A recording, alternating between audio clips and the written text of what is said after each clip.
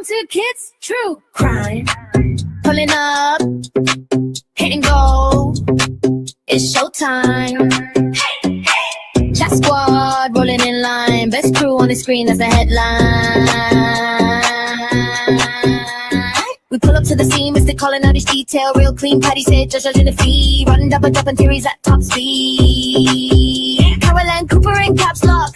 Rachel from Mars with the straight talk. Angel in the back with the side eye. We ride or die in the live, let the time fly. Welcome to Kids True Crime. True Crime. We got push people talking in real time. Real time. We got trolls in the corner, we don't mind. Hit them with a one-liner, fill from behind. Best community on this whole site. We laugh, we roast, but we hold tight. Get a little coffee, that's what we're here for.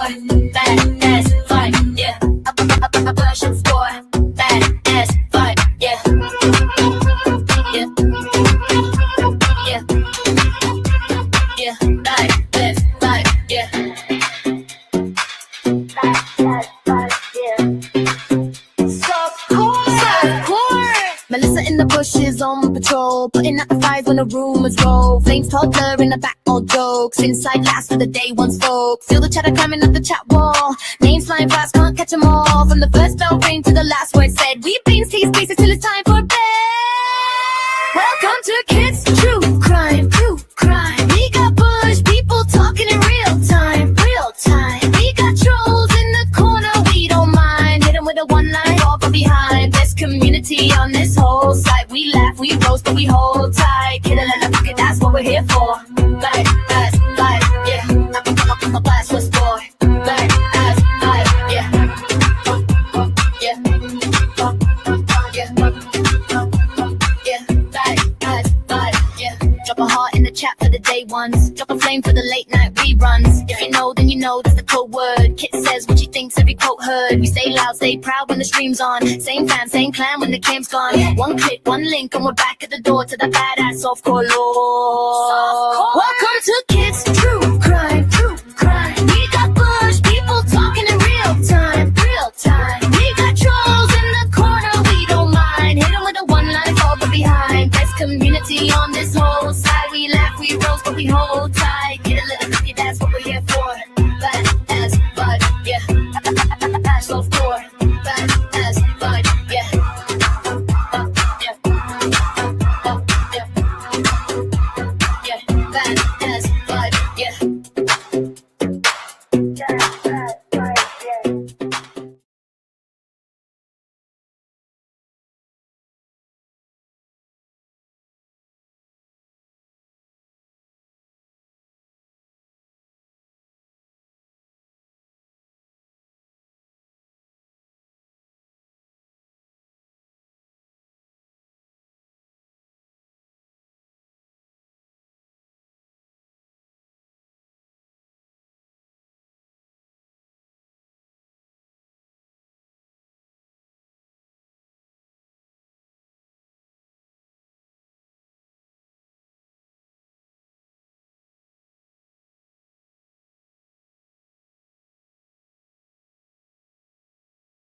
Oh, of course. Of course I'm muted. Why not?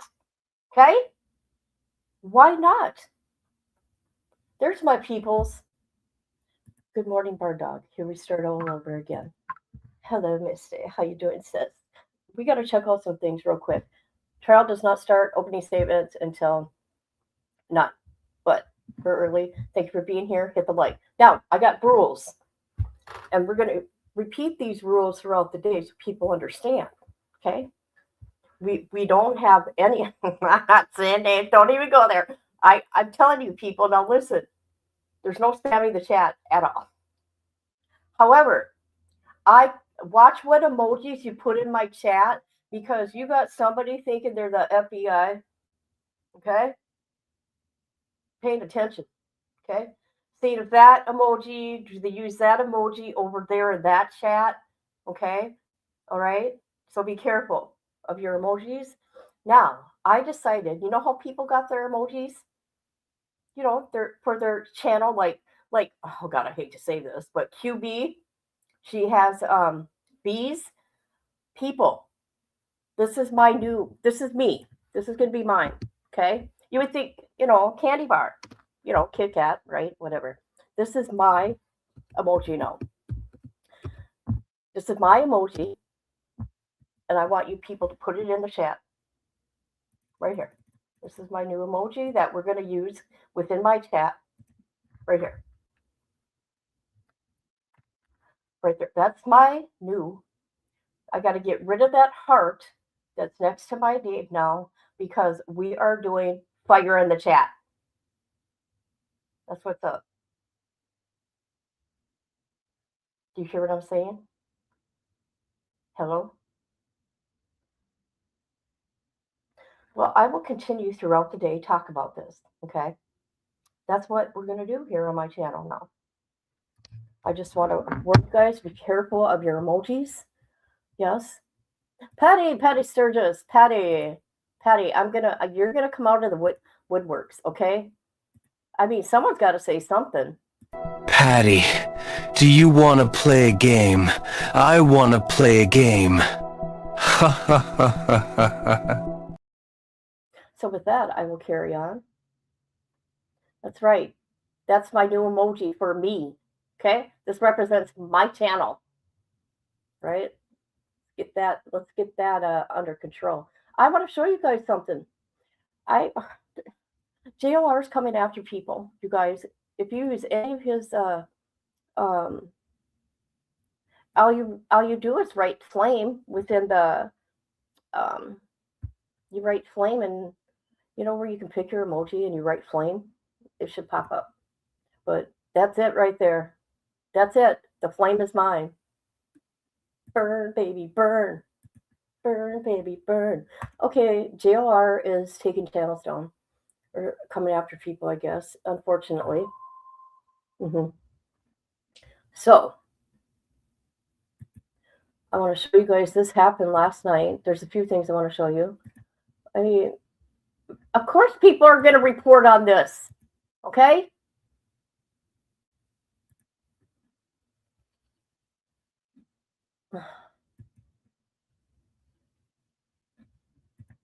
Hold on. Let me make this here real quick. We'll come to this, and I got to show you some things on X. So, they called JLR, or they called the cops on JLR last night. This is sad, you guys. Listen. And then you got some stupid person come say, and this was from my TikTok, though. Still Team JLR, still winning. Winning what, bitch? I'm Team Nobody. I got my own team in real life, and I love them, just saying. Listen to this 911 call. 730, call number 265, suspicious activity at 923. 1017, seeing live streaming for YouTuber JLR investigates driving around near his home, feels threatened because he's Nancy Guthrie's son-in-law. She's at 1700.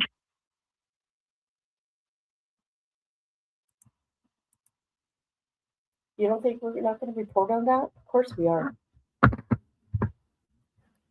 All right, we're going to go to X. Oops, we're going to go to X real quick.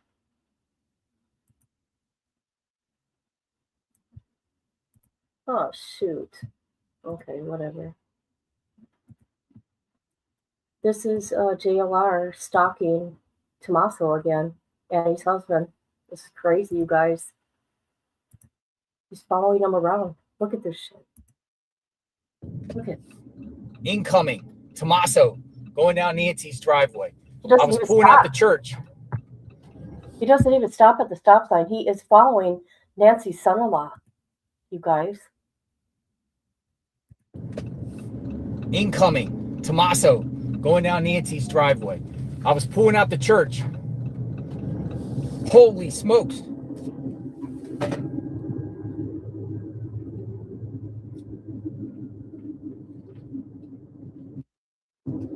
Dude, this is Tommaso, man. Going back to Nancy's home.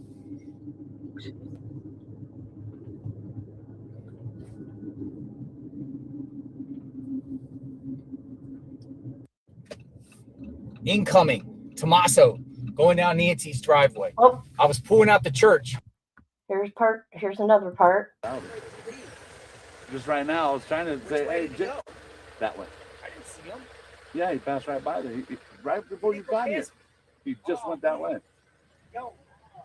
He's chasing around trying to find him.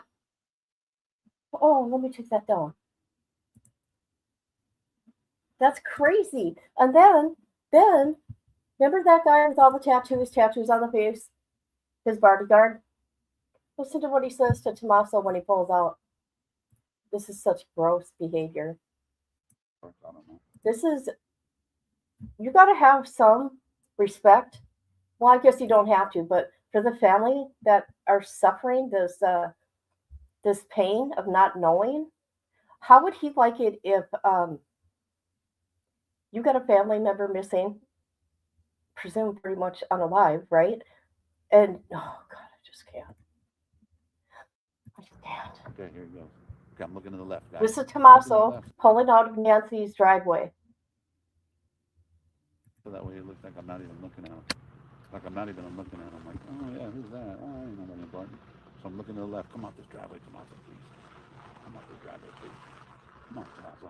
Please, don't go outside the door. Okay, I'm looking the other way. I'm looking to the left. I'm looking to the left. Oh, he ran. Ah, fucker. He goes, "Ah, you ran, fucker."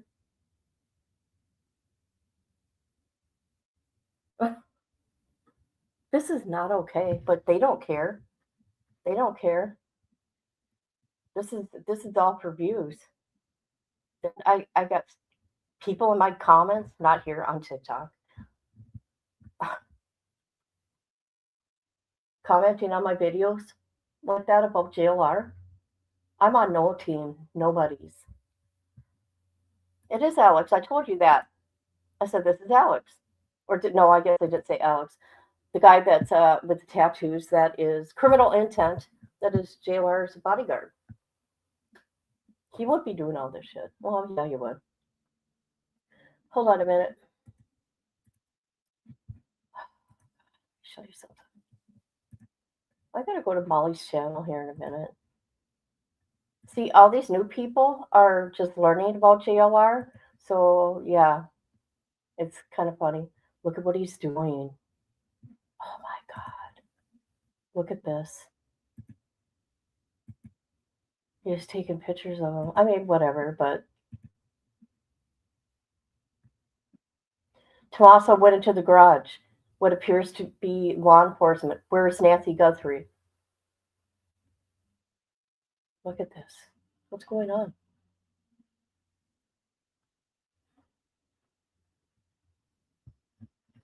All right.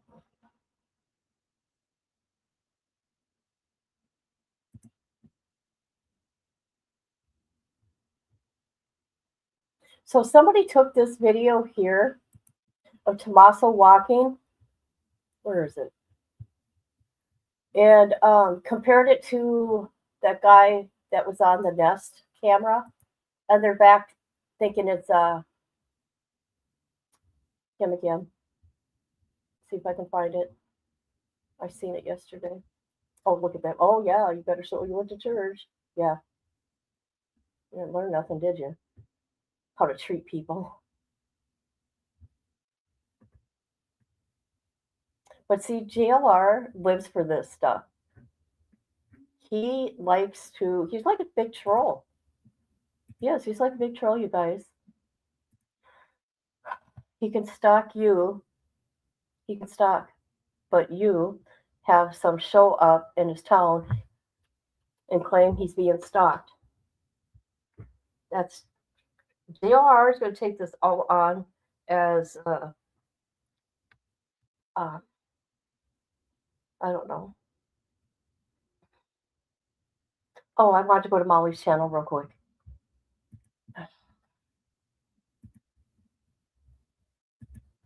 Molly, go her. Yeah.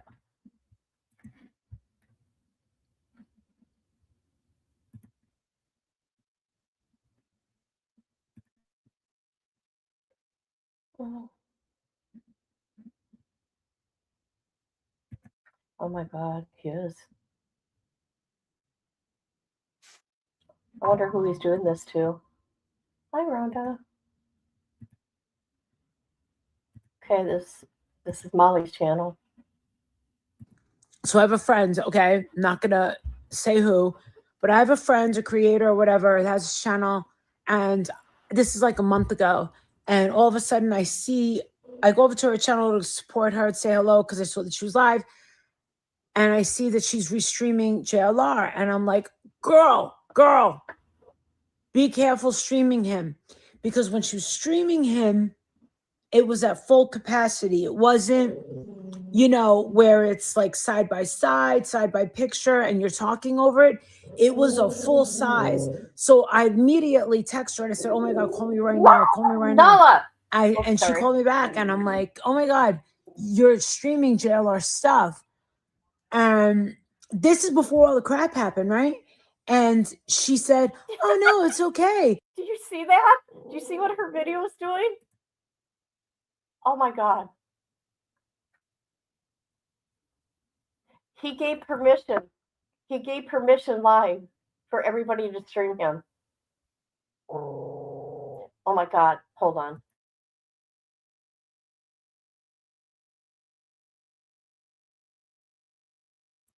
Sorry. My dad lets her bark, and she's getting into that bad habit again of barking in the house. Oh my God, what's wrong with this video?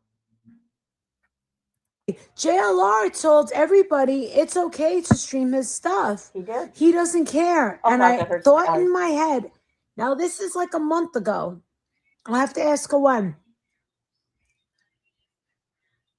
This was in like around 6-ish or something. And something went through my soul. I'm like, wait a second. What do you mean he said it's okay? Because like when you know what I mean by full capacity? Like you could do side by side. They can't really get you for that because it's, fair use. But I didn't like that it was the whole thing. So I was like, shit. You're going to have to do something over. She was like, no, he said everyone can restream him before we found out about stuff about Magnolia. So we had a conversation after that. And she's like, no. I'm telling people to sub up. Everything was great, blah, blah, blah. I swear to God, I'm not going to be here for long. My husband just got back from dropping off Princess. We had a great time. He bought us an amazing dinner. We all had a great talk. We were laughing. Anyway, back to the point. Oh, my God. So I had this weird thought. And I said to her, I don't like the way that I feel about JLR telling people that they can stream him. I go, because all he has to do is go into his creator studio, see who's streaming his stuff, and if he decides to get a bug up his ass, he's going to strike everybody. She goes, no, he wouldn't do that. I mean, this is the degree of sympathy he was earning. And at that time, I had no reason to even feel that he would do something like that. But it was just something that came over me as a possibility.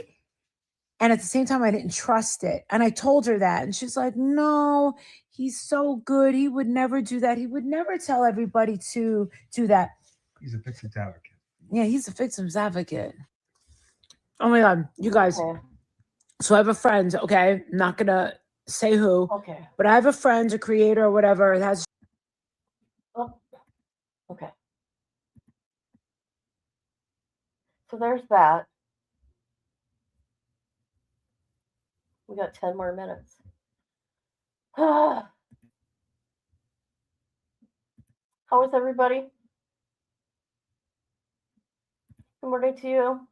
Barn Dog was here, but was not here when I went live.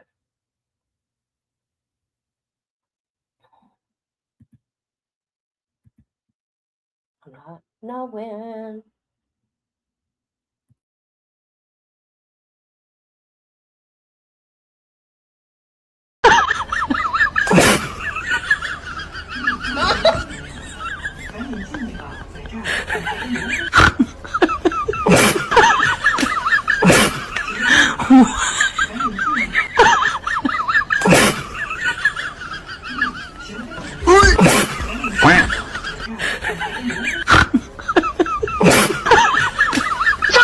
Look at this one.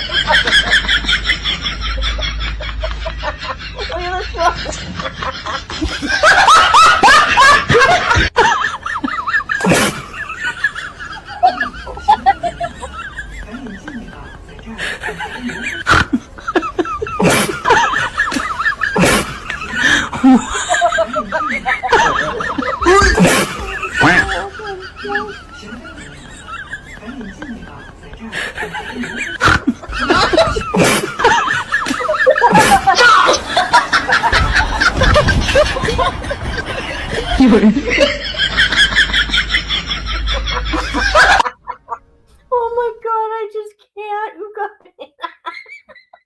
I just can't. Shit. I gotta find out who that girl is. I gotta go find out. I haven't yet. All right, I needed that. I don't know about you. Oh my god. Are you doing that to people? Are you? Get it on video, please. Oh my god. Oh my god, yes. Do it. Do it. Do it. Do it. All you need is 2 phones and you're good, right?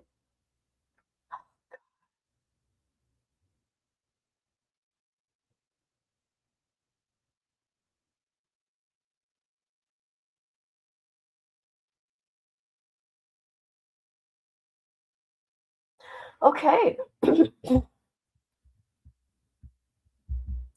You know I will. Okay? I will. I will. My daughter, my oldest daughter, she would tell me before we would like go into Walmart, she goes, "No, you be good." I go, "What? What? Me being me? Stop being me? Huh? In a public place? Okay. Okay, Kayla." Yeah. So I don't know. Let's see what's happening. Sorry. Oh, my tired. Sorry. So sorry.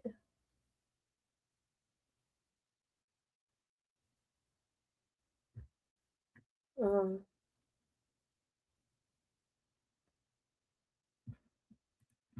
anybody listen to this? Anybody think these two should be deported? I'm just saying. Right here. You think those two should? You don't have to comment. Hi, there you are. I do stuff to embarrass my mama, especially when she's at work.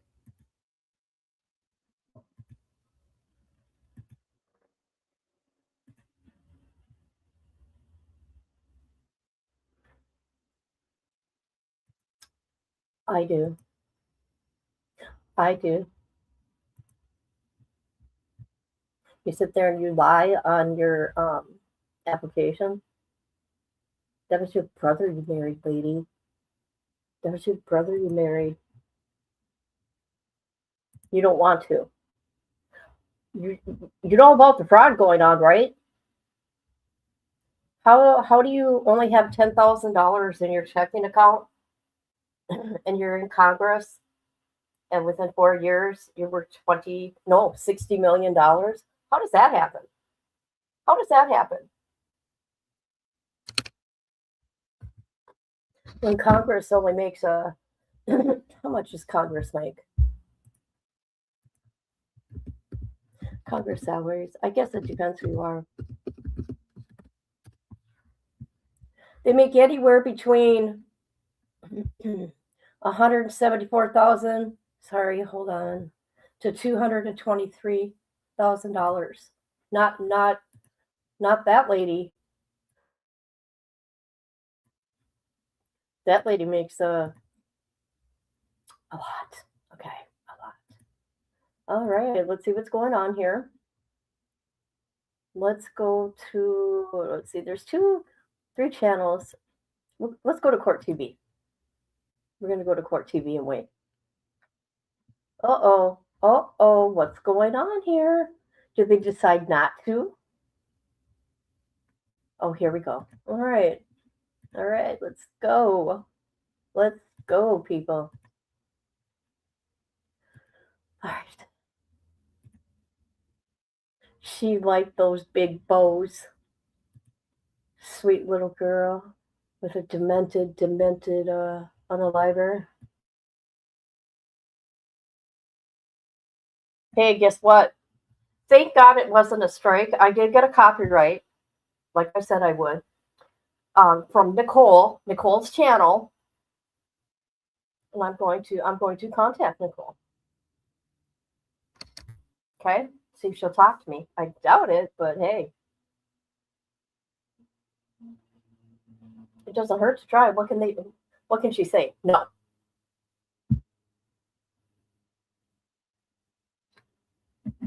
All right.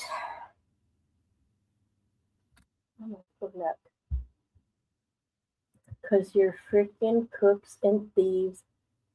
Yeah, they're bad. They're bad, bad, bad. They're bad people. They do not like us. Let me tell you, there's a situation that happened here. Oh my God, should I even tell you guys? Okay, I could tell you. There's a lady that comes here. I think I did tell you. There's a lady that comes here, and I want to tell you about her real quick. She thinks she runs the building.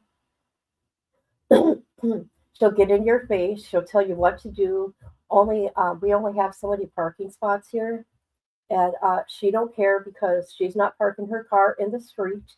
She followed this lady around our building. Mind you, she don't live here. There's a guy that lives here, and she controls him. She's like a like one of those workers that come in. I don't know if she's a nurse. I don't know what she is, but she's Somalian. And I don't care. You don't do you. But the Somalian women are very, very mean.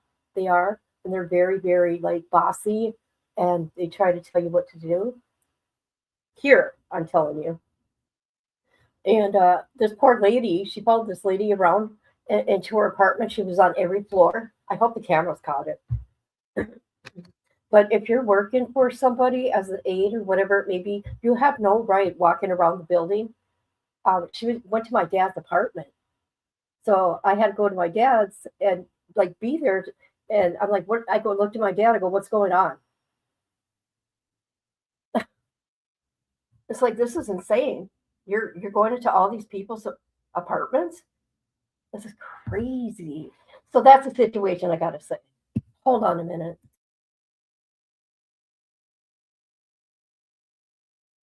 I have no idea why this happens. I don't smoke. I haven't smoked for a long time. This is crazy. The damage is done, people. The damage is done. I'm getting tested again for cancer in May or June, people. Yep, they sure are. Did you hear about there's over $100 billion of fraud out there in California with Medicare fraud? And then you got people like my dad, for him to survive another 4 years, spent his life savings. Because, see, that's what gets me. Because my dad had to, pay a portion to stay alive in his life and go poor from cancer. Because, let me tell you something. There's a pill that was $1,000 a pill for that man. Okay? It was crazy. It was crazy. It was so, and I had to hear him so upset. Since we've been back to the cancer doctor now again, he's already accumulated $30,000 in debt, you guys. So I have everything. I'm doing my best to have everything sent to me online, and they sent to my goddamn bill for $10,000. I was so mad because I want them to send that to me, and I've been telling them, you know what, make them $25 a month payments, right? I mean, the guy's on Social Security. Come on now. That's my rant about Medicare fraud. You get people that are sick, okay, that have been citizens and for centuries, okay. The Swedish, if you look, 2 or 3 of the 13 colonies. Just saying. Settlers. They're settlers. Yeah, that was awful, man. Oh my God, it was horrible. You don't even know this lady. Holy shit. It was bad. You know what she goes? And I've been nice. I'm nice to everybody. I really am. Even if I don't care for you, if I got to walk by you, I'm going to say, hey, hi, right? That's what I do. I get to where I need to go, carry on. And, but she was, she was really coming after that one lady. And we're all standing in front of my dad's apartment. I want to make sure my dad's safe, right? But I don't want to make the situation worse, right? Which I could have. And she goes, yeah, it's people like you, white people. And she's like, you want to call ICE? I'm like, oh my God. And I'm looking at her. I'm like, oh my God. She goes, I'll give you the number. I'll hand you the phone. She's not talking to me though, but still, I didn't want no part of that. Then the lady's like, yeah, give me the phone. I'm like, oh, hell no. I'm going back to my apartment. I go, Dad, get into your apartment. Make sure you're safe. But it's like, wow, where did that even come from? That was crazy. Oh, you got to understand these Somalian women. They are mean. They will come for you. They will hit you. And I'm not lying. Look it up. I mean, look what these women are doing. I'm not kidding, man. They're mean, angry women. They don't like America. They don't. They like the money and the lifestyle, and that's about it.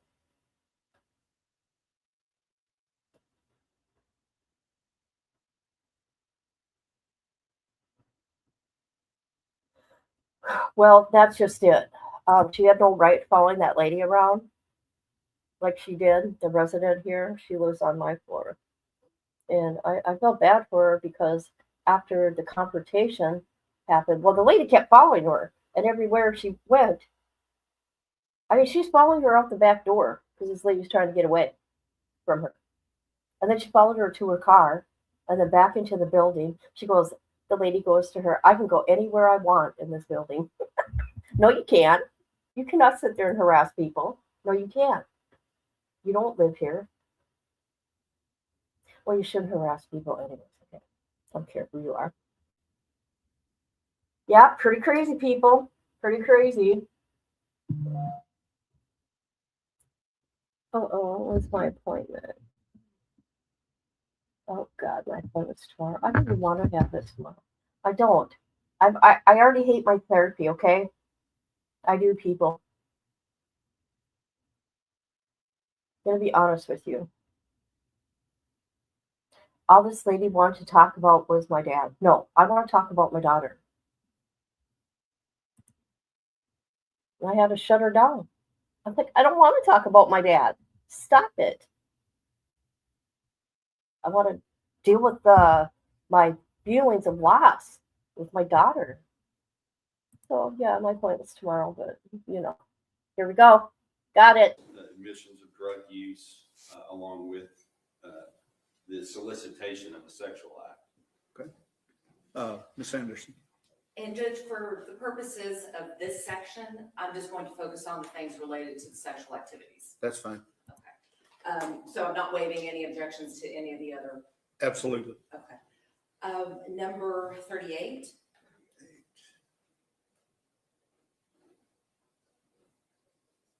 Same response, Mr. Berry. Yes, sir, Your Honor. Number 42. You know what? I'm going to grant your objection on 38.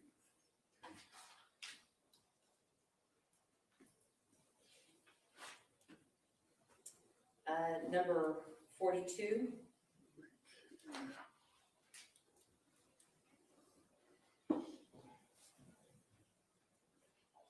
Okay. Same response, Mr. Berry. Yes, sir, Your Honor, and I would point out that the girl that is displayed in number 42 does not look unlike our victim in this case. And Your Honor, I would like to point out that the person represented in number 42 is an adult. I understand. And just because she is blonde, it doesn't mean that she resembles the deceased. Okay. Next one. Number 43.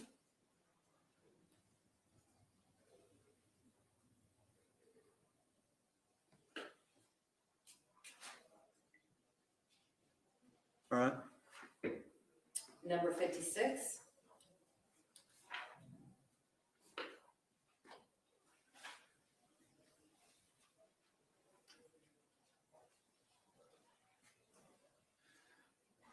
All right. Number 60.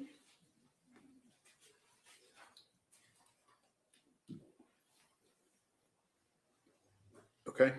Number 63.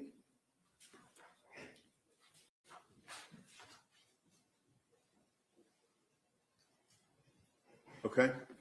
Number 64.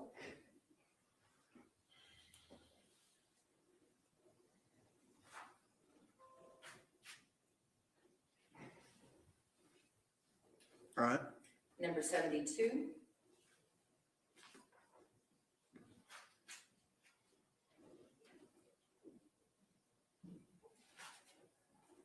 All right.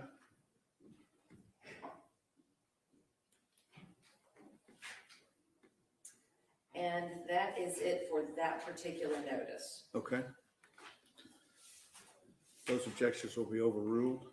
And as they come up, you may have a running objection to their admissibility if they're played in the presence of the jury. And Your Honor, may I place my argument against their admissibility on the record? Yes, ma'am. Your Honor, what happens in someone's bedroom stays in someone's bedroom. That is between them and consenting adults. The Supreme Court has consistently held that our private lives are our private lives, and they cannot be used as an aggravator in a capital murder case.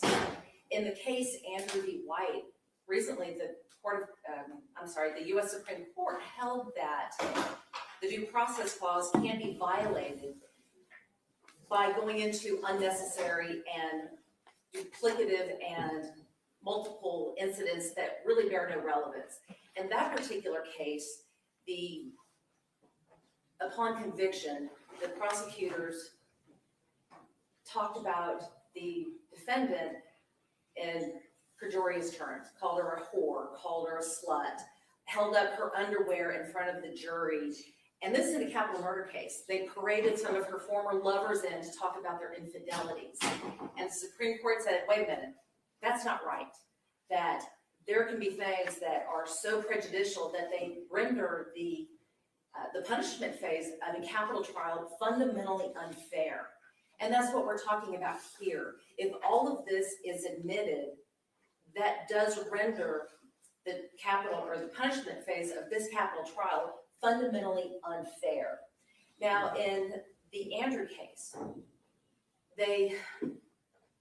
what they were looking for was, with regards to victim impact statements, they asked about that being a categorical bar because of the prejudicial value of them.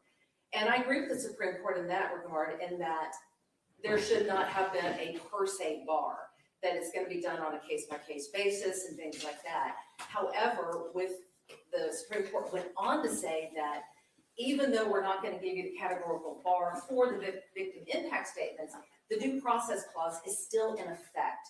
And we look at the cumulative nature of the evidence, and we determine whether or not the cumulative nature of that evidence renders a verdict and a trial fundamentally unfair.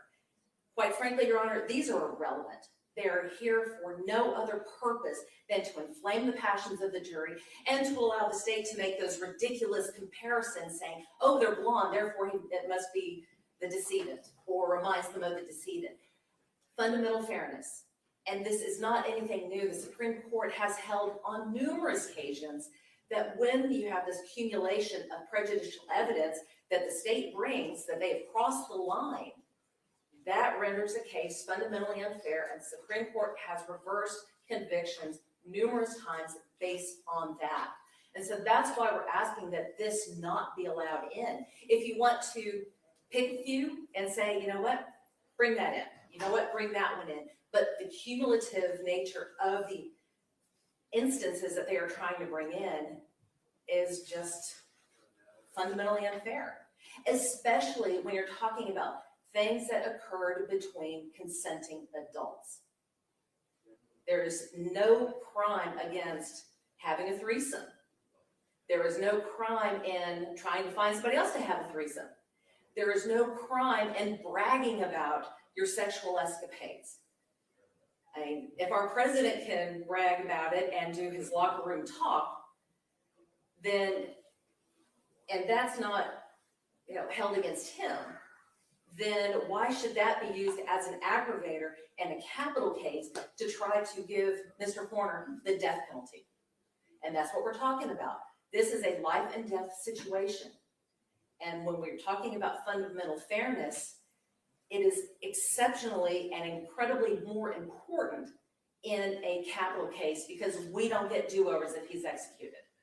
And so that's why we're asking that if you're not willing to exclude all, then you need to at least exclude some to take away the taint of the fundamental unfairness. Your argument is received and the ruling remains the same. Are there on the other notices, do we need to address any of them in the other notices? There will be some, Your Honor. Do you want to wait until they come up and address them as they come up?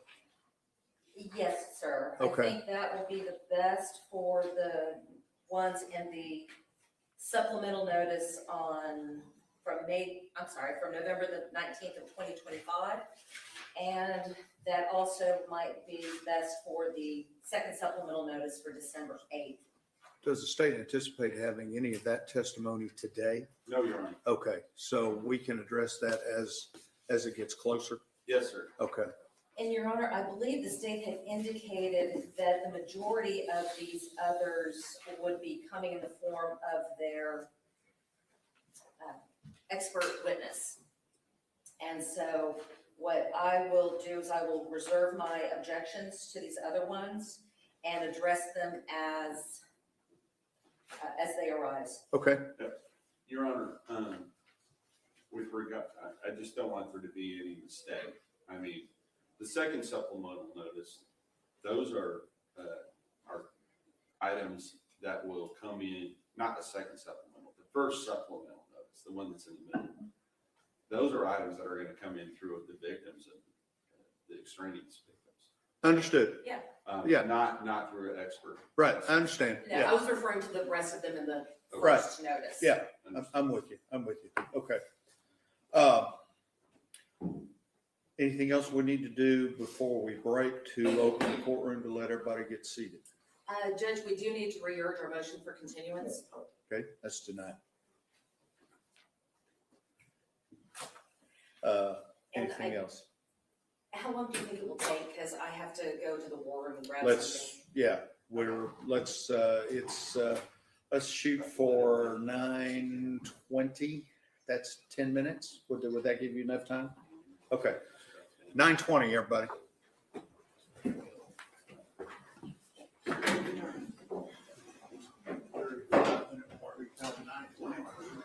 Look at that monster. All right. Melissa from the bushes. Okay, we got new rules around here. Okay, we don't spam the chat. Okay.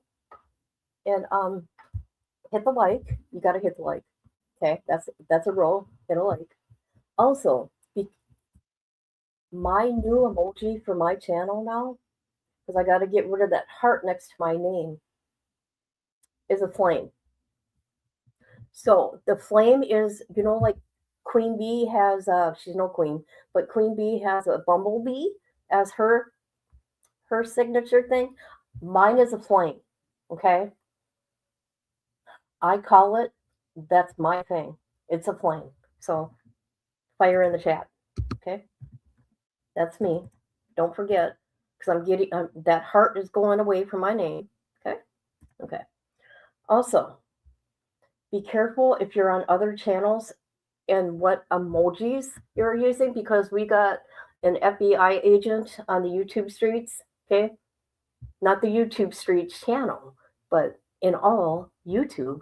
And he's he's comparing emojis. Be careful what emojis you put. Try not to use similar emojis. Put flames everywhere you go, okay? Because that represents this channel, okay? Oh my God, I don't know where this shit goes through. I really don't know.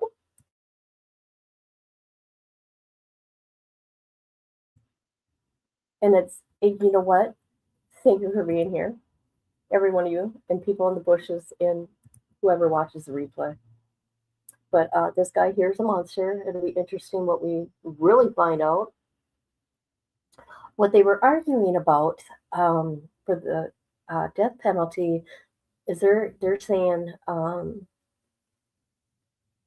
he has autism, so he has a mental illness, or a defect or whatever it may be. They're going to use, so he shouldn't get the death penalty. That's what they're saying. That's what his defense is fighting about. And did you hear? Her name is Athena. He took Athena's life, and they're calling her the descendant. What? Did the judge allow that little girl's name can't be said? Because he got his way. It's in a different county now. I see. I don't know. I'm just going on and on. So basically, normal life stuff got. Yes. Right? So that's down the line. That's going to happen. They're going to have a hearing for that. Descendant. I better hear that little girl's name. I hope the prosecution, if that's the case, because I don't know, I hope they pound it into the jury's head that this is Athena, a 7-year-old, and have her face right there. I don't know if they can do that. I doubt it. However, this is Texas, and they don't play. They don't play when it comes to children. No state should.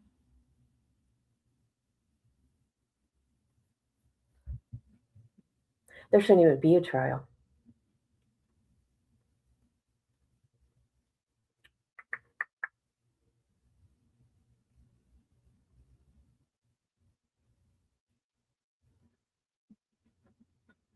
I can't think of anything else to say right now. But no, I get it. I don't want to go to therapy tomorrow. I just don't want to do it. I don't. Because yeah. This is the UPS guy. Yeah. In the, she was in the ditch or ravine or whatever it is. God. Who could do this? Obviously, it's something that built up over time. I don't know. Look at him in his bedroom trying to be a rock star.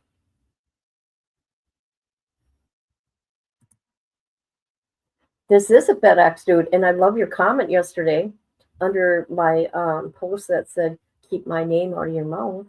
That was funny. It's always FedEx. Oh my God. I don't like FedEx. I don't know why. I've never liked FedEx. Hey, Bitch, how you doing, girl? How you doing? There's a whole lot going on. You notice that? Whole lot. I know. I appreciate that, teacher. My favorite teacher right there. We have monsters in this world. Real life monsters when you eat a piece of crap. Oh, God, I know. See, the thing about it with him, there's video evidence. He's on video doing what he did. Oh, my gosh, that baby girl. Can you imagine the jury's going to have to look at that? Family. I'm trying to stay away from you. Hey, you know what? Let me tell you something. I was going to quit YouTube. It was in my head all weekend. I'm done. Go take a break. I was going to go on strike. Remember, guys? I told you guys this weekend. I think I'm going to go on strike. Yep.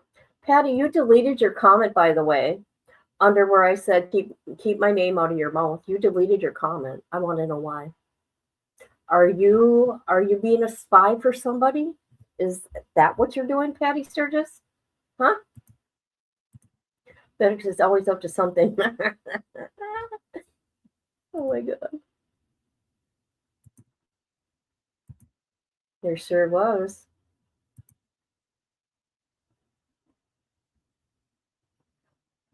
Oh yeah. I hear you. For me, and I'm not gonna lie.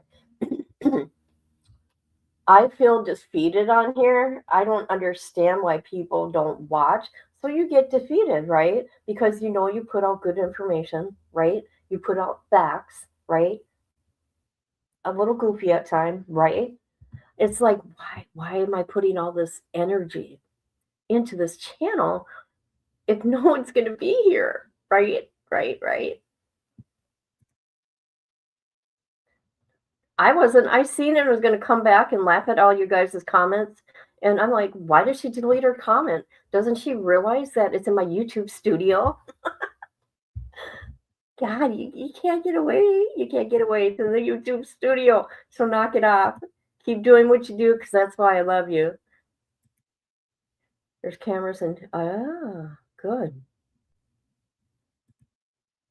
I'm hoping that it will be erased from the algorithm. And I'll be shown to other people when I get back in. Yeah, it's ugly. Ain't it ugly? And then I even thought, okay, maybe I should not do true crime.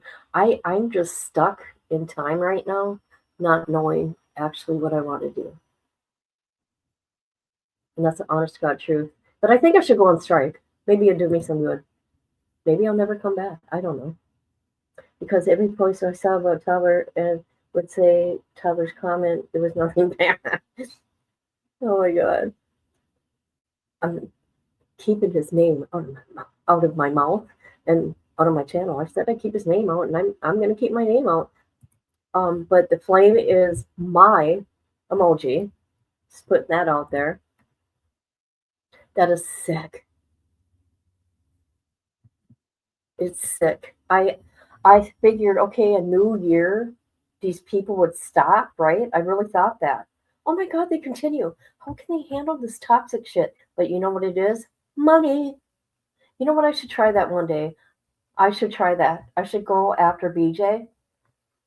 Well, I won't go after her just to see who she is. I don't know who she is. I'm not going to take my time. What I do know is that she was in that stupid lawsuit with Bonehurn Betty and them. That's all I know. That's all I need to know. I don't need to know no more. Oh, definitely. Definitely. I should do it. This is a test. This is a test. You know that broadcasting test? You get your TV going beep. That's what I should do. Yeah. Did you see about the Letitia stuff? Gannon? That's shocking. No, actually, it isn't shocking. Actually, it ain't. I knew it. Before I even read the documents, I said it's because they had a juror on there that was, I thought it was somebody related to the DA, but that part I got wrong. That part I got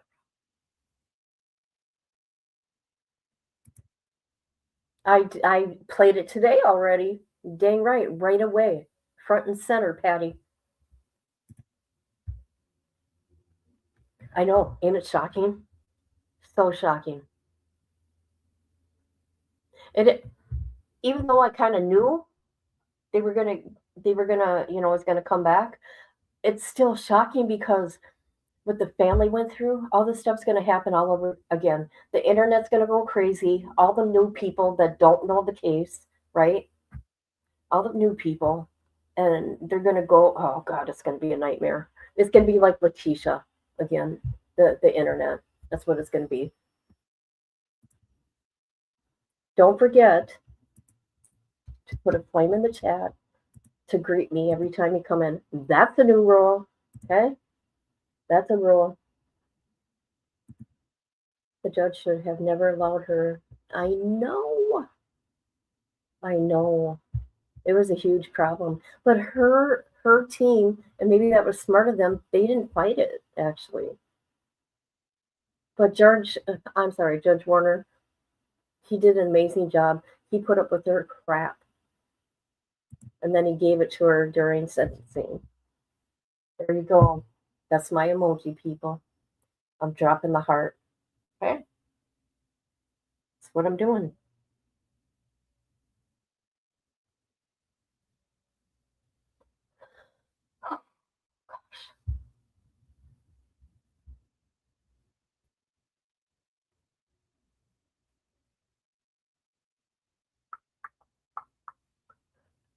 Can you guys hear me?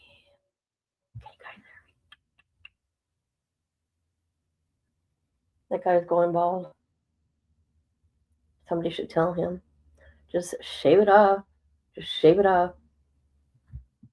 I do too. Hey, should I do some ASMR? Should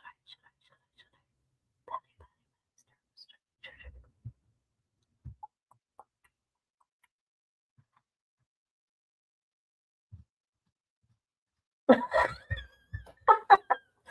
Oh my God. I don't have the right mic. Maybe Betty Sturgis.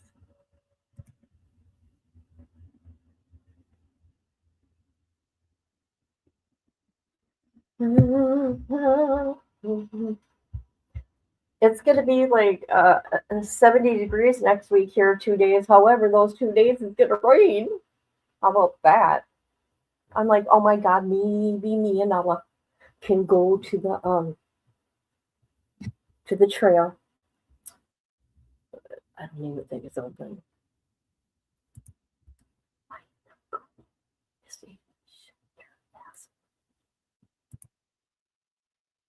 Oh God, I know she's going to have to face her again.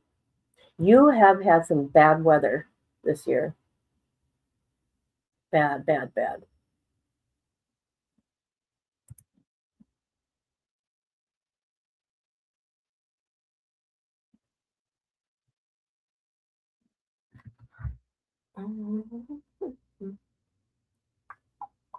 Oh, here we go. Let's watch this.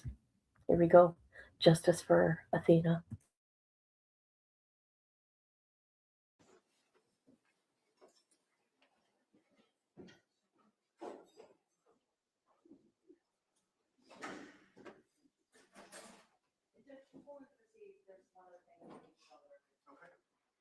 And that is looking at the composition of the gallery, I would say about 80% of the people in the gallery are wearing pink.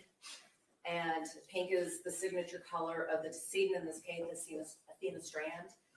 And they have been asked repeatedly over the last 3 years to do pink outs, wear pink in support of Athena. And so we just want the record to reflect the number of people that are here in the gallery that are wearing pink, just in case it becomes an issue later on. I don't see anything in the clothing that indicates any type of advocating for a certain position or anything like that. So your notice is noted. Are we ready for the jury? Ready, Your Honor. You ready? Yes, Your Honor. All right, let's go to work. Oh my God. I'm sorry, guys. Oh my God.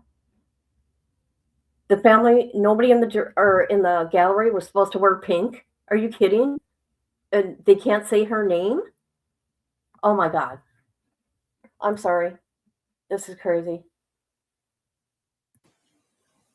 You know what people should do? Put pink ribbons when they come in to do their jury, whatever, with her name.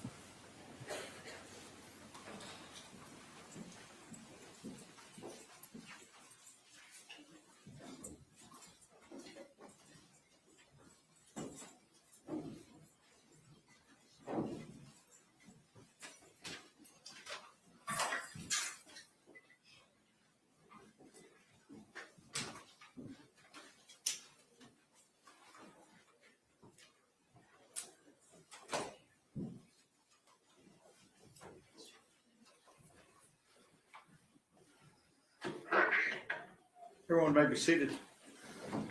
Good morning. We are ready to proceed. I apologize for the delay. I need all of you to raise your right hand for me, please.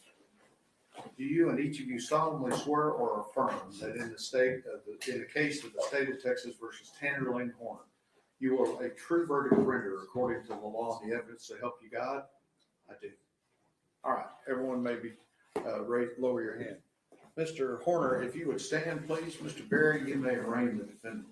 Thank you.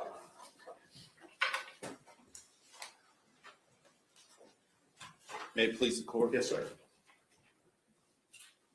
In the name and by authority of the state of Texas, the grand jury for the county of Wise, state of Texas, duly selected, impaneled, sworn, charged, and organized as such during the January term AD 2023 of the 271st Judicial District Court for said county. Upon their oaths, present in and to said court at said term that Tanner Lynn Horner, hereinafter styled defendant, on or about the 30th day of November 2022, and before the presentment of this indictment in the county and state aforesaid, did then and there intentionally cause the death of an individual, Athena Strand, by strangling and or smothering and or asphyxiating Athena Strand with the defendant's hand, the defendant's foot, and or the defendant's body, and the defendant was in the course of committing or attempting to commit kidnapping of Athena Strand, and signed against the peace and dignity of the state by the foreperson of the grand jury. Mr. Horner, to the charge of capital murder, you may plead guilty or not guilty. What is your plea? Guilty, Your Honor. Thank you. I will accept your plea. You may be seated. Thank you. Ladies and gentlemen, when a defendant pleads guilty to an offense, I have done admonishments to him outside of your presence and am satisfied that this guilty plea is given freely and voluntarily. So as we get into the trial, I will give you an instruction at the appropriate time for you to find him guilty. Okay? There will no longer be a first phase of the trial to where you will be determining whether or not guilt has been proved beyond a reasonable doubt. I will give you an instruction to find him guilty. So now your sole duty will be to listen to all of the evidence that is going to be presented to you, because you will be using that evidence to determine the proper punishment to be assessed. You will hear the evidence in the same manner I anticipate had Mr. Horner pled not guilty. You may use that evidence in your determination in answering the questions that we talked about to you in the individual jury selection interviews, okay? So I just wanted to let you know, you're going to hear the evidence, but you're only going to be dealing with punishment, all right? State wishes to make an opening statement. We do, Your Honor. Mr. Stanton. Thank you.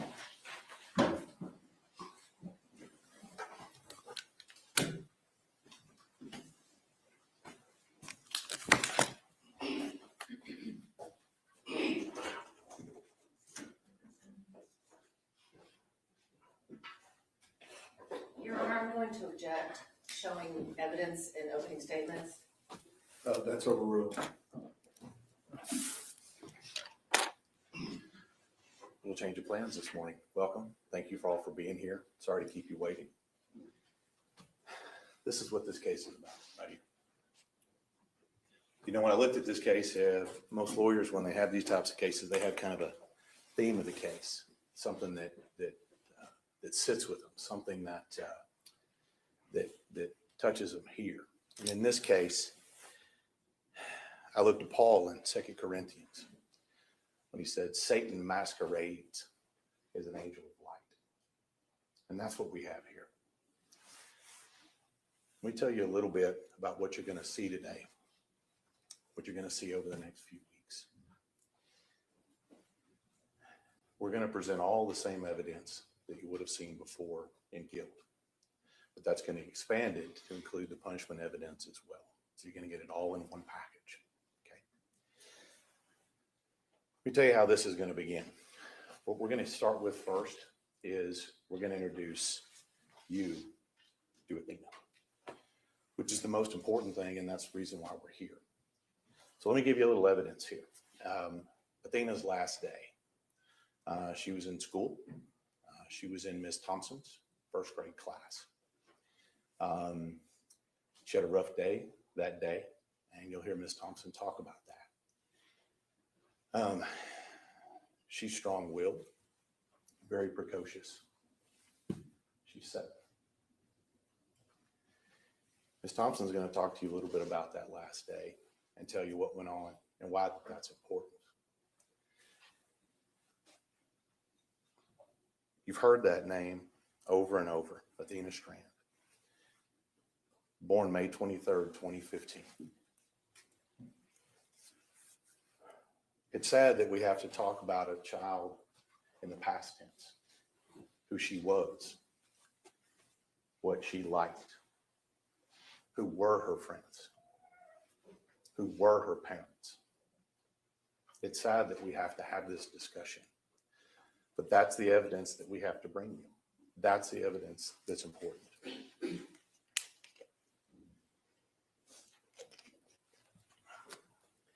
Now, in this particular case, I'll tell you a little bit about this picture. Athena had just gotten back from spending some time at her mom's house in Oklahoma. 4 days before she was murdered is when that picture was taken by her mother. Now, November 30th, 2022 is a Wednesday. Kids had just gotten back from Thanksgiving break. If y'all have ever been in school, you know that that's a bit of a chaotic time for a teacher. They just got back, and what are they looking forward to? Christmas, right? And who's arriving for Christmas? What I like to call the modern day Santa Claus. Amazon, right? FedEx, UPS, all of the people that we look forward to. And even us as adults, I know for me personally, I look forward to motorcycle parts. And I know my wife looks forward to things like essential oils and devotional books. I know those things. And like I said, that's why I refer to it as the modern day Santa Claus. And I was going to try to do this without my glasses, but it is not working. So here's the way this is going to happen. When Tanner Horner rolled up that day, he rolled up alone. He rolled up bringing what we thought would be joy and happiness and a package. And you're going to see the package and you're going to see what he was bringing. Why wouldn't Athena be happy to see the FedEx guy, right? He's got a Walmart box. Well, that's not what he brought that day. What you're going to see is that he brought violence, fear, and death. That's what he brought with him. He did not bring with him the joy and happiness that the delivery drivers normally bring. So first off, I want to apologize to y'all for what we're going to have to bring you. The evidence in this case is rough. It is not what I want to show anyone, but it's what's required. It's what's required to show you what he did. And I want to apologize to you now. We're going to do our very best to limit it, to provide you what you need. But I'm the kind of DA, I'm going to bring you all the evidence. Okay? And I feel like it's important you know the complete story. Now, we know a little bit now about Athena, and you're going to hear about her. What about Tanner Horner? Tanner Horner shows up, delivers a package, leaves with Athena. Now, I'm going to put you as close as you can be without actually being there that day. We have video of it, and we're going to show it to you. Now, you may be thinking, wow, maybe we have video of the whole thing. Nope. Somebody covered up the camera because they don't want you to see. Guess what? Audio is still running, and you're going to hear it. You're going to hear what a 250-pound man can do to a 67-pound child. And when I say it's horrible, I mean it. I've been doing this 25 years, and I promise you, buckle up. Now, the important part of this is What's the truth? It's time to get to the truth. The only truthful thing that Tanner Horner told law enforcement was that he killed her. The pattern and web of lies that he put together, it's going to be hard for y'all to keep up with. It is lie upon lie upon lie upon lie. We have lies about what we did the day before. We have lies about what we did the day of. We have lies about where her body was. We have lies about whether or not she was clothed or not. We have lies and lies and lies. It is hard to keep up with. The only thing he told the truth about was he killed her. So you're going to hear multiple stories. None of them are true. What's the story that was told in the beginning? That he hit her with a truck, that he somehow freaked out because he thought he was going to lose his job or she was going to tell on him. He picked her up, still freaked out, and killed her. That is an absolute lie. There is no truth to that in any form or fashion. None. Zero, zip, not no truth to that whatsoever. In fact, the first words out of Tanner Horner's mouth, whenever the ranger first encountered him, when he first encountered him, the ranger says, "Is she alive?" And he says, "She wasn't alive when I put her in the truck." I'll tell you right now, you're going to see right up front here, she was very much alive and very much uninjured when he put her in the truck. Let me tell you something that stuck with me here, what you're going to hear when we get to that video. First thing Tanner Horner says to Athena when he picks her up, puts her in that truck, he leans down and he says, "Don't scream or I'll hurt you." Says that twice. You're going to hear it. We're going to put it on screen for you. That's the first thing out of his mouth. He made good on it. Now, where do we go from there? Now, you're going to be able to hear it all on audio.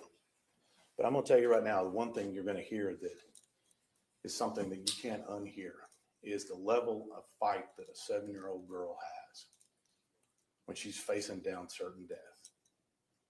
We talk about warriors in America. I'll tell you, that little girl right there is a warrior. She fought with the strength of 100 men.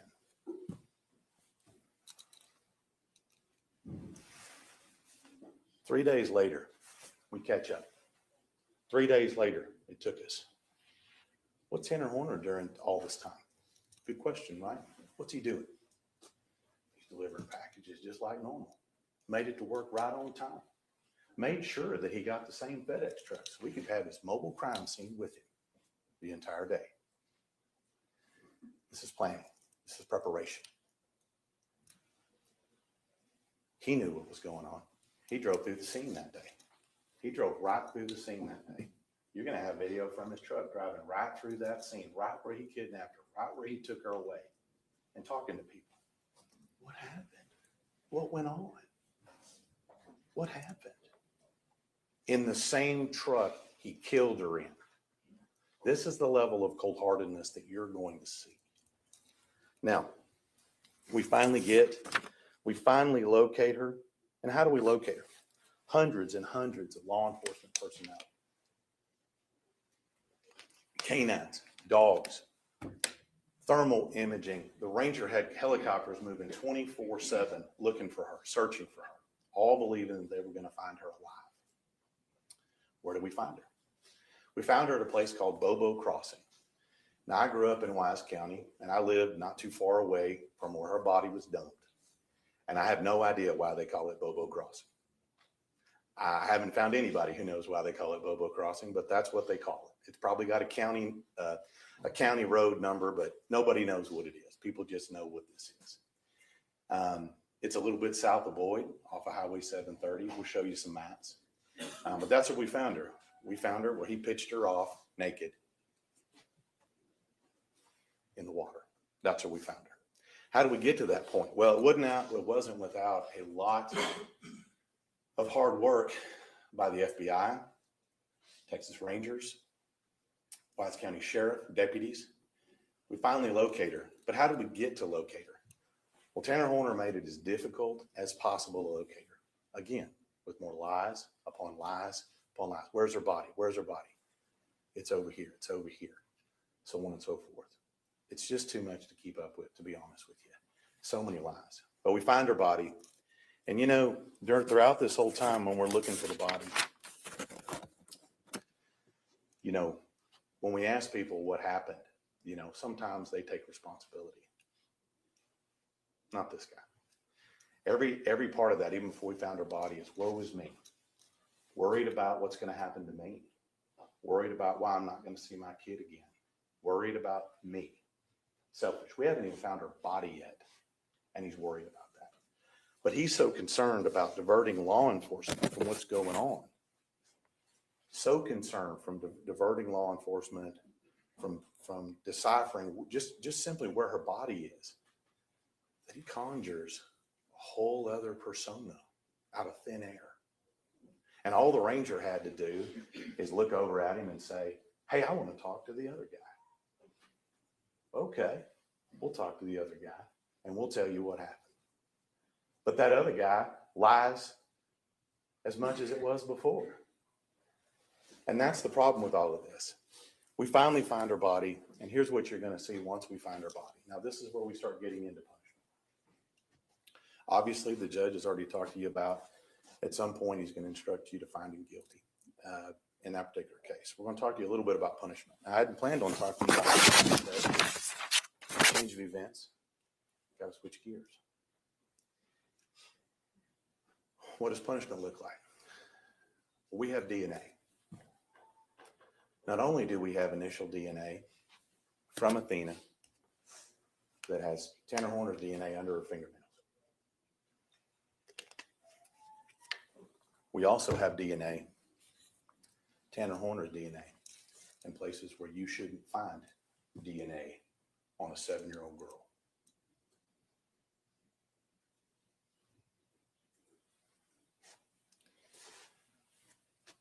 We're going to take you back in time. We're going to show you what Tanner Horner did to prepare for this, covering up the camera, setting this up. And he was there 24 hours before on the same road at a different house with a different girl. It looks eerily similar to what you're going to see on Athena's video the night before. Again, preparation, planning. Okay. So let's talk a little bit about what you may see in this particular case. We're going to show you the whole video, and we're going to show you how he did it, because I think that's important. It's an hour. It's not 5 minutes. It's an hour.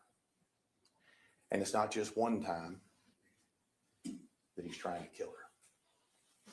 It's over and over and over again. You can hear the banging in the truck. You can hear the screams. This is what's coming. It didn't happen fast.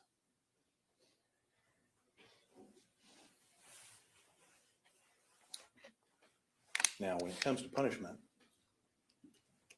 you guys know there are 2 questions, right? Future danger mitigation. We talked to them ad nauseum when you guys were doing Fort Dyer. I'll submit to you that the level of violence that one person can inflict on a child is important. But you're also going to hear all about this individual. You're also going to hear about past and present. And I submit to you that you're also going to hear a bunch of stuff about how he's got some kind of life problems. He's got some kind of medical problems. He's got some kind of this. He's got some kind of that. I anticipate all of that coming up. I anticipate a long line of experts rolled up in here telling you just about how problematic this guy is. That's what's to be expected. It's all an excuse. Okay? It's all an excuse for somebody who's done this. So I submit to you, when we get to that, it's going to take a little bit. We're going to try to streamline it as much as we can. Okay? but it's important. I'm going to leave you with this. When we talk to people about a thing, I told you in the beginning, we have to talk about it in the past tense, which is very sad. Remember why we have to talk about it in the past tense. Today, we're about a month away, a little more than a month away from Athena's birthday. She would have been 11. Would have been 11. She would have been looking forward to summertime. She would have been in the 4th grade. Key word is would. It's in the past tense, and we know why. We're ready to present this case to you. We appreciate you being here. Thank you. Judge? Mr. Goble, you wish to make an opening? I'm sorry? We wish to make an opening. Okay, Mr. Goble. Thank you, Court. Yes, sir.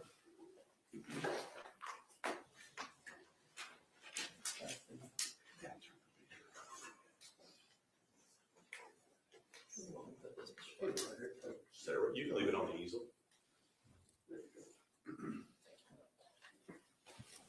Okay, let's get ready to get mad now. Morning. About this time last year, in the NBA playoffs, there was a player named Tyrese Halliburton. He played for the Indiana Pacers, and they were ranked like 4th in the East, something like that. But he led that team to the finals against the best team in the league, the Oklahoma City Thunder. We got him all the way to Game 7, but he was injured. Someone's physically injured, you can see it. You can see him limp. Maybe he had a calf injury.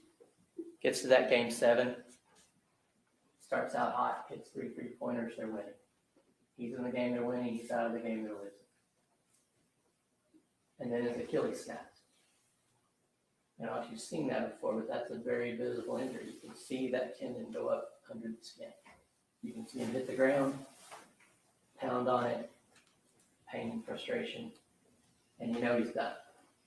Not playing anymore. When someone has a physical injury, we kind of understand. You're not going to run as fast if you're an amputee. You're not going to jump as high. We knew he was playing hard. We still wanted to play through it. We still wanted him to win, right? Once that snaps, you know he's done. He's not going to play anymore. I like to say we understand. If you wanted him to win, you're still not happy about it. When someone's brain is what's injured, you don't see it. It's not visible at a glance. We don't treat it the same. We want people to push through it. We want them to be okay. We're talking about a developmental issue, about a mental illness, brain damage. Well, you should outgrow that. Everybody's sad sometimes.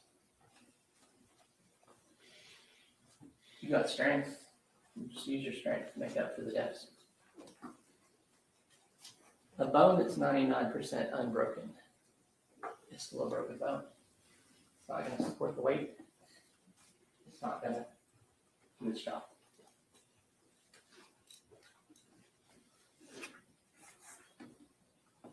There are experts that can tell you,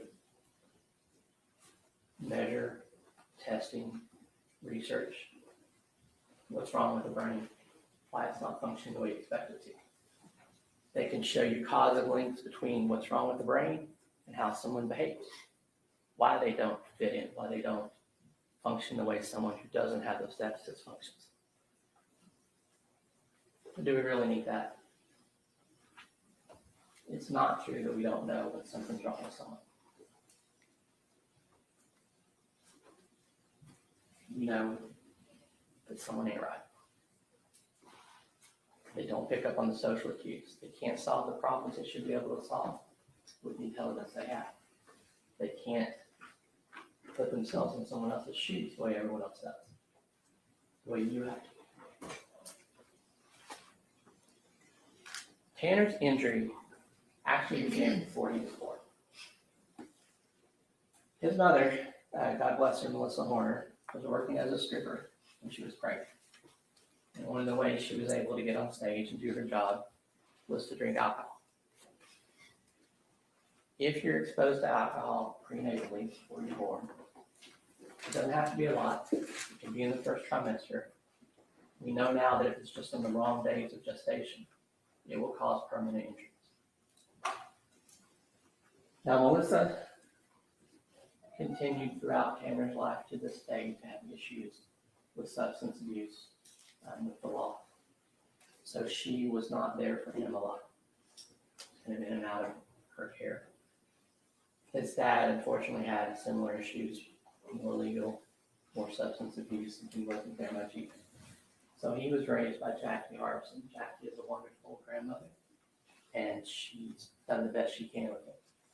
She had him tested at a young age, and the school determined he had Asperger's, which is now considered a form of autism spectrum disorder. Now, autism ranges from there's some mild quirks, some social issues, things like that, all the way up to being unable to function. That's why they call it a spectrum. Tanner received services throughout his school life until he was 18. Autism is one of those things, though, that you're taught skills to deal with. It doesn't go away. It's not something you outgrow. A lot of people, as they get to adulthood, have learned skills and are able to cope. You're going to hear evidence about Tanner's autism. Tanner, unfortunately, has also suffered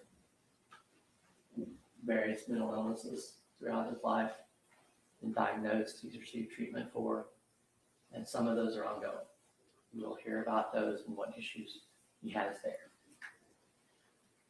And finally, you will hear evidence that Tanner at some point, presumably during his developmental years, was exposed to a massive amount of lead. Testing shows that he has 24 times the amount of lead that a person his age should have in his bones. You don't have to be a scientist or a doctor to know that lead has terrible effects on the brain and on the body.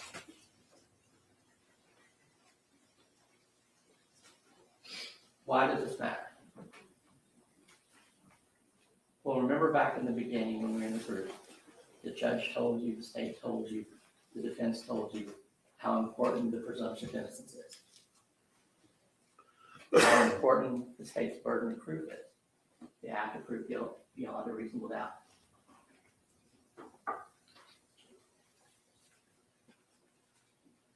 Tanner has done what he can today by pleading guilty, accepting that he's going to spend the rest of his life in prison.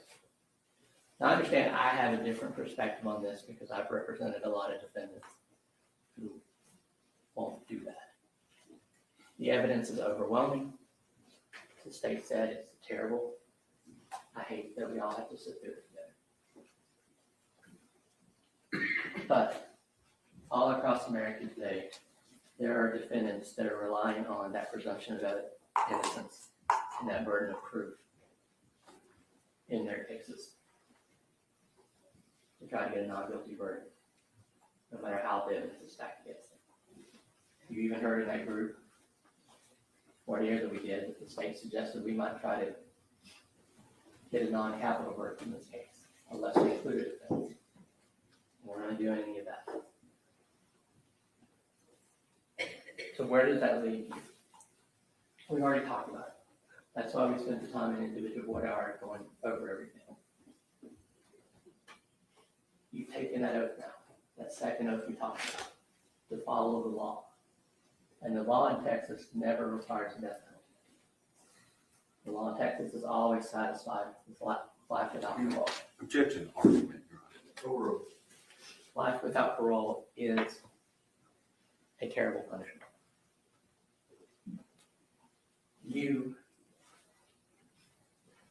are being asked to use your personal moral judgment to apply that special issue number 1 to the evidence that you do here.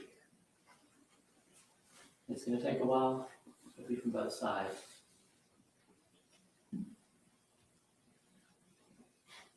But remember, that's whether or not whether there's a probability that the defendant will commit criminal acts of violence that constitute a continuing threat to society.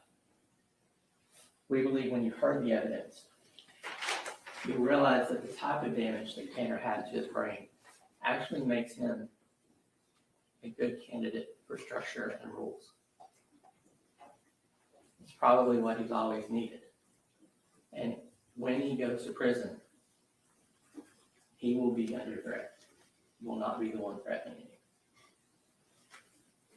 If you find beyond a reasonable doubt that he is a continuing threat to society, then you'll use your personal moral judgment to consider that second question.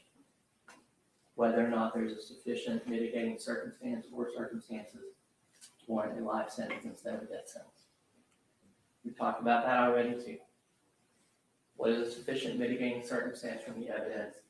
It's whatever you find sufficient to justify a life sentence. Remember, you don't have to agree on why he isn't a continuing threat to society, and you don't have to agree on what a mitigating circumstance is.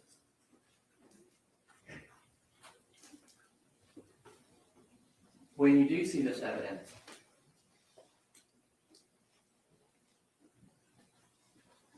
the break is obvious. The only way to ignore that damage came, or that break came from the damage that was already there. It's just like with Halliburton, if you ignore that his calf was already injured. That's how an Achilles tendon snaps. We still expected him to push through and win. We still expected Tanner to push through and be a father and be a productive citizen and be all the things that we wanted him to be. But he just didn't do it.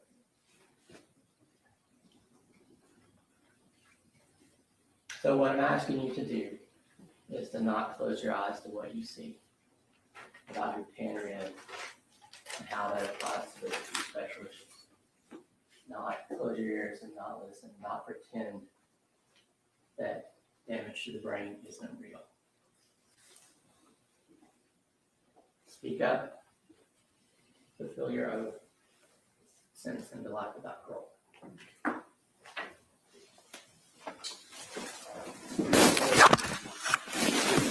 Lindsey Thompson. Lindsey Thompson.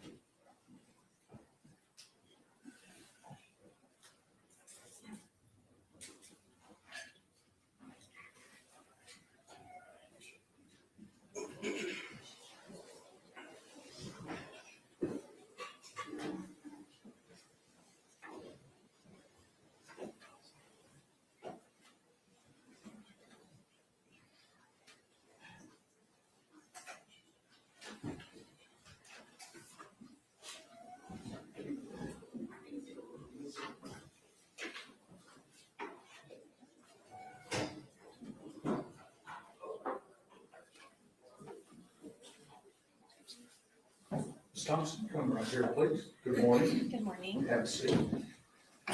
You raise your right hand for me.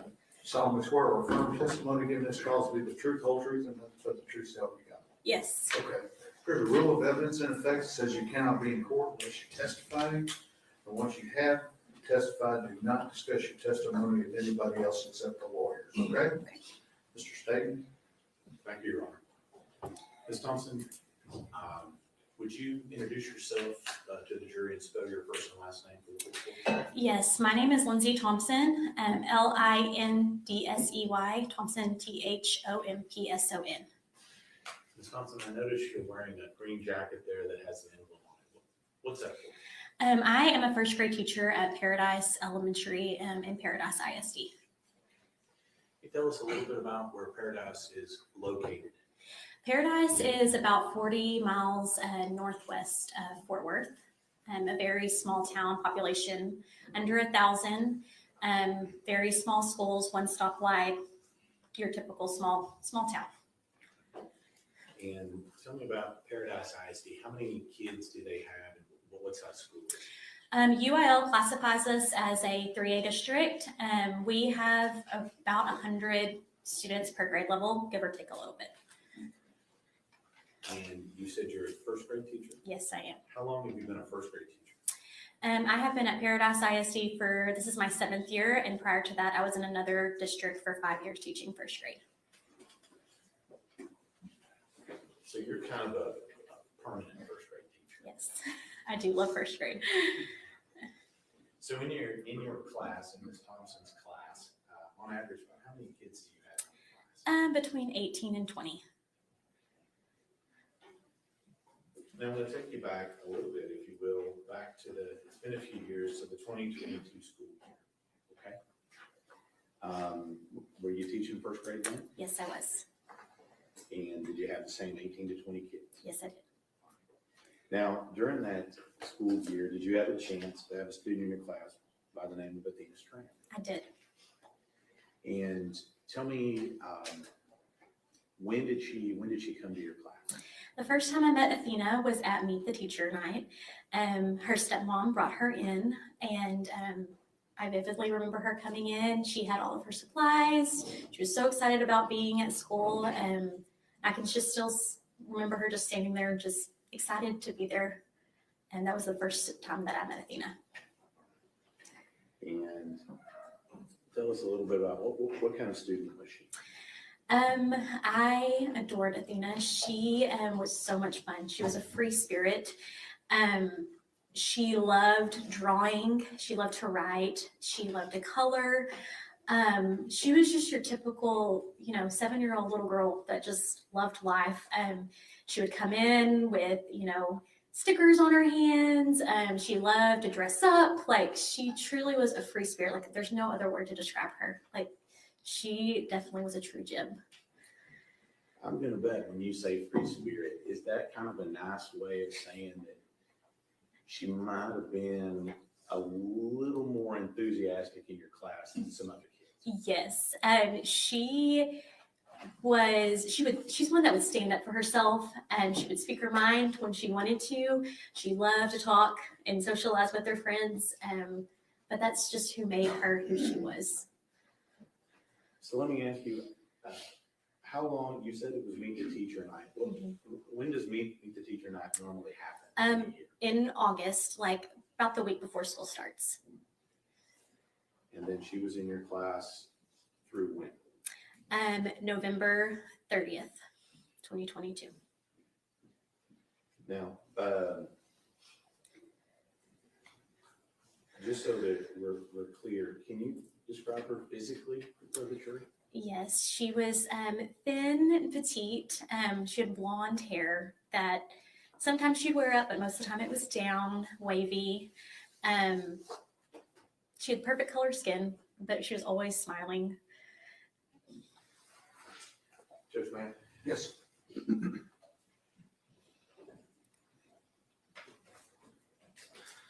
Showed you 2 pictures. Do you recognize those? Yes. And these are states 1 and 2. Who is that in those pictures? And that is Athena Strand. Is that what she looked like the last time you saw her? Yes. So that's in states 1 and 2. Have you seen it tender it to defense? Oh, I'm sorry. Tender it to defense. Oh, How old is it? Sure. I thought we had it on drive.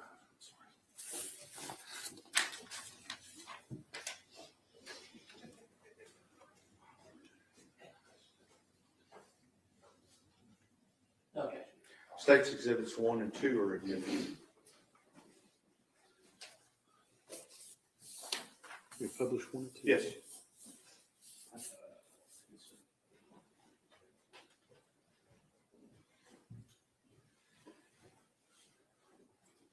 Can all of the members of the jury see the Oh, display yes. board? No. Can all the members see the display board? Okay. All right, well, when the computer figures itself out, we'll talk about that. in a second, all right? Let me go.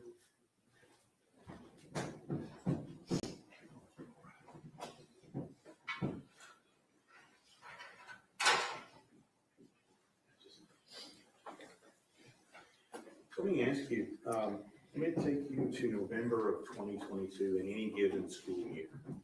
What is going on in November of 22 in any given school year in Ms. Thompson's first grade class? Well, at the end of November, we are getting ready for Christmas. So it's a little bit chaotic, but everyone is super excited about Christmas coming. So we're doing Christmas crafts, writing Santa letters, just all the fun things that bring magic to first graders back at school. You said that's at the end, right? Do you have some type of Thanksgiving break in the middle? We do, yes. And so let me take you to November of 2022. Do you remember when Thanksgiving break was that year? It would have been the week before November 30th. So let's talk about a couple of things. Thanksgiving break, obviously good for students and teachers, right? Mm-hmm. Let me ask you, what is it like when kids come back from that Thanksgiving break? It's a little bit chaotic, just because they know Christmas is coming. So they're just super excited. And so we, do lots of different activities to keep them engaged and still, ready to learn. Yes. You said that after Thanksgiving break is we start looking towards Christmas. Is that right? Yes. I'm going to ask you about another time during school, and it's something that is commonly called Red Ribbon Week. Are you familiar with that? Yes, I am. Tell us what Red Ribbon Week is. Red Ribbon Week is a week where it usually falls around Halloween, but we focus on making good choices, whether it be who we interact with, things we put in our body. It's, like I said, it's around Halloween, so we talk a lot about the candy that you have in your basket, make sure that your parent checks that before, but it's really just about safety and being aware of your surroundings and teaching kids that. I'm going to show you State's Exhibit 2.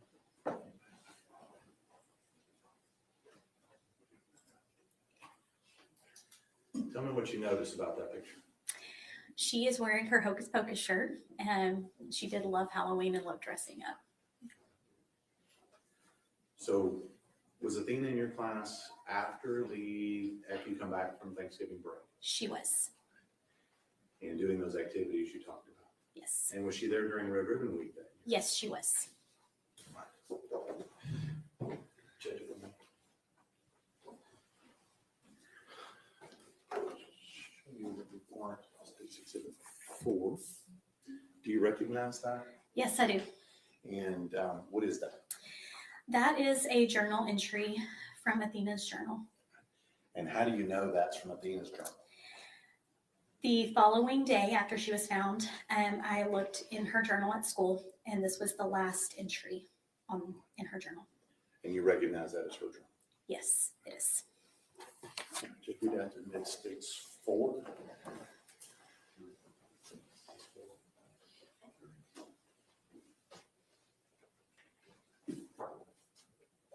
And this one will object hearsay, relevance, or prejudicial or probative and due process. Objections overruled. State's Exhibit 4 is admitted. Ms. Thompson, you said something about you knew when exactly did you notice this in her journal? When exactly was that? It would have been on December 1st, 2022. And we know Athena was murdered on November 30th. Yes. What day was that you found that? It was Saturday, December 1st. So at that point, we hadn't found her yet, had we? No, sorry. It was on Saturday, December 2nd. December 2nd? Yes, sorry. And so have we found her body by that time? Yes. Okay, and you're up at school and you're looking. Yes. And in that particular journal week, you said is that during Red Ribbon Week? Yes, that was something we wrote during Red Ribbon Week. And I'm not going to have you read it exactly, but what is Athena learning in that journal entry that day? She is learning to stay away from strangers. Stranger danger. Yes. And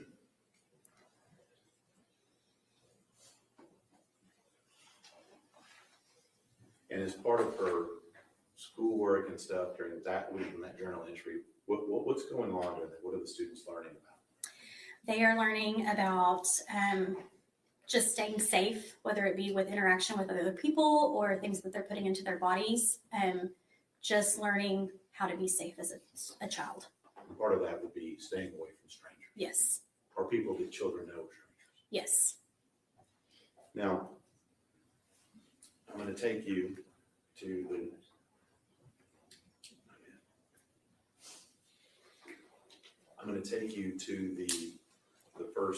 the end of November, on Monday, November 28th.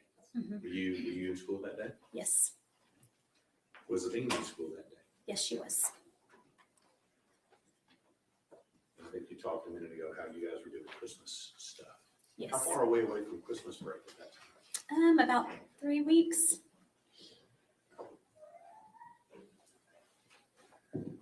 Judge, can we publish states 4? Sure.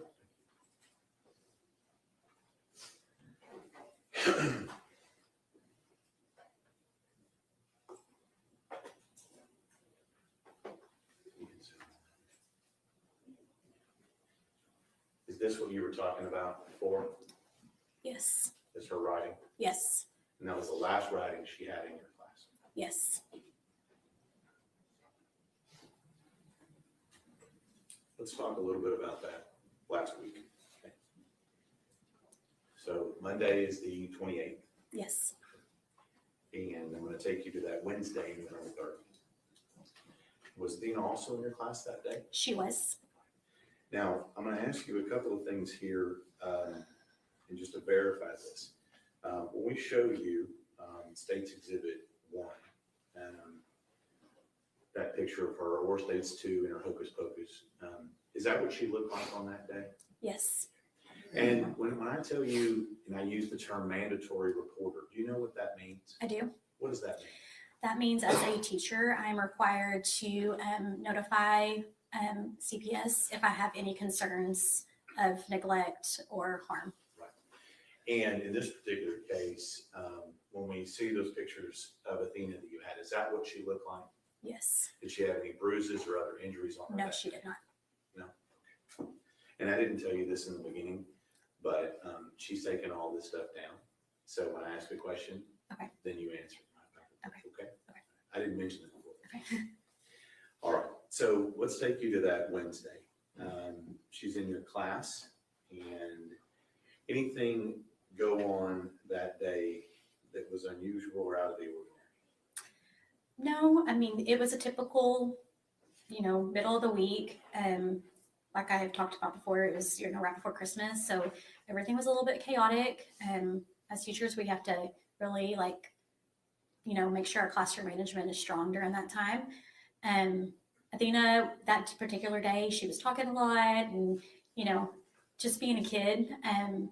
And so I did have to write her binder that afternoon just to let, parents know that she did have a little bit of a struggle that day. So a little bit of a rough day for Athena that Yes. day. Yes. Let me show you, what we marked as States 3. Tell me what that is. Yes, that is a writing that Athena did from the first week of school. We read a story about being a good listener, and then the students responded by how they can be a good listener. And is there a picture on that? Yes, there is. And did you take that picture? I did. Okay. Yes. And did you create this for their class? Yes. Judge, we'd ask if it's States 3. We're starting.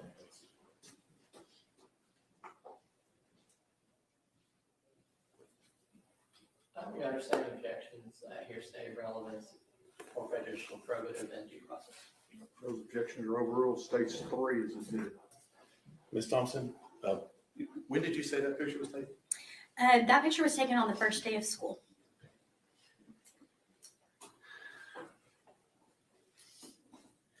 And we know, when was her last day of school? November 30th, 2022. And you said she had a bit of a rough day, a little bit too much talking. Yes, Did you have to be a teacher? I did.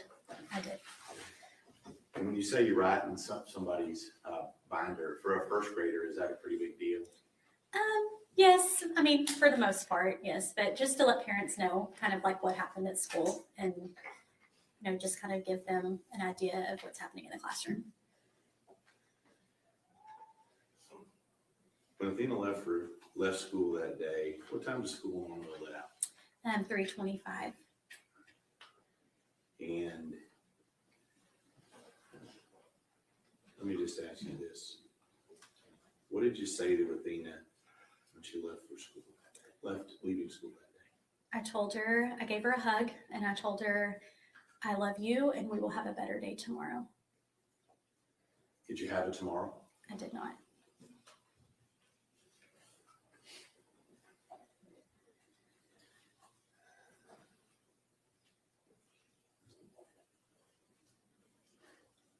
When's the next day back at school? It would have been Thursday. Athena's not in your class, is she? She is not. What about Friday? She's not in my class. And part of this is, I'm going to ask you, what was going on in your class? How did that affect your class for those 2 days with her? It was very hard. A lot of kids, some knew that something was not right, but I mean, everyone knew she was not there. I was still having to count her absent. A lot of kids, you could tell their anxiety, like they were worried. They knew something was wrong. Her desk was empty. But it was a very hard 2 days in the classroom. So now we roll to Saturday. You said that's when you found out. I found out Friday evening. Friday evening on the 2nd. Mm-hmm. Did she become? Mm-hmm. Let's move forward to Monday. You go back to school Monday? Yes. How do you go back to school on Monday after that? Because I knew that the rest of my class needed their teacher. And they needed someone to love them and support them and help them walk through this.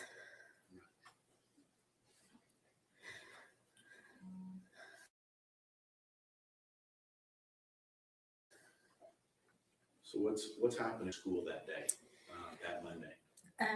We have a crisis team, which is includes local counselors within our district, people from local churches. They come in to talk and support kids. You know, we read off a script of letting them know that their classmate is no longer there. We do activities to try to help them begin the grieving process. There's just a lot going on, like just trying to help kids cope and learn. Like this is a big thing for them at 6 and 7 years old to have to walk through. And so there's just a lot of counseling, guidance, and support that is happening. And at this point,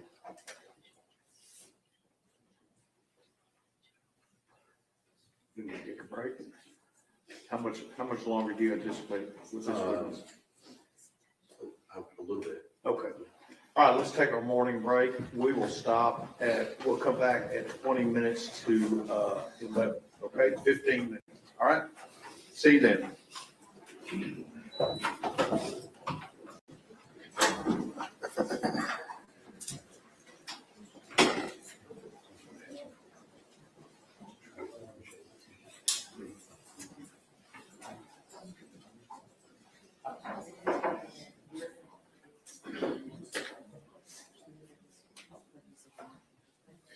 All right, 10:40, everybody. Thank you very much. Just follow Mr. Stanley.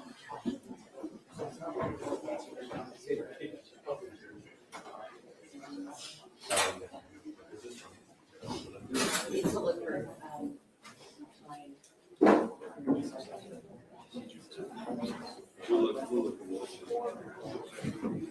Oh,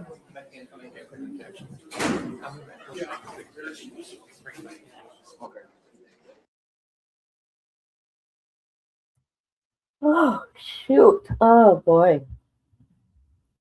I want to Google what's going on here. Okay, hold on.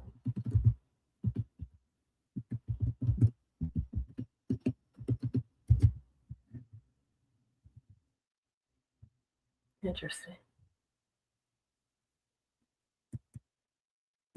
All right, guys.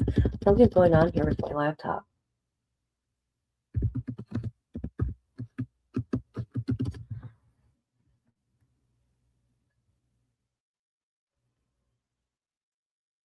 He did. Wow, you guys. Okay. Hold on.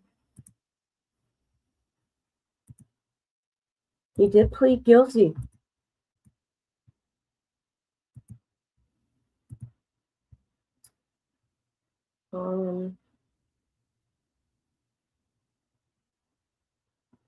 Jesus. I mean, come on. I mean, there's video evidence. How gross. Can you imagine being law enforcement and having to watch that video? Right? And then to hear that it's an hour long of what happened to her. Are you freaking kidding me? Ugh.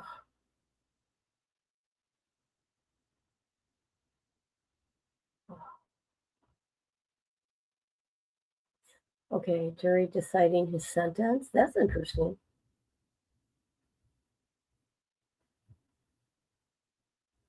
Okay. All right. Oh.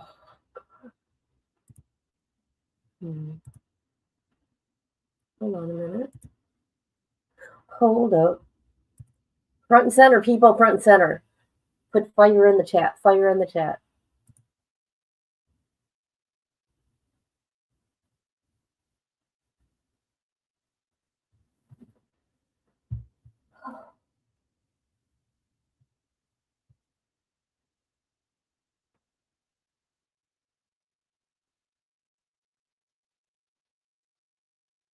Are you fucking go? Listen to me. Oh my god. Okay. Oh my god, this can't be it. There we go. Fire in the chat. Fire in the chat. That's my emoji. There we go. Let me show you guys something. I'm not going to watch it. I'll give you guys the link to go watch it. Check this out. How can this be? You're not going to believe this. Well, maybe. Oh my god. Well, you can't believe everything, but come on.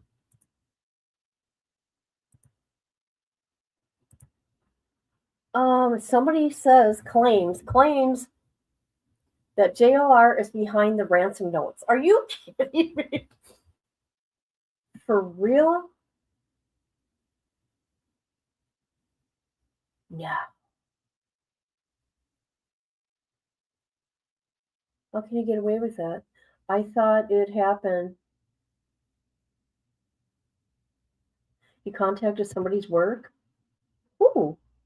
He called White Boy's work? No. Oh my god, this is going to get ugly, people. It's going to get ugly. Here we go. You guys can watch that because I'm not going to, this White Boys. I mean, we could, but yeah. All right. Oh my god. Would that be awful? I just, you know what? I don't have time. I wish I did. Molly's funny. She makes me laugh. I'll pop into everybody's life. You know what I mean? And support as much as I can. Saying hi. Oh my god, you guys. What time did they say? 20 minutes? Okay, hold on. Melissa Gilbert. Hold up. Where's our girl at? All right.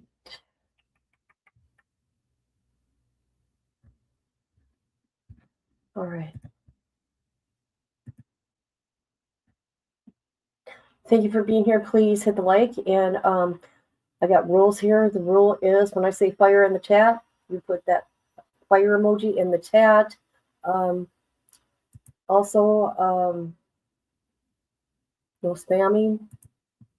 Also, be careful when you're out on the YouTube streets and other channels. And I don't mean YouTube streets, the channel. I mean just the YouTube streets, because we got an agent that is doing some investigative work, I guess, and comparing things and who talks to who and what lines up to this. So be careful of the emojis you put in my chat and others. Okay?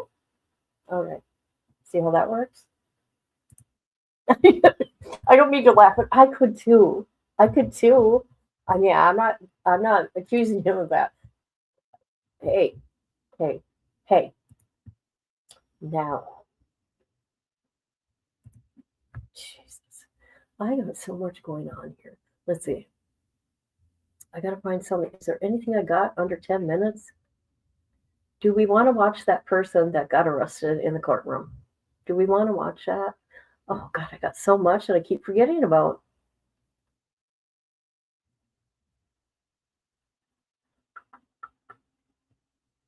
You guys, okay? I'm gonna show you this because it's so stupid. Okay? I mean, what's going on? What is he thinking? He's a troll. He's a troll. He is the ultimate troll. Okay? Okay? There's no sound. Okay? Yeah. He's doing yoga. Look at people. There's no yoga. Or he's doing yoga. There's no sound.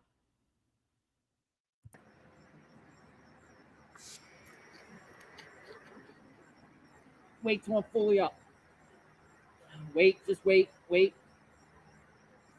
Go. There you go. Screenshot. Get your screenshots right there. Hold on, let me screenshot. Let me get mine. Okay. Here we go. I love mine. Okay, there you go.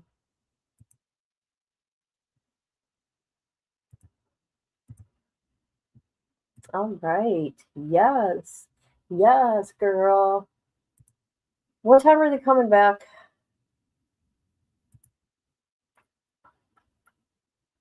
Uh-oh, let me go over there again.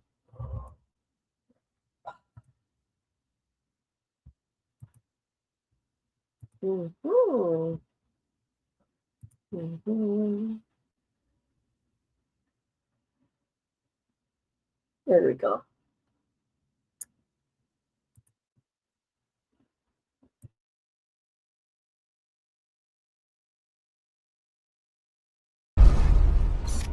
Hello.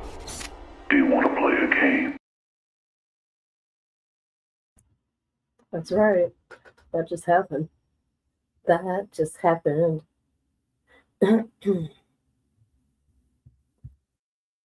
What is everybody doing?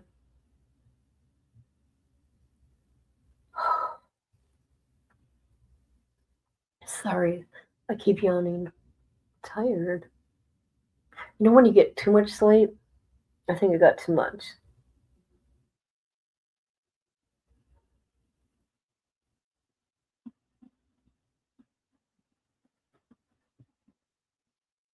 All right, let me go to X. Let's see what's going on.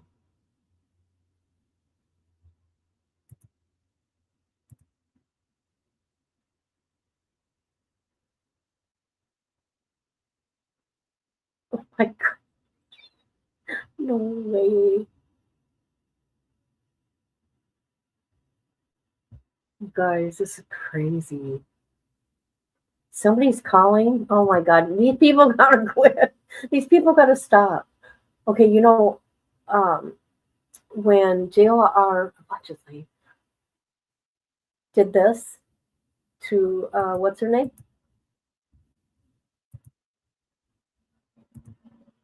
They're calling the police department there. These people, I don't mean to laugh, but they got to stop. They're part of the problem now. They're part of the problem. It'll catch up, okay?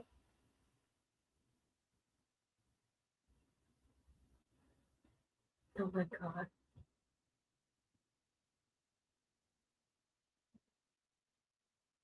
All right, let's listen to this. Okay. Hi, Amber. We got rules here. I got my own emoji. And when I say fire in the chat, you put that emoji in there. Okay. That's my emoji. It is replacing my heart by my name. Be careful when you're on the YouTube streets, not the channel, because we have an agent that's going around comparing things and is figuring things out. So be careful what kind of emojis you use, because there's agents. Agent running around doing shit. Yes, it's crazy. I mean, come on. Okay, I see you reporting on it, but I mean, don't become part of the problem. Who the hell do I think I am? All right, let's listen. Let's listen. But we also have other cameras out here now. I guess we can say it like that. I got a local number calling me. Let me call you right back. Yeah, I'll be back. Bye. Hello. Hey, why'd you beat the shit out of Magnolia, you fucking faggot? Who are you? Huh? Your worst fucking nightmare, that's who. 520-855-6897. What's your name? Uh-huh. JLR. What's your name? JLR. Your name is JLR? Yep. You got 12,000 people listening to you. Go ahead. Okay. Well, tell us about how you beat the shit out of Magnolia. Go ahead. Tell us. Are you going to come down and talk to me in person? Oh, you don't want me to come down and talk to you in person. Why not? Beat the shit out of you. You'll do what? You would do what to I me? will beat the living shit out of you. That's what I said. Why? Why? You really want me to come down there? Will you? If you want to ask me, then I will. Really? You sure? Yeah. Are you sure? You already just committed a crime. Oh, no. You already just committed a crime on national TV. You're on fucking YouTube, stupid fuck. You're not on fucking national TV. You just committed a crime. Oh, why? What did I do? Terroristic threats. Terroristic threats. Oh no. What are we gonna You just do? committed a misdemeanor on national TV. You just threatened me on national TV. Now I got your number. This is your number. This is your number. You just threatened me on national TV. 520-585-6897. Now you're saying derogatory terms to me? Yeah, you're a faggot. Wow. That's another crime, I guess. Yeah. I don't know. No, it's not. All right, No, well, it's your not. threats were. No, they weren't. I'm going to report you to police. Okay, go ahead. Okay, I will. Okay. All right. All right. Good deal. All right. No, are you going to tell us about how you beat the shit out of Magnolia? You just committed a crime. Why are you avoiding the subject? Why are you threatening me? Why are you avoiding the subject? I'm going to go over there to the Circle K by the sheriff's office. You going to come meet me? Perfect. I'll be there in 15 minutes. All right, we'll see. Okay. All right, we'll see. You better be there. Well, we'll see. You're probably going to go to jail. Oh my God. You're probably going to go to jail. You know you like to beat the shit out of women, so I know you're not going to do anything to me. Well, I'm going over to the Circle K to use the restroom in about 15 minutes. You stalk women and beat the shit out of them. What's your name? Tell us What's your about name? your wife. What's your name? Tell us about your kids. What's your name? What'd you do What to is your wife and name? kid? What did you do to your wife and What kids, is man? your name? JLR. That's my fucking name, pussy. All right. Are you heading to the Circle K All right. or not? What are you going to do at the Circle K? Oh, we're going to have a chat. We're going to have a chat? Yeah. We're going to have a chat. mano a mano. Oh. Well, you know you got 12,000 people listening to you. I don't know, man. What does that have to do anything? Well, you already committed a crime. I didn't commit a crime. You didn't, huh? I haven't. Nope. Okay. Okay. Okay, you can hear me. You guys, this is crazy. Wanda, hi.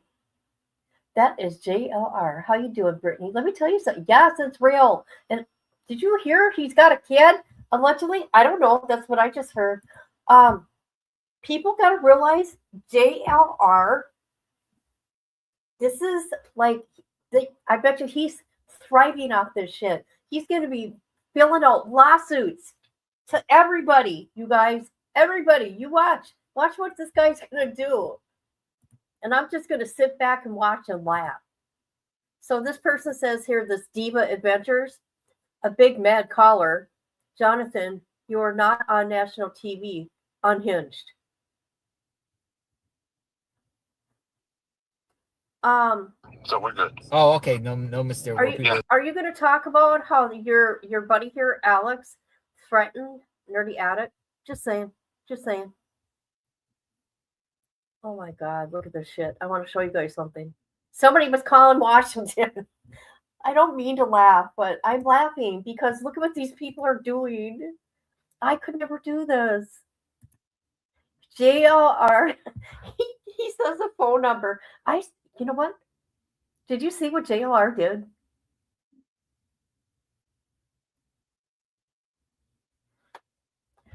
I'm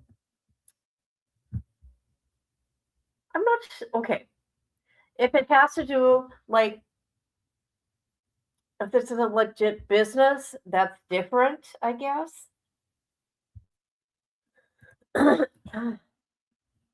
Yeah. Yeah. Yeah. This is crazy, people. What's going on here? Oh, Jesus, look at what these people are doing.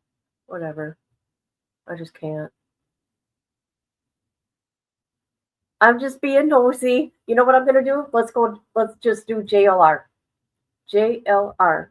JLR and find out what's going on. Oh, first, let me see if they're back. No, they're not back yet.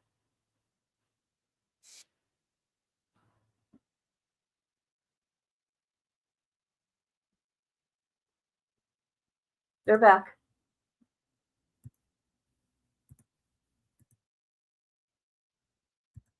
Oh, we're getting started. Yeah, Your Honor, I would like to object. We have quiet in court, please. I would object to public items remaining on the screen after the witnesses make their comments on them. Essentially just taming the jury and distracting them. I would just ask for a running objection to that. Your objection is overruled. You may have a running objection. Thank you. Okay. All right. Are we ready to resume? Lunch for the jury won't be here till about 12:30, so we'll work up to as close as we can to that time. Okay. Yes, sir. Y'all ready to resume? Ready, Your Honor. Okay, let's go.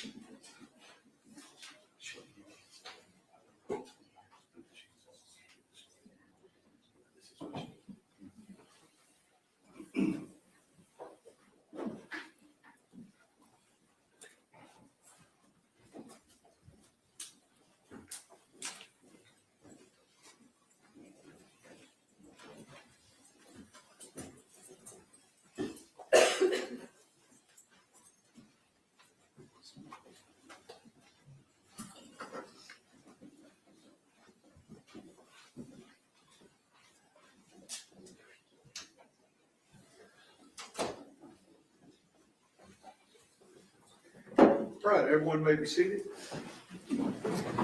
We are ready to proceed, Mr. State. Thank you, Your Honor.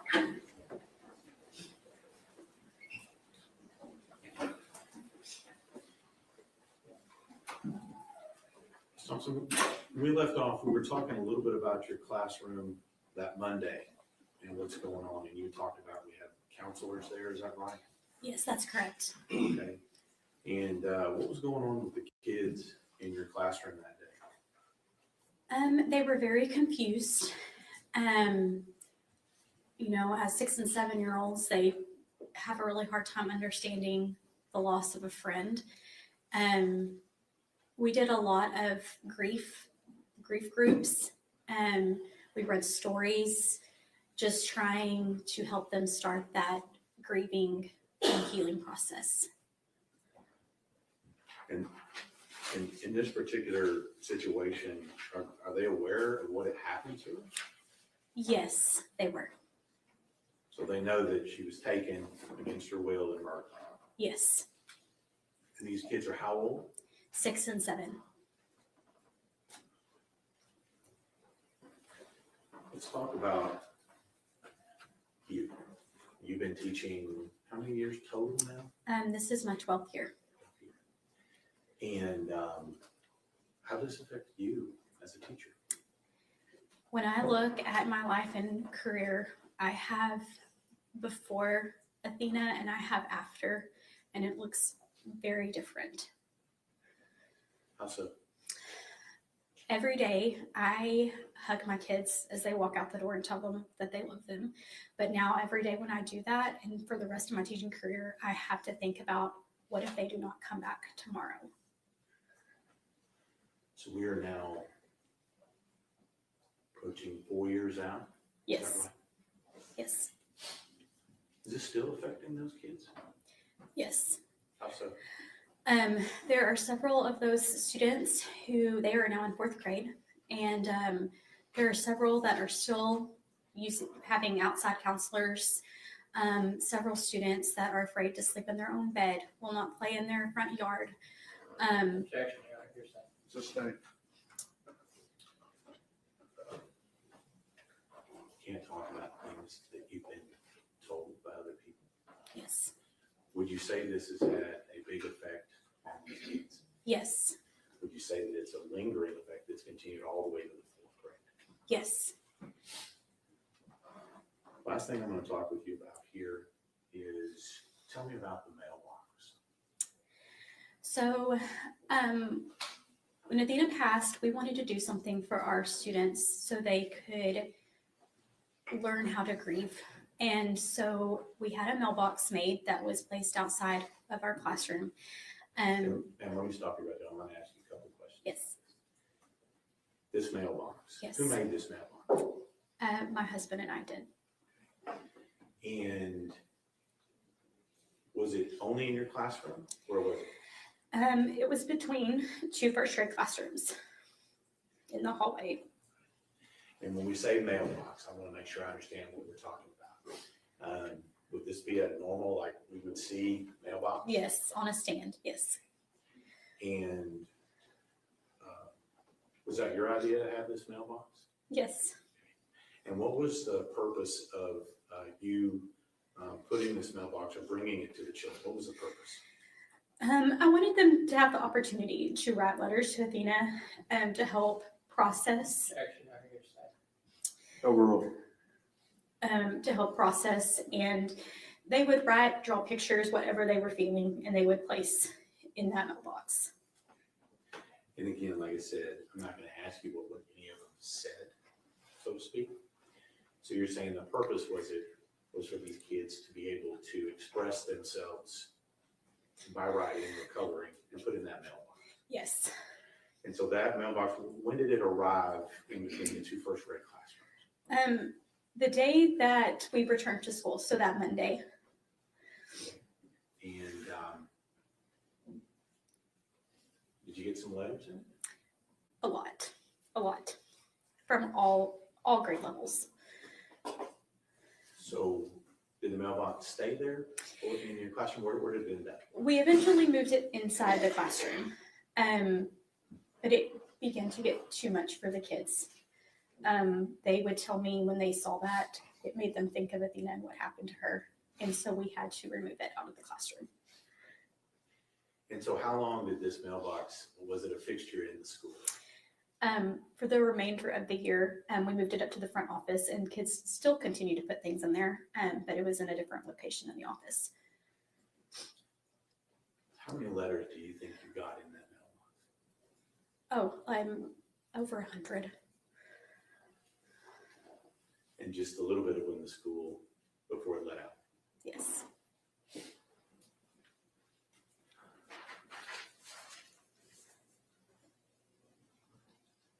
When we talk about you, you said that you've had some struggles as a teacher. Yes. Have you had any struggles as a person? Yes. Tell us about it. I have been through hours of therapy, trying to heal from this. I have lost 2 other students back to back with this tragedy, but this has hit me the hardest. It has forever changed my life, forever changed how I teach my kids. One of the biggest moments of struggle for me was one day I had a little girl. She came out into the hall. This was about 3 months after everything. And she was crying. And she sat down and she said, "Miss Thompson, I really miss Athena, but I'm afraid that this is going to happen to me too." And at that moment, I did not know. It affected your kids. It did. It did. You. Yes. Thank you, Ms. Thompson. Pass the witness. Cross-examination. Yes, sir. Thanks for coming in today, Ms. Thompson. My name is Steve Goble. I'm with the attorneys for Tanner Porter. I just have a couple of quick questions. On that state's exhibit number 4, the journal entry. Yes. The date on the top of that was October 27th, 2022. Yes. And what date did you say that was turned in? I opened up her journal on December 2nd, and that was the day that I saw it. Yes. So was that something they wrote in daily or weekly? It was weekly. Between like October and then December, we do a lot of writing outside of our journal, so that's why there was nothing in there after that. And I think you, either today or previously, have described Athena as being very friendly. Yes. Very kind of talkative. Yes. Was there a story too that she maybe had befriended a new student? She had, yes. Can you tell us about that? We had a student that came in to our classroom, and he had some needs that needed to be met, and she opened her arms to him. She played with him on the playground. Like, she just had a big heart, and that's just who she was. Thank you for that. Yes. Redirect. No, Your Honor. May this witness be finally excused. Yes, sir. Yes, Your Honor. Thank you, ma'am. Who do you have next? Elizabeth Ashley Strand. Elizabeth Strand.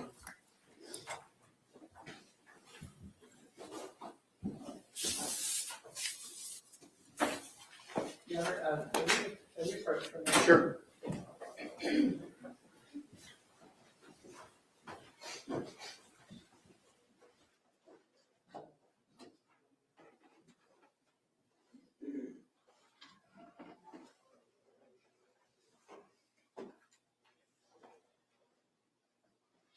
Yeah, that's what's up next. Look at, I spelled it wrong. Oh my God.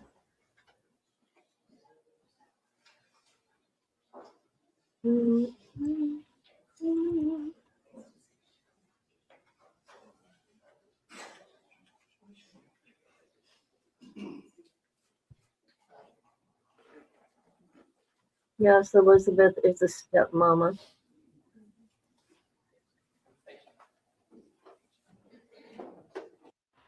Who are you, lady? You're calling the little girl a descendant.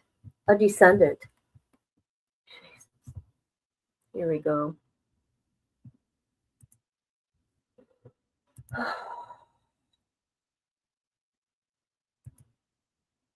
Yeah, thank you. Isn't it kind of funny how this courtroom does stuff? Oh, here we go. But the true self of God. Yes. Okay, give me a lower your hand. There's a rule of evidence is in effect, says you cannot be in court unless you're testifying what you have Testify, do not discuss your testimony with anybody else except the lawyers, okay? Yes. All right. Whose witnesses is Mr. State? Yes, Your Honor. You ruled me today. Okay. Ma'am, your first name is Elizabeth. Is that the common spelling, Elizabeth? Yes. Okay. But you go by Ashley, is that right? Yes. And how do you spell Ashley? ASHLEY. And as it applies to this case, your last name's Strand? Yes. And I'm going to take you right to this. I want to take you back to November of 22. Okay? Okay. What was your address at that particular time in November of 2022? 268 County Road 35. You need to speak up a little bit closer. Okay. It's 268 County Road 3573 in Paradise. And just so you're aware, we want to make sure everybody can hear what you have to say. Yes. All right? You're kind of soft spoken, so you may have to pull that microphone up to you a little bit. You don't have my voice. Got it. All right. Let me just get a little information about that address. Where is that address located? Well, technically in Cottondale, but in Paradise. Those are towns, right? Yes. Okay. What county are they? Wise County. And so you said two towns. You said Paradise? Yes. And then you said Cottondale. Cottondale. And okay, tell us just a little bit about Paradise as a town. It's a very small town. One stoplight kind of town. You know, just a nice little quiet town.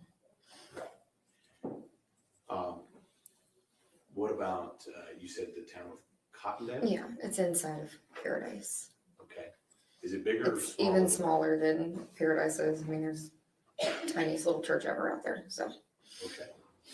So besides the tiniest little church ever, Mhm. that's the only thing that is in Cottondale. I mean, you know, lots of nice, you know, little properties and just, you know, places for just. Let me help you with that. Mhm. Is this small town country life is what you're telling me? Yes, very much country life where, you know, you let your kids go play and ride four-wheelers and stuff and.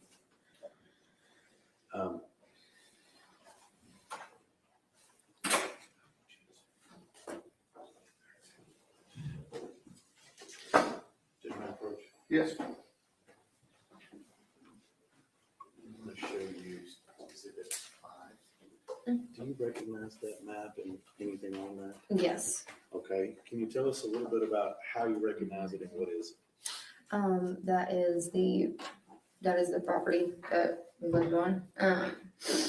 That's the driveway. You gotta go all the way up. It's really far. And then there's the circle drive where you go. And Let me ask you, do you recognize the road that takes you to County Road 3573? yes, And did you recognize County Road 3573 has been the road you testified on? yes. Judge, we asked to admit states.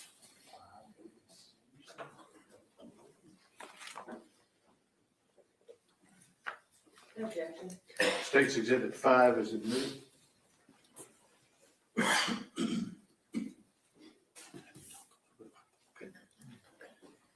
Can we publish that, please? Yes, sir.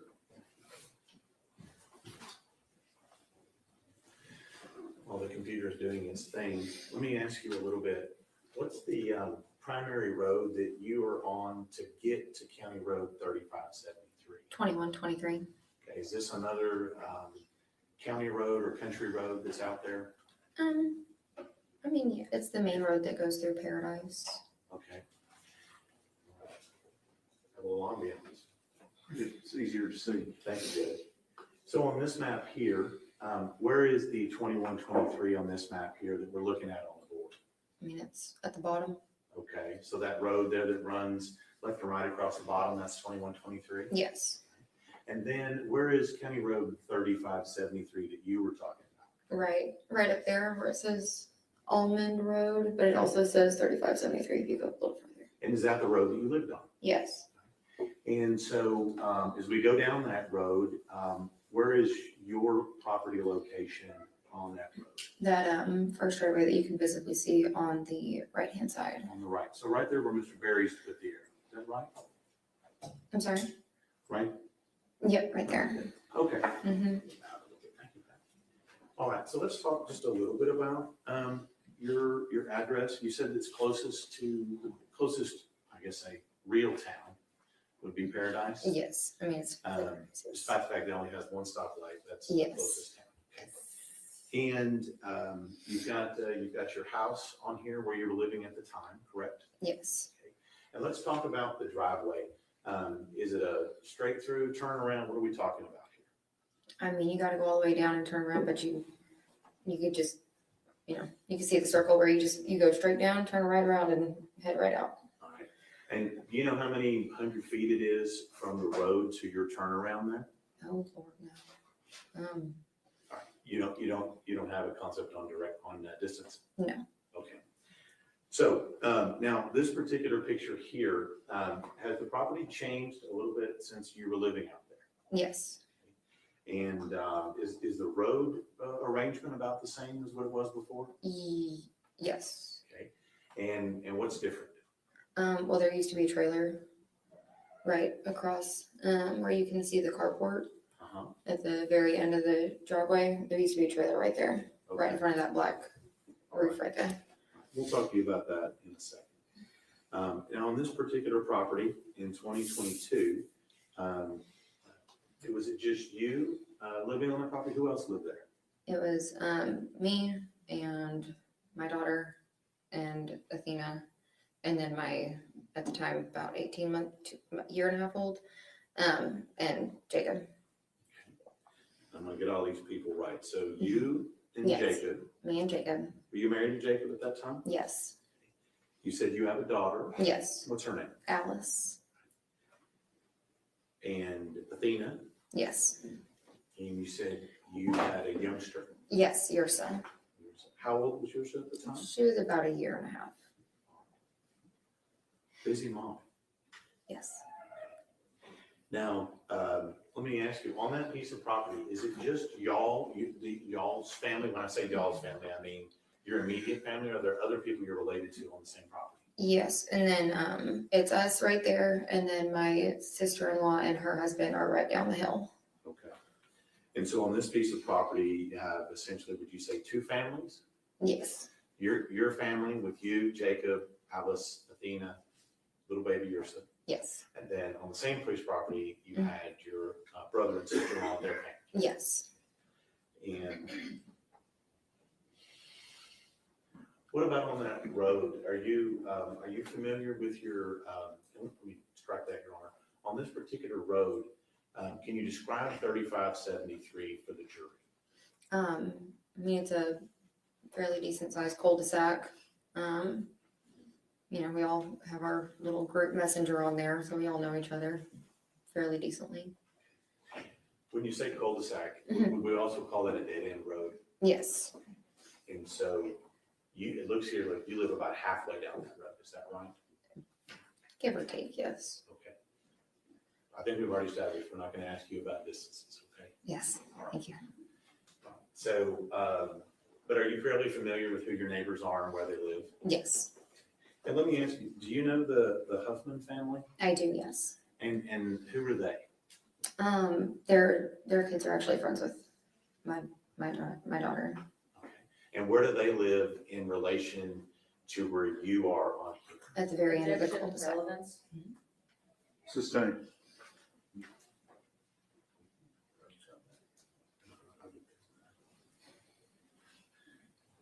So this particular road, being that it's a dead-end road, does this have a lot of traffic on it? No.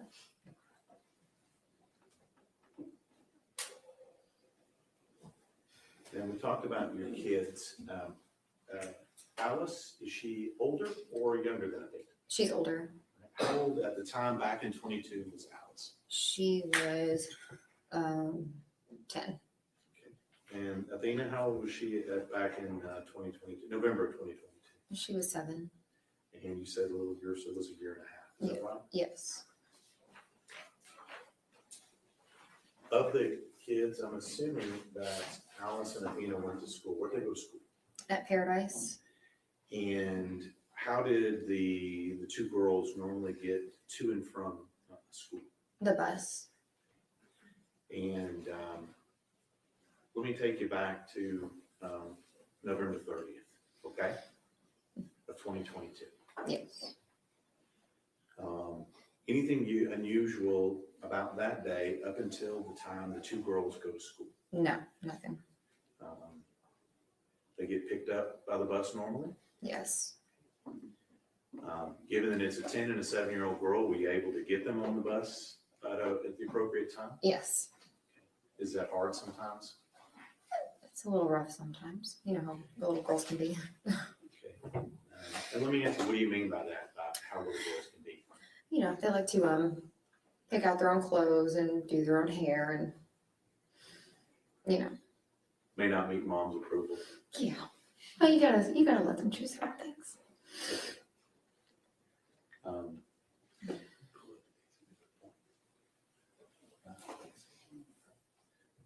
show you a picture that's already been admitted.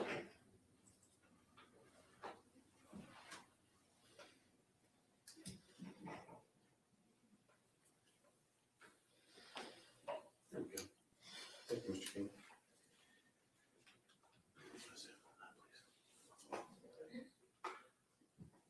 Do you recognize the girl in Taste Exhibit 1?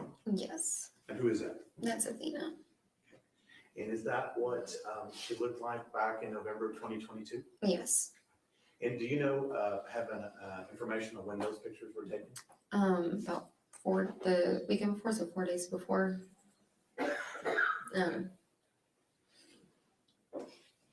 November 30th. So that particular picture, do you know who took that picture? Her mom did.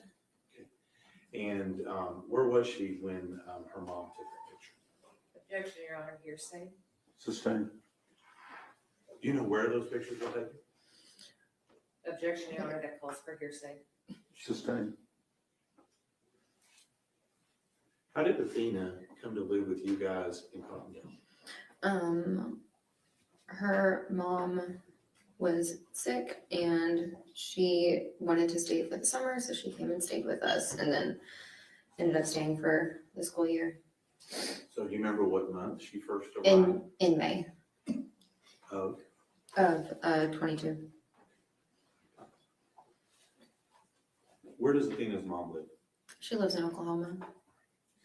So in this particular picture that we're talking about, is that where Athena was in Oklahoma when her mom took that picture? Yes. Now, she's been there with you since May of 2022. Yes. And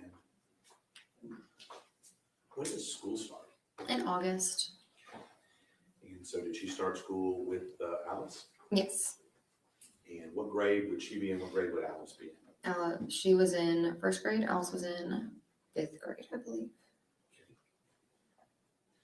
Now, we talked about when Athena moved with y'all from her mom's in Oklahoma. That was in May of 2022. Yes. How long have you been in Athena's life? Oh goodness. Since 2017. So she was about a year and a half when I came around. Okay.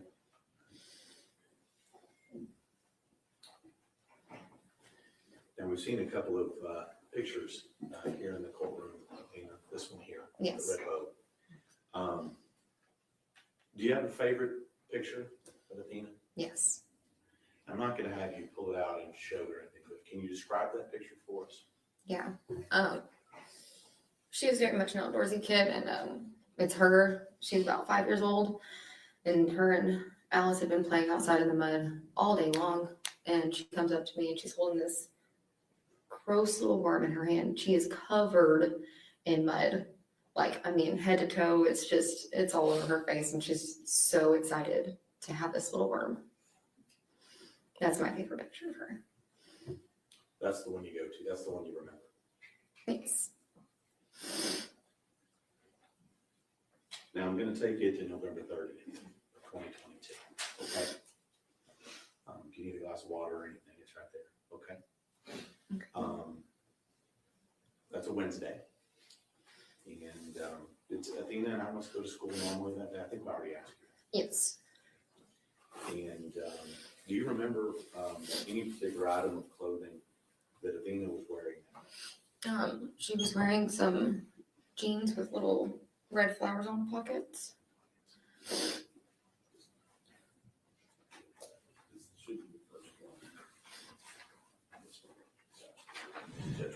Yes, sir. Thank you.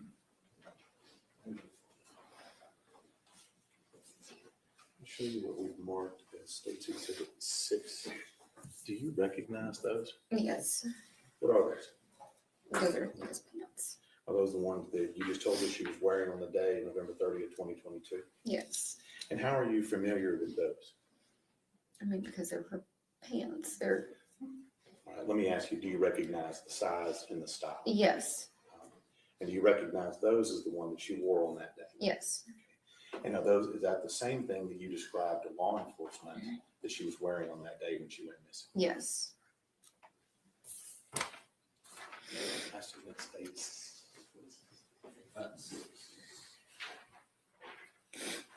No objections. State's Exhibit 6 is admitted.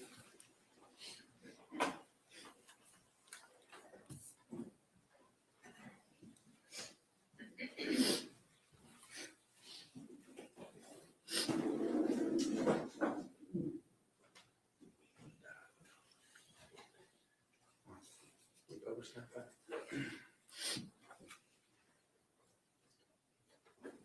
So on the day that she went missing, November 30th of 2022, we talked a little bit about what she was wearing, and you remembered that she was wearing these pants Yes. with the little flowers on the pockets. And that's what you told law enforcement. Yes. Let's talk a little bit about how we get to that point, okay? What time did the kids get home that day? Around 4:20 is when the bus usually drops them off. And was that normal for them to be home at that time? Yes. And so on that particular day, what's Alice up to that day? She had to go down to my sister-in-law's because she needed help with her homework. All right. And then what's Athena up to that day? She was up at the house hanging out with me and the baby and doing her laundry and playing with her through the windows. All right. And I'll ask this from the mom perspective. What's she supposed to be doing? She was supposed to be sorting her laundry. How was that working out? Not very well. And is that kind of to be expected? Yes. What are you, mom of a 1.5-year-old, what are you doing? I was cooking dinner. What's for dinner? Trout. Trout. Yes, trout. Just trout and nothing And else? trout and couscous. So mom and baby are cooking dinner. And during that time, Athena's supposed to be doing her laundry. Yes. Anything out of the ordinary up until that point? No, nothing. Now, this piece of property that you're on, do you know how many acres it is total, you and the sister-in-law? Me and the sister-in-law, it's 10. And let me just ask you, was it commonplace for the kids to play and be out on the property in the country? Very much, yes. And I noticed on the map we had up there before, there looked to be a little pond on that. Is that right? Yes. And so I'm just trying to get if it was normal for the kids to be outside in the country on the property. Yes, of course. So at this particular time, got you cooking dinner. What's Jacob up to? He had left for a hunting trip. Okay. Let me back up a little bit. So the kids got home, you said around 4:20. Yes. What time does Jacob leave to go on his hunting trip? Oh, goodness. Let me I ask it don't this way. remember. Did he leave before or after they got home from school? After they got home from school. So Jacob's headed hunting, correct? Yes, yes. And you said after he left at some point. Do you remember when he left? I do not remember. And so we're sometime after the kids get home from school at 4:20. Yes. What time did you expect to have dinner ready for the kids? Around 6:30 is, about dinner time every night. Okay. And so I asked you earlier a little bit about the kids on your property. What kinds of things did Alice and Athena do on your property on that 10 acres? Oh, goodness. I mean, they would play and run around outside. They had their favorite tree that they would go to. They would run back and forth up and down the hill to their aunt's house to go play with her boys. Just being kids in the country. At some point, when did you discover that Athena wasn't where you expected her to be? It was whenever dinner was done. I was gonna go get her in the color. So tell us a little bit about between dinner being done and you looking for Athena. What happened in that little short time span? I went to get her. I saw that she wasn't in her room sorting her clothes. And so I, looked around, couldn't find her. I called Heather to see if she had gone down to her house. She said that she hadn't gone down to her house. Let me stop you. Let me ask you a couple of short questions here. Is Heather your sister-in-law? Yes. Is that the other house that you pointed out to us? Yes. So it wouldn't have been unusual for Athena and Alice to go over to the sister-in-law's house? No, not at all. Was she at the sister-in-law's house? Mm.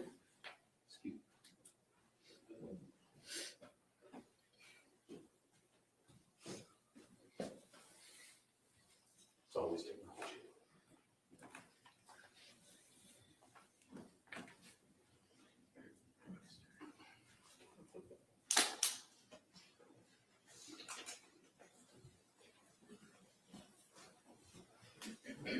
Back and running again. Was it unusual for her, like you said, they had a favorite tree? Is that right? Yes. What was it about this tree that they played on? I don't even know. It is, I guess the best tree there, and it was right in front of where the trailer was, and they had all their toys around it all the time, and That's just where they chose to play. yes, And so you checked with your sister-in-law, yes, and Athena wasn't there. yes, And you checked the tree where they might be, she wasn't there. yes, I'm just gonna, did you basically just check your entire property? Yes. See if she was there? yes, Was she there? no.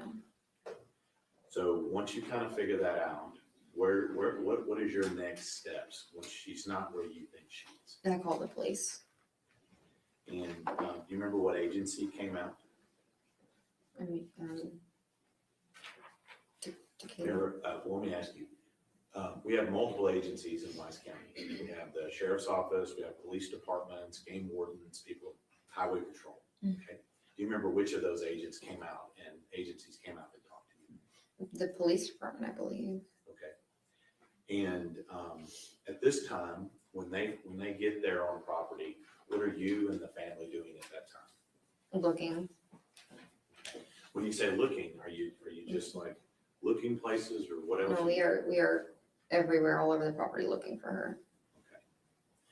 And at this point in time, right then, when you're just looking for, and the police arrive, what are you kind of thinking is going on right at that time?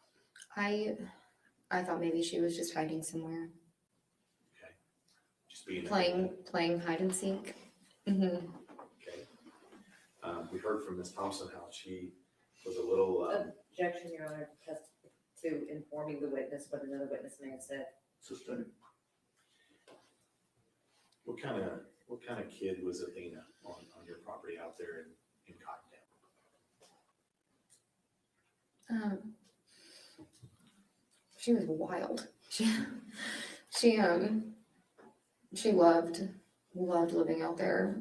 Loved just, I mean, the freedom of, you know, being a kid. Getting to just run wild and free on some land. I think in some points you might call that being a little feral. Feral, yes. I've used that word. So we're at the point to where everybody's out there, we're looking for her, we're not finding her. You thinking that it's, you know, she's gonna find her someplace? Right? Yes. All right. When did it start to sink in that she was actually missing and not just playing hide and seek? I mean, when nobody could find her. But the biggest one was when we were all huddled in a circle and the helicopters were flying over us and nobody could find her. So at some point, it wasn't just the one person from the police that came out, right? Mm-hmm. Yes. And so on that particular day, on November 30th, what we're talking about here, how many, when you said we had helicopters in the air, how many other police do you think showed up just on that day looking for her? I can't even tell you, there were so many, or probably 50 or more people there. And let me just ask you, how many days did this search go on? 3. Okay. Now, let me just ask you, during your initial search, you said you were out there looking for her. Did you notice anything unusual or out of place on your property? Yes. And what was that? The box. And we'll talk, let me just ask you, when we say the box, let me ask you, what do you mean when you say the box? It's a Walmart box. And can you describe it? It's a cardboard box with blue on it. And do you know why that box would have been out on your property that day? Because I had bought her Barbies for Christmas. And they were supposed to get delivered. So you're talking about this particular box. Let me.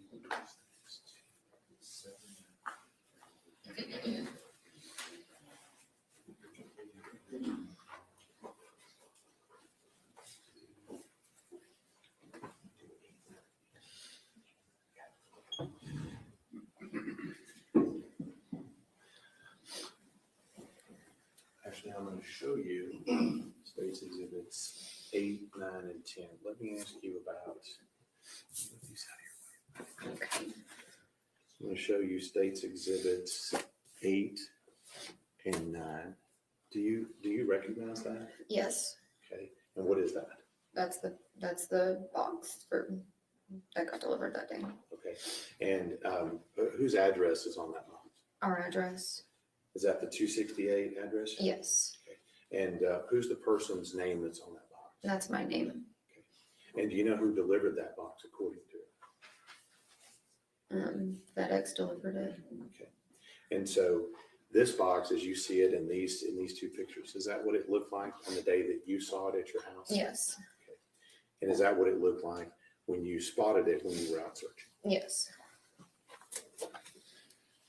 I'm going to show you States Exhibit 10.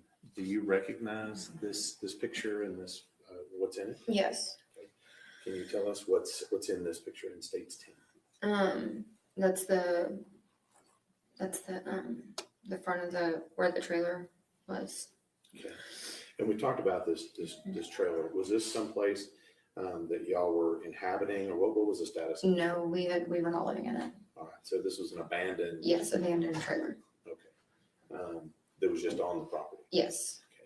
Let me ask you a little bit. We talked about some of the roads. Do you recognize the road and driveway in this particular case? Yes. He's back here. Judge would ask to admit States 8, 9, and 10. No objection. States Exhibits 8, 9, and 10 are admitted. You give me 8. I'm sorry, yes. Sure.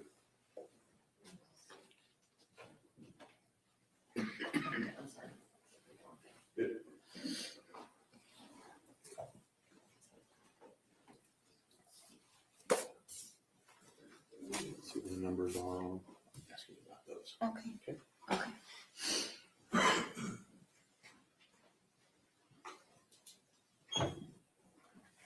So this exhibit we're showing you here, is this what you were talking about before? It has your address on it Yes. and your name on it? Yes. And this is the blue box that you were talking about? Yes. The one that FedEx delivered? Yes. And were you somehow tracking whether or not this was delivered or not? Yes. It arrived at your house. Yes. Let me show you the.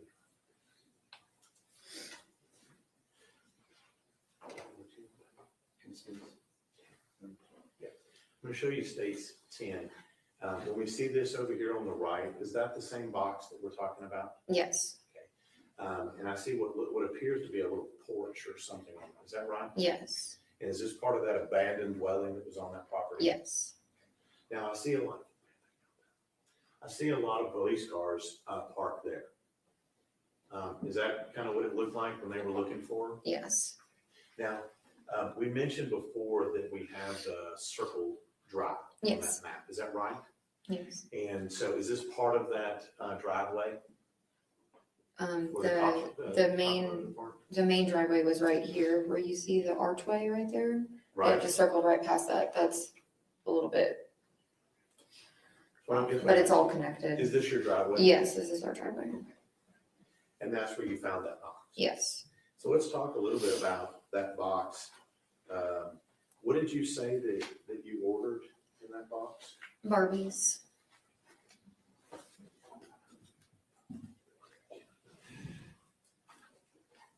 I'm going to show you State's Exhibit 7.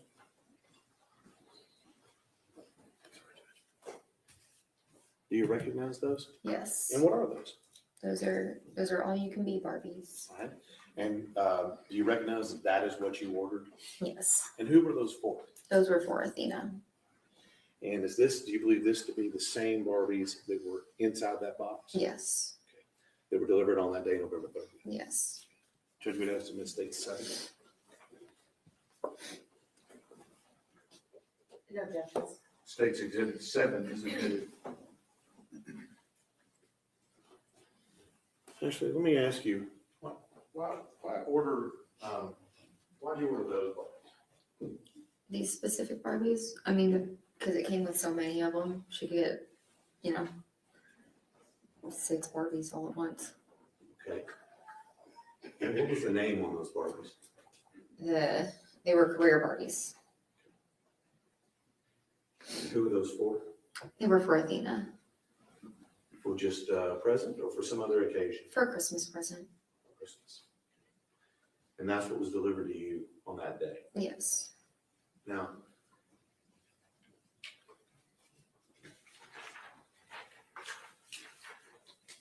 some folks have a regular driver that they may recognize that delivers UPS, FedEx, Amazon. Okay? Do you recognize Tanner Horner as your driver? No. Did you ever seen him before No. that day? No. Ever? No.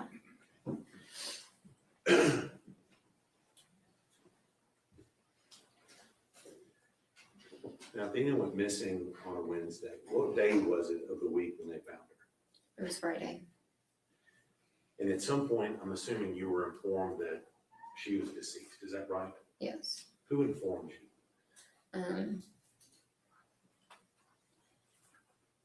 I believe it was the sheriff. It's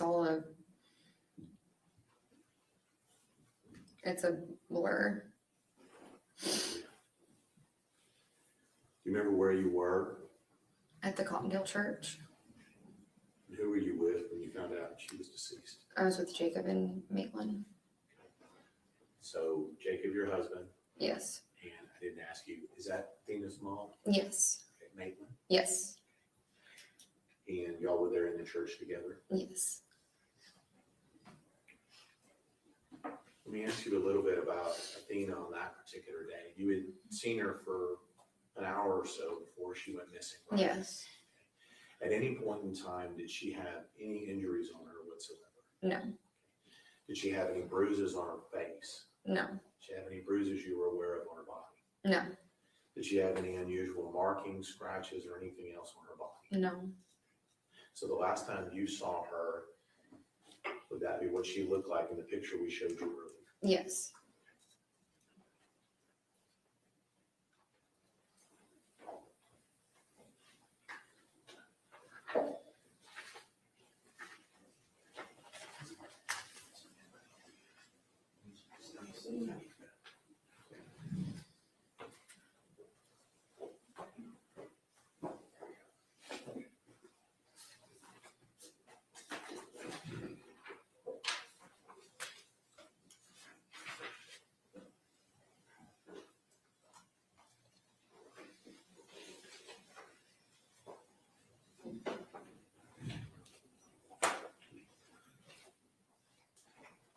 I'm going to show you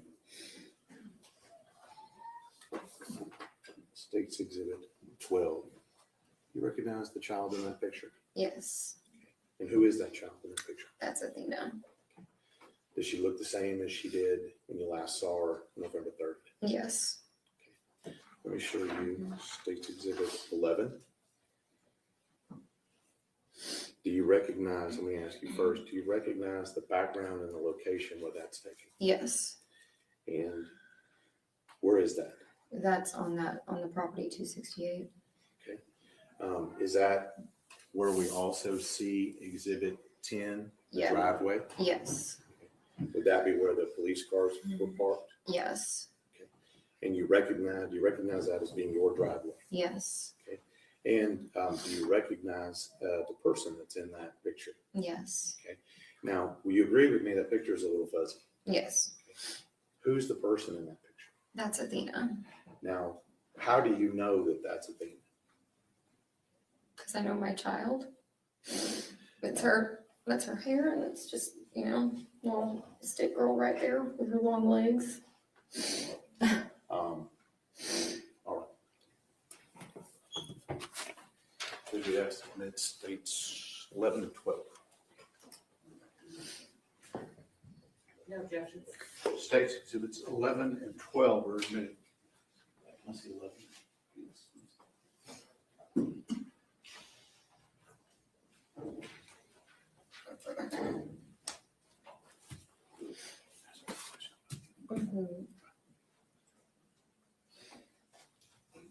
This is on your property? Yes, Notice, what does that appear to be on the other side of Athena in this picture? the driveway and a water hose. And when we talk about this, we saw a picture of where that box was. Yes, Is that box close or far away from where this picture is taken? it's pretty close. And so that's Athena in that picture. Yes, Let me show you State's Exhibit 12. Yes.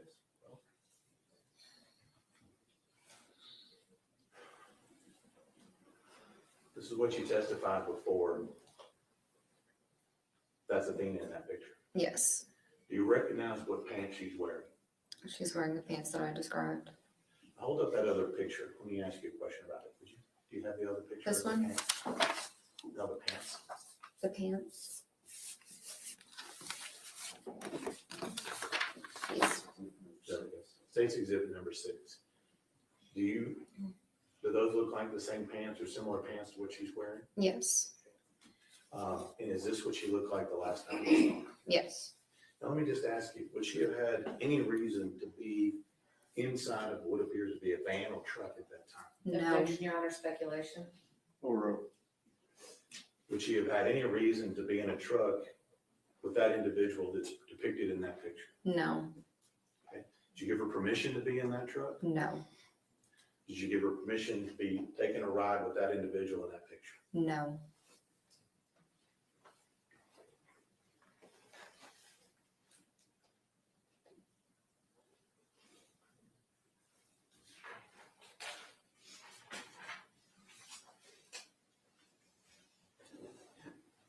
So we find her, you get told on that Friday that she's deceased. yes.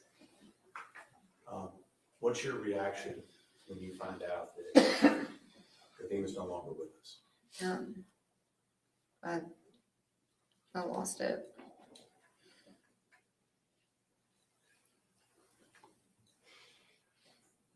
I just don't know how you're gonna react to something like that.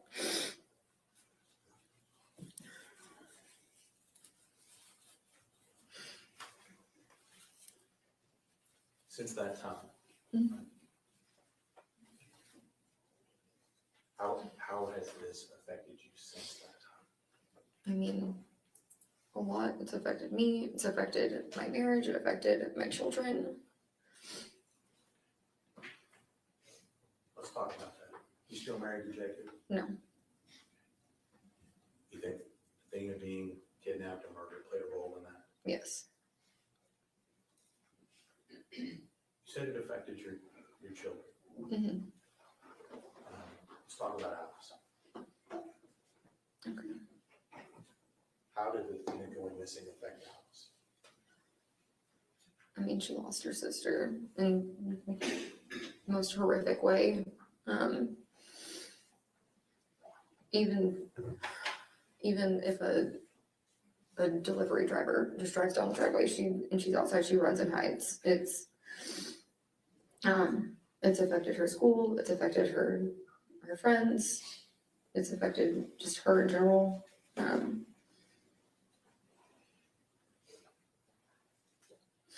She has nightmares.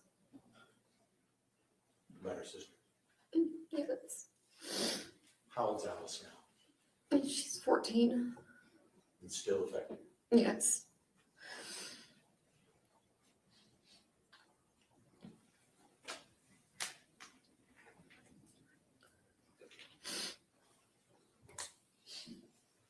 When was the Thea's funeral?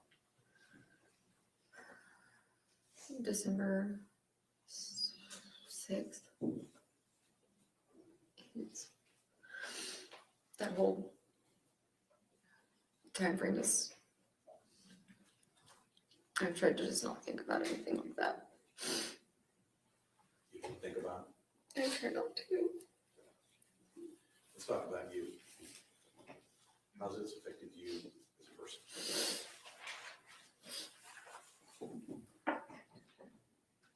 I'm not the same.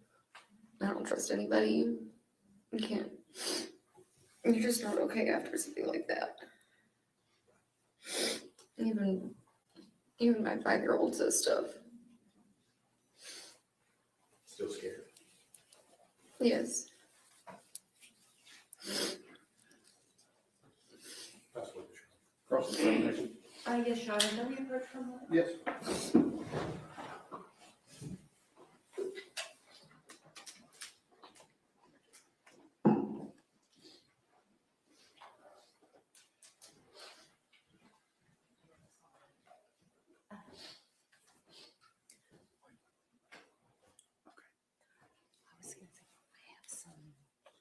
I have some exhibits that we had a printing snafu, and all I have are black and whites. Oh my God, we can hear them talking. What we would like to do is get them printed on regular in color. I'd like to display them in color, but I didn't know if you wanted to see them beforehand. I've already showed them to the state. And you will look at that. You had no right to take that child.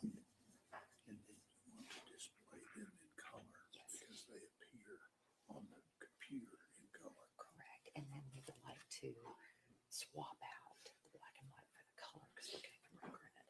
Okay, so what we can do is we can have what are they marked as? They're not marked as they'll be defense 1 through 5. Okay.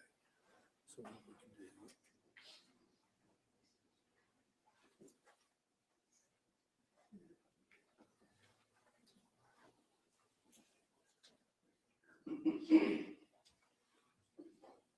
It's about time they put that camera on him.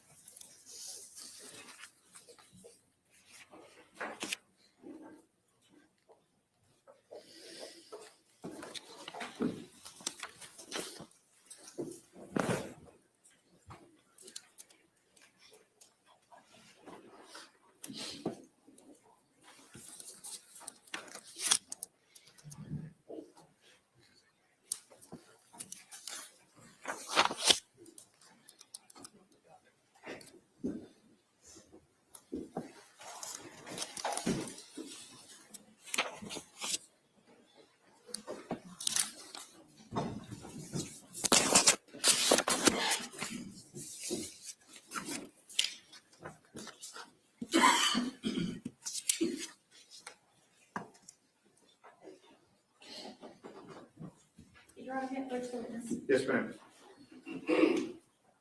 Ms. Strand, I want to hand you what has been marked as defense exhibits number 1 through 5. If you take a look at those, please. Yes.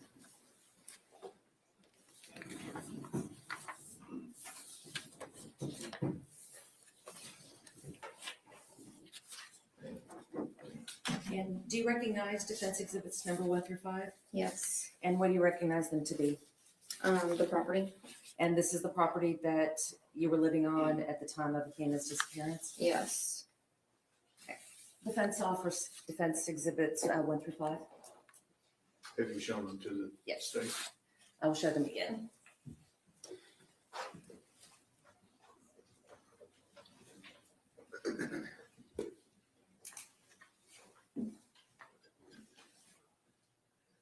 David Jacobs on development, Your Honor. Okay. The objection is overruled and defense exhibits 1 through 5 are admitted. And Your Honor, for the purposes of the record, we had a printing issue, so the state's or defense exhibits number 1 through 5 that I've shown Ms. Strand and that she has identified are in black and white. However, we do have the originals in color that we would like to publish to the jury. That's fine. When you get ready to substitute, we can make sure the record is clear as to the new exhibits.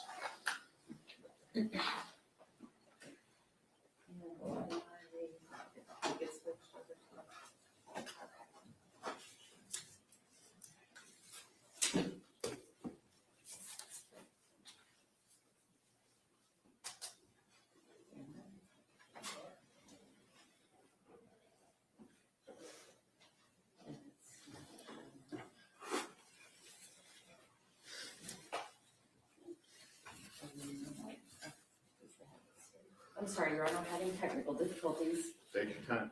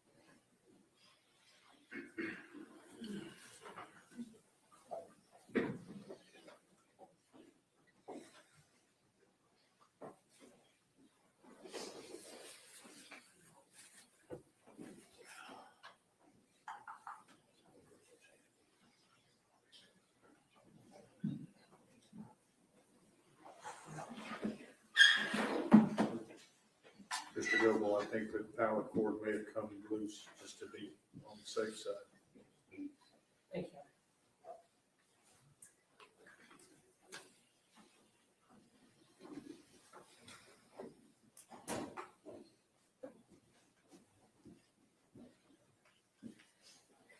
Ms. Strand, what do you recognize defense exhibit 1 to be?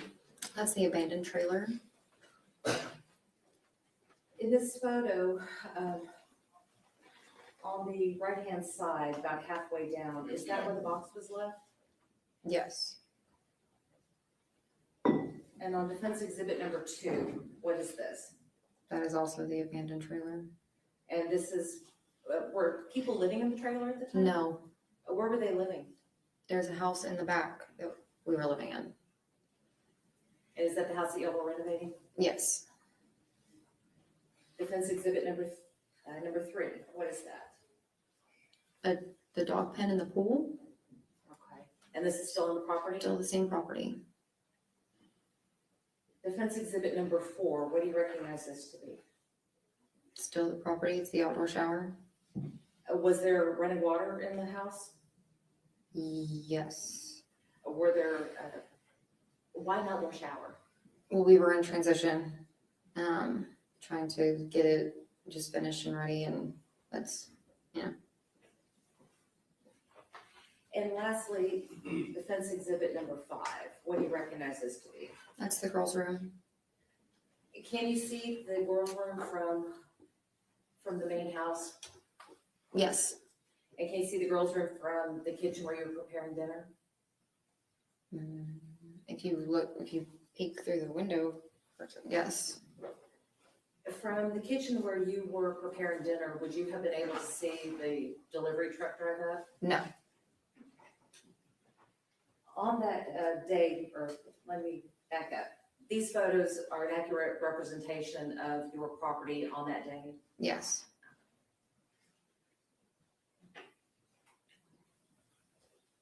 I have nothing further, Your Honor. Redirect. None further, Your Honor.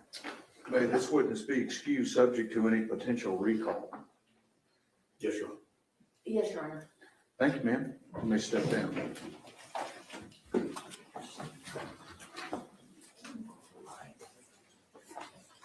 Your Honor, would you consider a quick break? Okay. Give us about 10 minutes. We'll call you right back in. Your lunch should be here about 12:30, so we're going to work up until that. Okay? 10 minutes, everybody. 5 till 12. Yeah.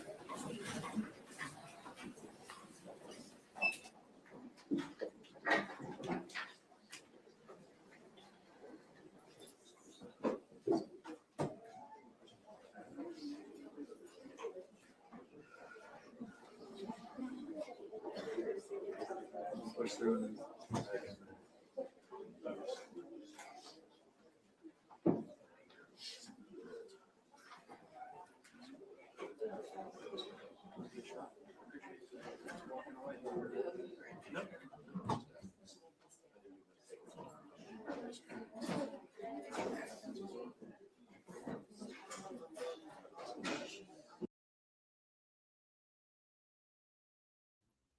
How long does this break?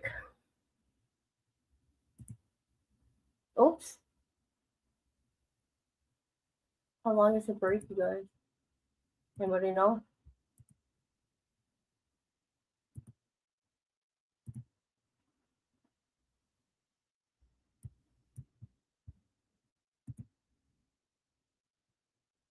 Ooh, how about that?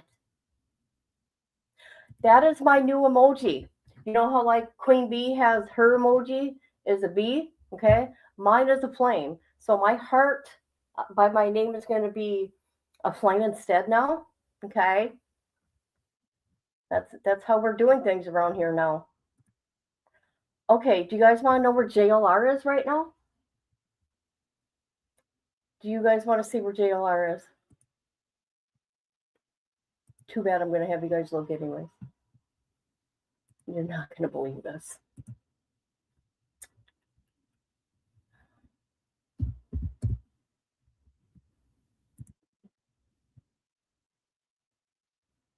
Shit. Oh my God, my stomach.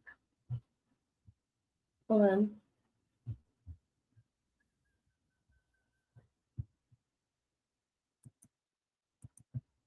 Why isn't he just popping up like he usually does? That's weird. Okay. All right. You guys are not going to believe this.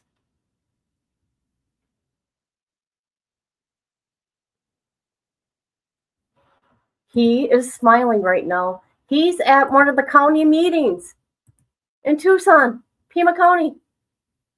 I shit you not. I shit you not. Look at him.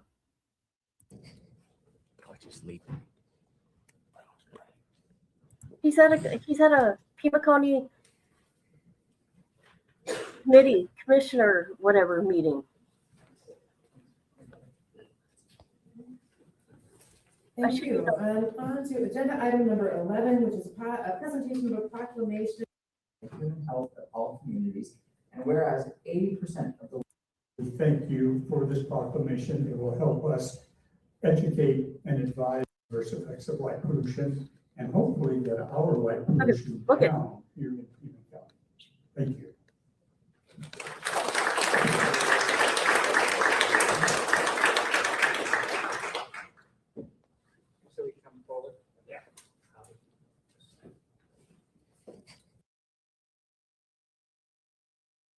They think this all is a joke. This ain't happening. I don't think it has to do with him today. They want to do a deposition. Look at this. This ain't cool. I mean, this is real life. Somebody's real parent here. Their neighborhood. I mean, this ain't funny. And he's crying because Nerdy Addict and what's his name? White boy was walking down a sidewalk by his house. Not going down his. They were what? How many blocks away from his house? Actually, I don't know. I better get off this channel though because he's striking people. Unbelievable. Now where'd you go? Drinking some water.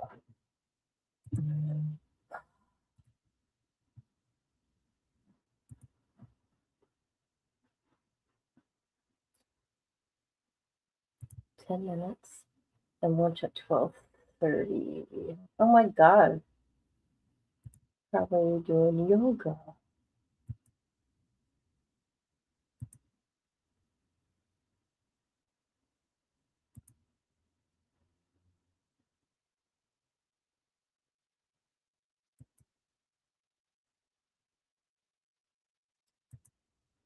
Here we go. I hate it when this does this. I'm telling you guys.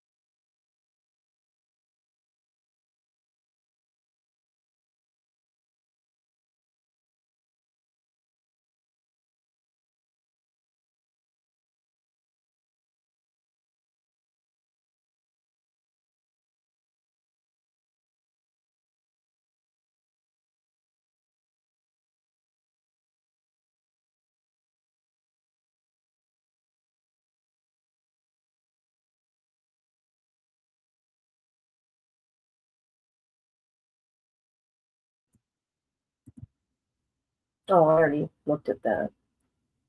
No, never mind.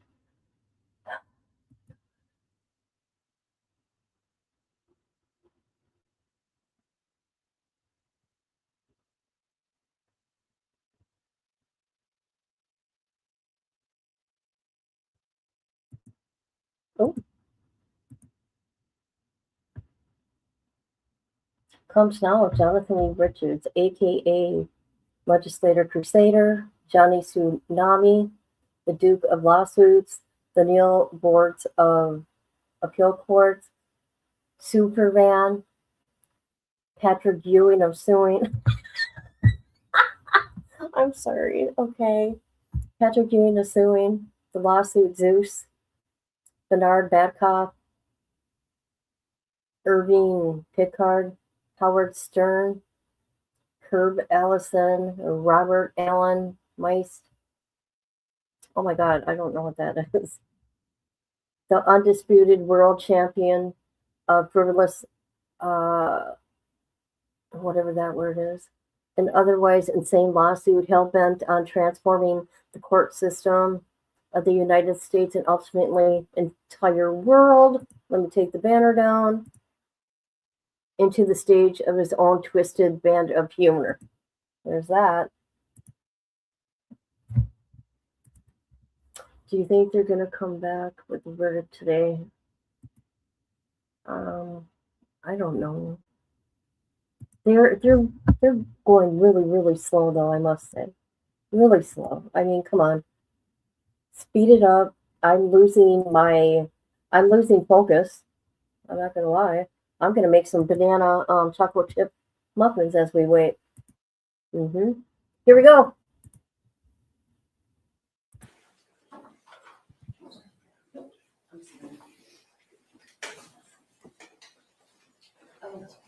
Y'all might need to change it.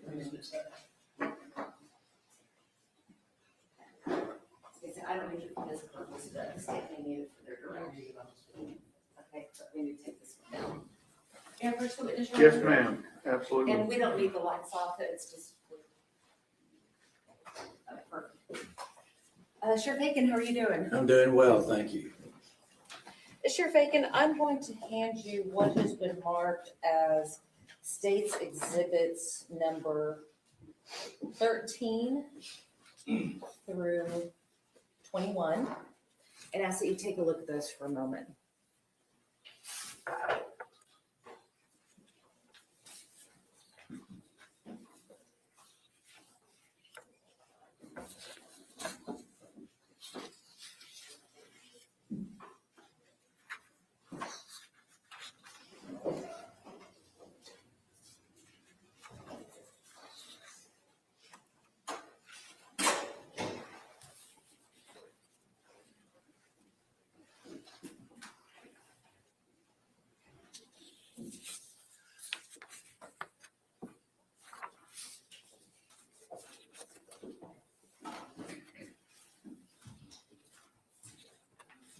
Yes, ma'am. Thank you. Did you take any of these photos? I did not. Do you know who did take them? I think some of those may have come from a video. Did you take that video? No, I did not. Do you know who did take that video? I do. And who took that video? The defendant. The defendant took the video? That's what I'm thinking. It was in the vehicle that he was driving. So this came from the camera that was on the truck? Yes. Okay, so you're not saying that Tanner Horner took the video Well, himself? he was driving the vehicle that had the camera. Did you prepare these documents? I did not. Did you take the still shots? I did not. Other than looking at these photos, do you have any knowledge about their origins, creation, anything like that?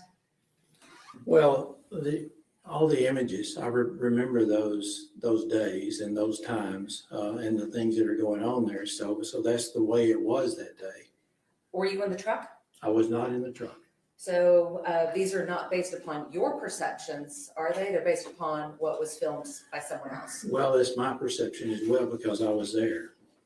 And so I do see exactly what was going on that day. So I recognize the accuracy of those images. Okay, so who is that in State's? Oh Exhibit my number goodness, 21? I can't tell who that is. I think I know. That may be one of my deputies. Maybe one of them? Maybe, but And- it's really kind of foggy or fuzzy there. I can't tell, but that's our marked unit there. And we had these toilets there as well. What So I time of day was remember- this taken? I don't know for sure. I think probably it's maybe morning time. And I would think probably it's on the day of December 1st, I would think. On State's Exhibit number 20, what time of day was that taken? Well, it's probably about the same time, looking at the clouds and the light, probably about the same time. State's Exhibit number 18? Yes, Can you ma'am. identify anybody in that? I recognize the vehicles. And we had so many people there helping. So I recognize those vehicles and how difficult it was to get up and down that road because of all the people who were coming there to help. And what time of day was that taken? I think that's probably about the same time. Again, looking at the clouds and the light. State's Exhibit number 19? Do you recognize anybody in that? And can you identify the people? in it? Well, there is an entrance there to Athena's house, and those are some volunteers who had come to help. And I really can't tell at that distance exactly who they are, but they're people who came to help. And you didn't take this picture either? No, ma'am. And what time of day would this occur? This is gonna be about the same time as that one. because But you don't know for sure, do you? Um, You're just guessing? No, I'm not really guessing. I think that's based on some knowledge there that's probably about the same time. And you It's said, coming from a moving truck. so you said probably at the same time, but before you said you didn't know what time that was. Well, I don't, but I know it's about the same time of day. Okay. Whose car is that in State's Exhibit number Well, 17? that's one of my deputies' Do you know which cars. deputy? No, One at a time, everybody. One at a time. I don't. Okay. And State's Exhibit number 16, whose vehicles are those?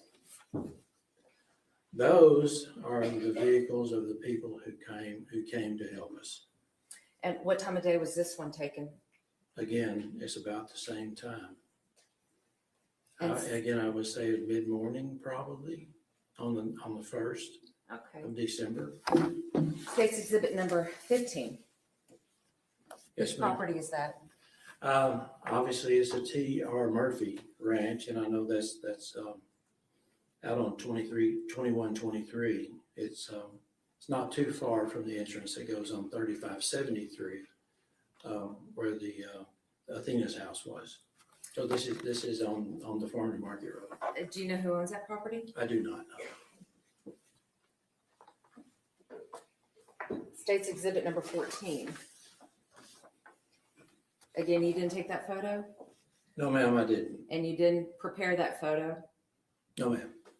That photo was taken from a vehicle and the video on the vehicle, right? That's correct. Okay, and you did not have access to that video, did you? No, I've just seen the video. And you weren't on the truck when the video was taken? No. Okay. Whose vehicles are those? Well, again, that's that same deputy's vehicle that's parked there that you showed me just a minute ago. And these are probably some of the same people who came to help us that day. And lastly, State's Exhibit number 13. Whose vehicles are those? Those are more good citizens of Wise County who came to help us find Athena. And again, you didn't take this photo either? No, ma'am. It didn't prepare the document or the exhibit? No, ma'am. Who prepared State's Exhibits number 13 through 21 for you? I don't know. So you don't know whose hands they went through? No, I just remember that's accurate. That's the way it was that day. Okay. I'll pass the witness, Your Honor. Any questions? Sheriff, do you recognize each and every one of those about the scene and each and every one of those? Yes, sir. And do you recognize it as the scene as it occurred on December 1st during the search for Athena? Yes, sir. And whether or not you took the picture, do you recognize the road going in? I do. Do you recognize the location of Athena's home and entrance on that? Yes, sir, I do. Do you recognize the entrance to 3573? Yes, sir. And how did you come to be with have that knowledge? Because I've seen the video from the truck. And during that time, were you out there at any of that time? Yes, I was for most of the time. And are these an accurate depiction of the scene as it occurred on December 1st, 2022, when you were out there? Yes, sir. So regardless whoever took these, you can testify that that was the scene at that time on that day. Yes, sir. Nothing further. Ms. Anderson, I have nothing further, Your Honor, but I do have argument. I'm ready to hear Your Honor, yes, see the photos. We had a lot of probablys. It probably was at this time. It probably was on this date. Mr. or Sheriff Aiken is not testifying from what he knows, but what he was given by someone else. He said that he was out of the scene, but he couldn't identify the cars, couldn't identify the people. He did prepare these. So the only thing that he can testify to is that this is what he saw on a video. He can't testify that that he was on the scene when this occurred. He cannot testify he was on the scene when any of these occurred. And so whether or not this, we would concede that this represents what happened when these photos were taken, but Sheriff Aiken cannot testify that these are accurate when he was out of the scene, because he wasn't there when these were taken. those objections are overruled. You have a running objection throughout this testimony in regard to states, if they offer states exhibits 13 through 21 in the presence of the jury. Both sides ready for the jury? Back to the jury. Y'all ready to finish? Yeah, sure. Okay.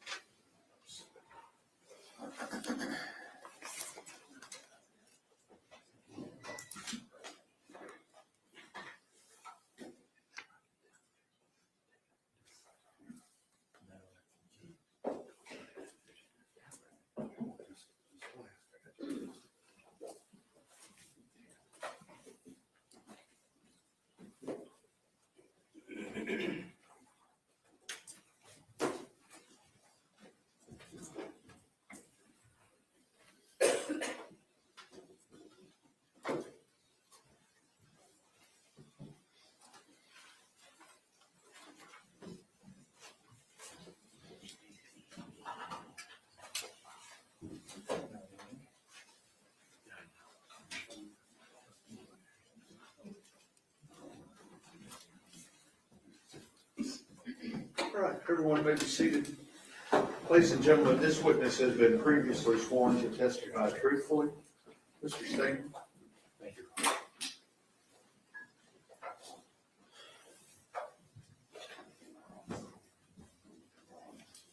Sir, would you state your name for the jury, please? Lane Aiken. And when were you the sheriff of Wise County? I was sheriff in Wise County from 2016 through December 31st, 2024 at 4:30 p.m. Sheriff, could you check, see if that microphone's turned on for me?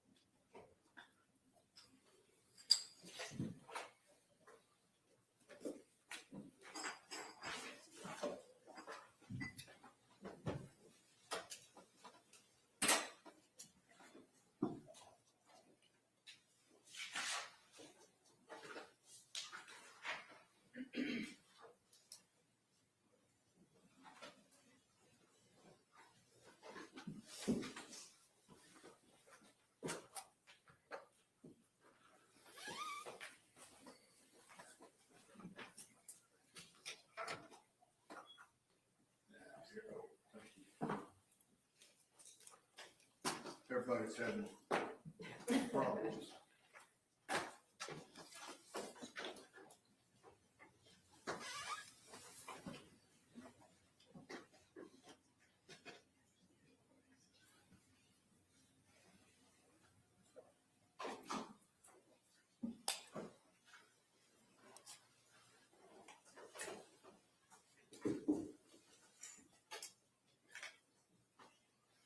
I went to school with Amy. Then you should be good with the engineering aspect. I was not an engineer.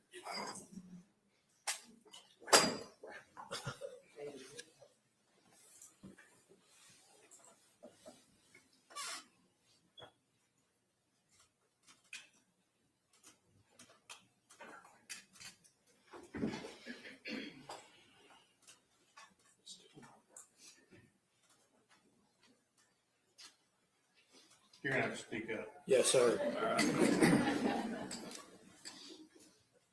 Sheriff, you have your marching orders now.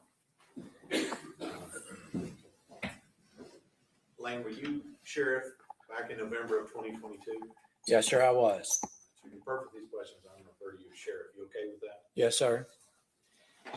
So during this time before you were the sheriff of Wise County in 2016, were you also in law enforcement at some point in your career? Yes, my career in law enforcement started in 1974. And so from 1974 till you retired in the end of 2024, Yes, sir. You maintained a peace officer license in Texas? Yes, sir. And I'm going to fast forward you here a little bit. And at some point, were you promoted and made a Texas Ranger? Yes, sir. That When was in 1987 at November 13th, 1987. I notice you remember that day. Yes, it was cold. And at that point, how long did you serve the state of Texas as a Texas Ranger? It was 16 years as a Texas Ranger, 16 and a half. And did you retire at some point from being a Ranger? In 2003. Now, during your career, and just so we know a little bit about your experiences, did you have any big cases that you handled being a Ranger? Yes, sir, there were several. And if I remember correctly, were you not at the Branch Davidian compound in Waco, Objection, Your Texas? Honor, relevance. Sustained. Hang on just a minute, we got the microphone. Excuse me, sir.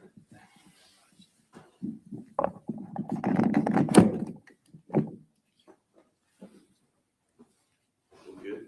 Yes. And during your time as a Ranger, did you ever have a chance to have any training experience in missing persons? Yes, sir, we did. And so when you started being sheriff in 2016, did you go directly from being a Ranger to being a sheriff? I noticed there's a gap in the middle. What were you doing in that gap? Well, there was a part of my career that I was an enforcement captain for the sheriff's office, but I also worked for AT&T for 10 years on and off. But during that time, I was also a reserve for the Rangers as well as for the sheriff's office. So you got back to being a sheriff back in 2016. Yes, sir. All right, and let's just talk just a little small amount about missing persons. In your time as the sheriff in Wise County, did you ever have a chance to be a part of any investigations where a child had gone missing? Yes, sir. We've done that several times, and even so when I was a highway patrolman and as a Texas Ranger. And based on your training experience, what's the most likely scenario when a child is gone missing for a short amount of time? Well, that child's going to be at home, close to home, under the house, under a bed, just any number of things. It's always, most always, it was some good news that we could find that child. And did that happen from time to time in Wise County as well? Yes. And then if the child is not found soon, in a short amount of time, what's the most likely result of that? Well, anytime we have a situation where a child is missing, we spend a lot of time right there with the family looking, and we've got a lot of folks who come and help, especially with now that we have an internet that can bring people together to look for these folks. So usually we spend a lot of time with the parents and the family, but as time goes on, you realize, because it starts out, you're doing the search. The search is right here. Everybody's focused on searching. But then as time goes on, we're not finding that child, especially if it's cold outside, any other difficulties there are. So the investigation starts right here, down here. And as time goes on, that investigation increases, because you know that we've got a problem, because this child is lost or it's missing. It's the worst thing that you would think might happen, but that someone has taken that child. So I'm going to take you back to November of 2022. When did you first hear the name Athena Strand? That was probably about 7 o'clock on the night of November 30th. All right. And as sheriff of Wise County, is that where Athena went missing in the Cottondale Paradise area, is that covered by the sheriff's office at that time? Yes, sir. And we have other places in the county, cities and other things that will be covered by police departments. But this was covered by the sheriff's office. Yes, it's the rural part of Wise County. And so at 7 p.m., you hear about Athena Strand. What does the sheriff do as an initial response at this time? Well, I was on my way back from Austin, and my intent was to stay over in Llano, because I was thinking it was the same thing, just a missing child, going to find her under the bed, in the closet, playing with a friend. So I kept contact with the DPS, not DPS, but Sheriff's Office dispatch. And when I found out that she hadn't been found within a 2-hour span, then I drove from Llano back to Wise County. And during the entirety of this investigation, were you pretty much on scene during all of this investigation? Yes, sir. And I want to give the jury a quick map. Yes, sir.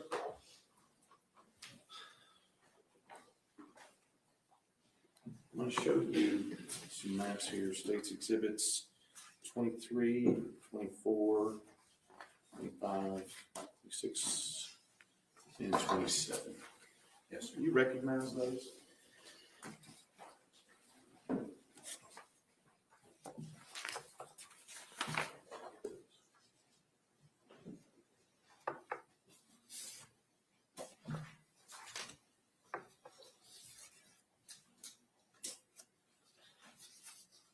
Yes, sir, I do. Okay. And can you give the jury a general idea, what are we looking at here? These are the photographs regarding the mapping and the roadways right close to 3573 in that area of Cottondale. All right. And are you familiar with this area during your time as sheriff? Yes, sir. And do you believe these maps accurately represent the surrounding roads and cities, towns, and things in that area? Yes, sir, that is accurate. And is this the area in which Athena Strand went missing? It is. Judge, we'd have to ask her the next 24 through 23, excuse me, through 27.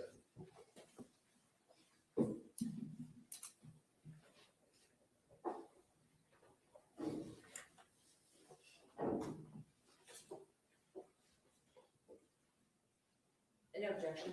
States exhibits 23 through 27. Very good. Sheriff, I'm not going to get too deep into this. We've got a little information already. Let me show you 23. Yes, sir. And can you just give us an idea in from where we are right here today in the courthouse, where Cottondale Paradise is in reference to where we are in Tarrant County? Well, it's northwest of here, probably by road. I would think it's about 35 miles from here to there.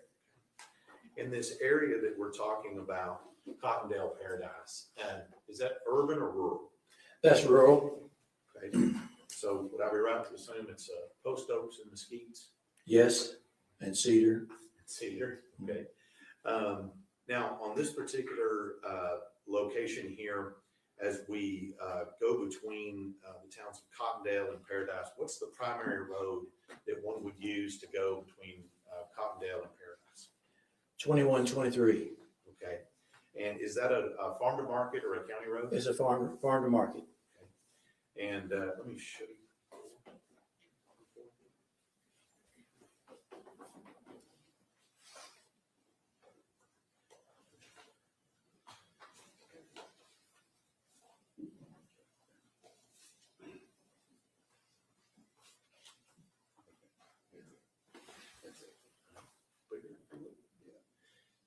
Do you see that road on this map here, Sheriff?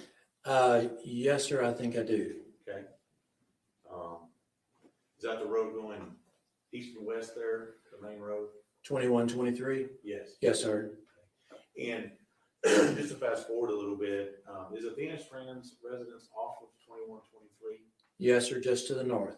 Okay. And do you know what county road that's on? 3573. All right. And let me ask you a few questions about the scene on 3573. Was that part of your job to coordinate and set up the search for Athena Strand? Yes, sir, it was it being sheriff. Basically, the sheriff is in charge, but we bring in folks from so many other agencies to help us in that search. So let me ask you, let me just start from the very beginning. Once that she is not found in a short time period, what assets do you as the sheriff bring to bear to help find her at that time? Well, the sheriff's office responded. Of course, we called in the Texas Rangers because we find that it's important that we use all the agencies that we can. We have the game wardens that were there, and they're always great. Fort Worth PD, they sent a helicopter or two. We also had some drones that came in from Denton County. And Highway Patrol, we had many of them there, as well as the voluntary fire departments. So we're bringing all the first responders that we can find, we're bringing them to help us find this child. All right. And now it sounds like what you're talking about, most of those are sworn personnel, what you described. Yes. Was there anybody else assisting in this search besides just the sworn personnel?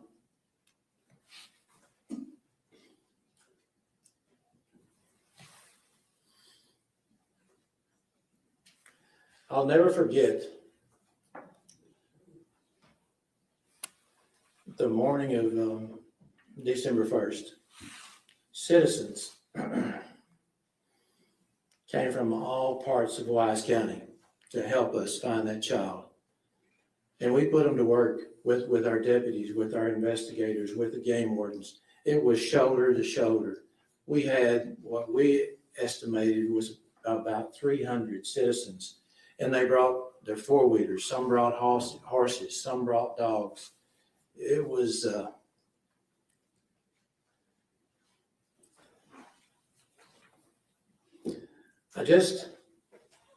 I appreciate the fact that so many people came out there to help us that day. So we have all these people out there. We have a mixture of sworn personnel, we have a mixture of citizens out helping. Yes, sir. And were you on that scene frequently? Yes. And on that particular scene, where was kind of the gathering area for that on that scene? At first, it was right at the gate for Athena's house where she was living. But as time went on, we moved it over to Cottondale to the firehouse there, the volunteer fire department. Let's stay focused on 3573 here for a minute. Okay. Are you familiar with where, what the scene looked like at that time? Yes, sir. Are you familiar with where you had your own sheriff's assets placed at that time? Yes, sir. And then up and down the road, are you familiar with what it looked like on that December 1st that you just talked about? Yes. And if we were to look down this road, if we were to go back to December 1st and look down this road, what would we see as we were driving in to Athena's road? We would be seeing those citizens in their vehicles that I was just talking about. And will we also see any sworn personnel or those types of vehicles? There are some, but really we were overshadowed by the number of citizens who came to help. Do you have a number of how many citizens you believe were out there helping? Well, we had the EMC helping us, emergency emergency guy, Cody Powell, and he numbered 300. These are just citizens? Yes. In addition to your law? Those who actually registered, because some came on without registering. So 300. So let me just go through here, and I want to show you some pictures here, so we'll get a little bit of an idea of the scene.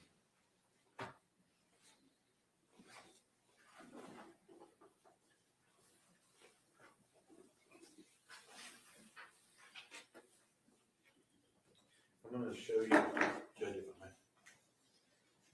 States 13 through 21. And I think you've looked at these before, but can you give us an idea of generally what we're seeing in those pictures? Yes, sir. These look like that's the route on 2123 turning into 3573, and looking at it, it looks like it's the morning of December 1st, 2022. And what we see are the vehicles of so many citizens who came and helped. And you see from time to time a marked unit of ours at the sheriff's office, as well as from other agencies. And we see search people. There's some organized searchers, all the way to the end of that road that went to a cul-de-sac. And that's pretty much it. All right. And do you recognize those pictures as being descriptive of what you saw on that day, December 1st, 2022? Yes, sir, I do. State offers, State's Exhibits 13 through 21. Do you have any objections other than those previously made known to the court? And no, Your Honor, no further objections. All right, those objections remain overruled. State's Exhibits 13 through 21 are admitted.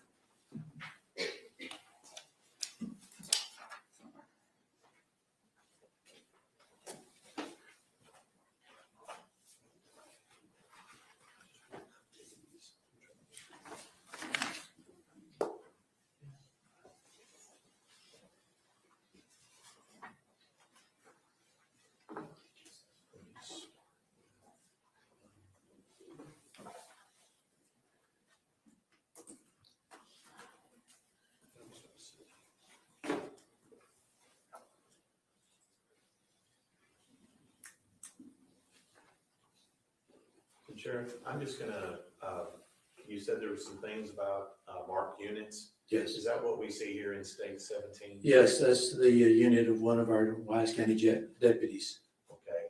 And is that the entrance to 3573? Yes, sir, from 2123. Let me show you 18 and 19. Let me just stop you right there. Do you recognize this as what you were talking about earlier? Yes, that's the entrance to the Strand home, and that's where we kind of set up our command post. And is that what you were describing to me as the people out there helping? Yes. And are these the vehicles that you're talking about here as well? Yes, sir, they are.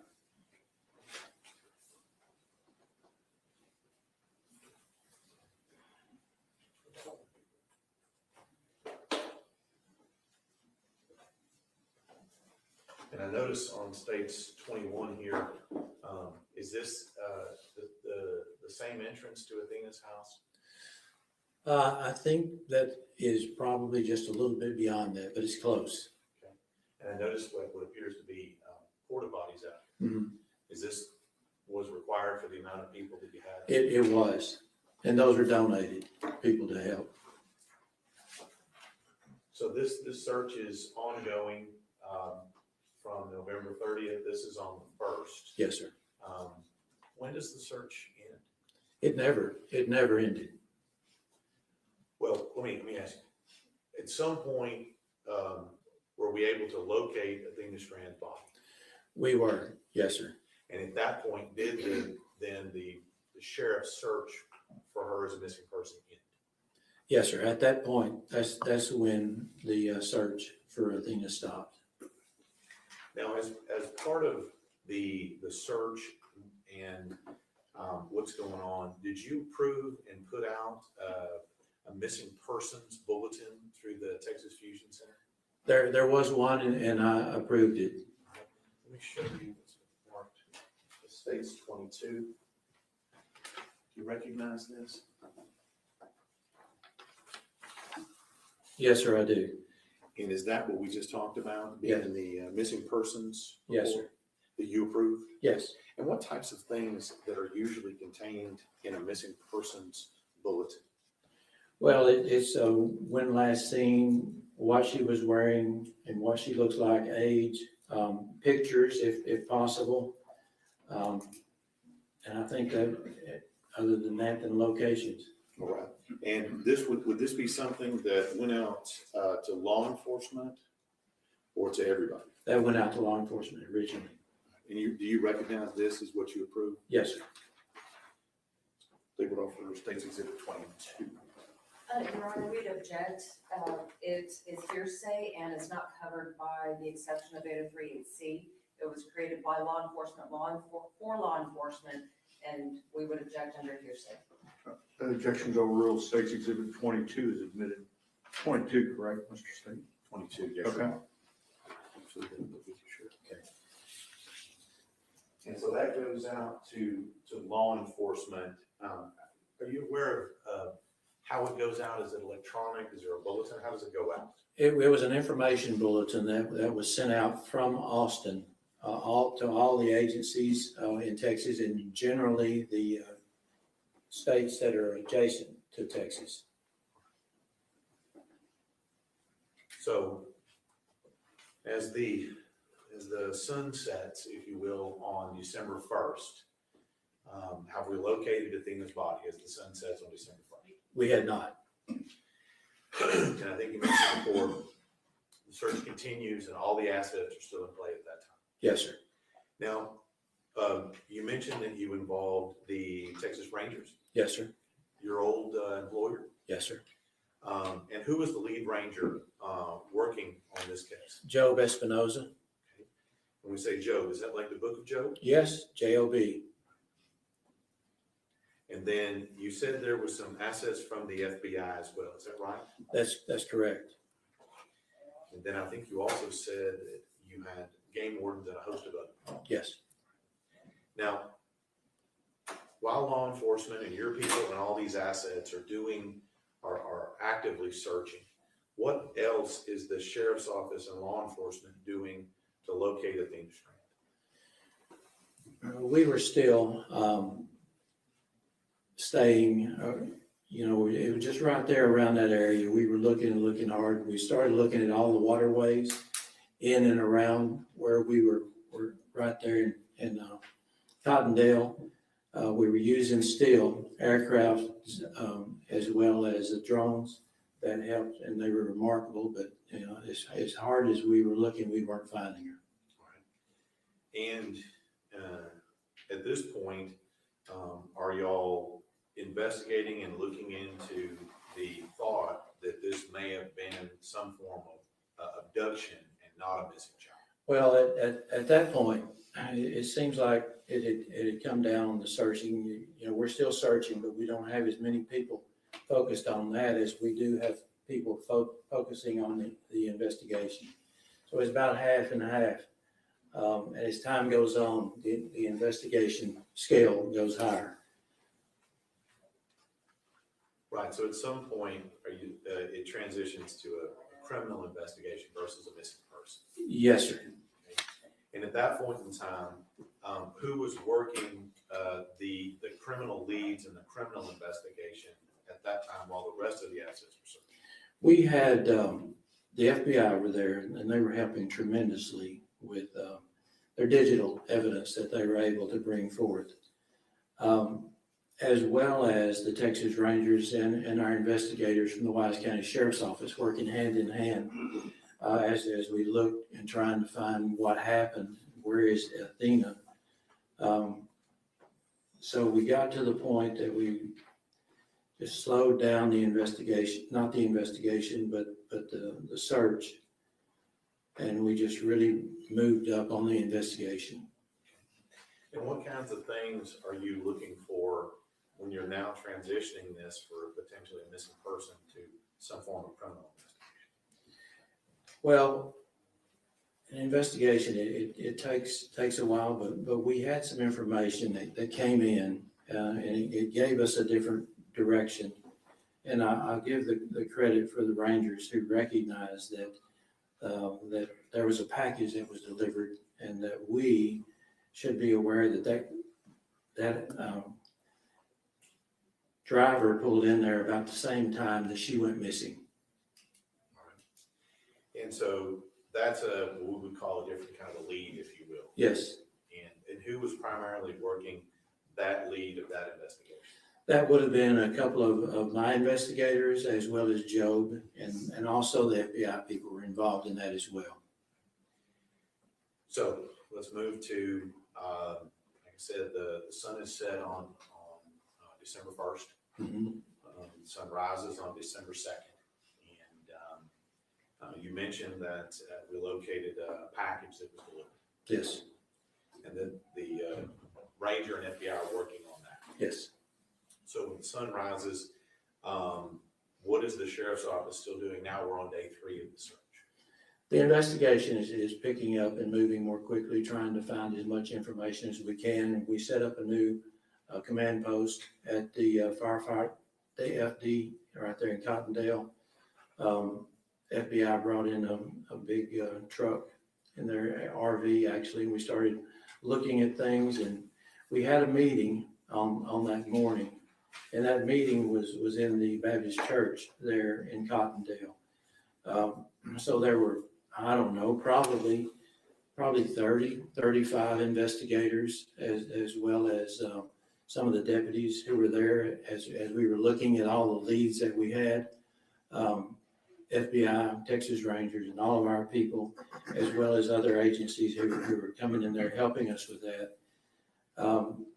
And we had new direction, more so than we had before, and we felt as though we're going to be able to get this thing solved on that day. All right. So let me ask you, who was able to locate Tanner Horner as the operator of the FedEx vehicle that day? I know that Job, Ranger Espinoza, I know that he was. Your Honor, I'll object to anything that Ranger Espinoza said. You did not testify to anything that anybody told you, Sheriff, but you may testify as to who was there. Yes, so it was the FBI and the Texas Rangers, as well as some of our investigations, tracked that down and found out who that driver was. Objection, Your Honor. Again, this is hearsay. Overruled. So once you track down the driver, and that driver being Tanner Horner, to your knowledge, what goes on once they locate him as the driver? That, I really think that I probably need to leave that to Joe, because I know it was falling in place quickly. And we were back we had another press conference at the sheriff's office when all of that fell in place. And I learned of it after the press conference. So for things that involve that lead, that FedEx driver lead, Tanner Horner, that was Joe, the FBI, and your investigators. Yes, sir. And we'll talk to them. All right. So at some point, when did you first learn that Athena's body had been located?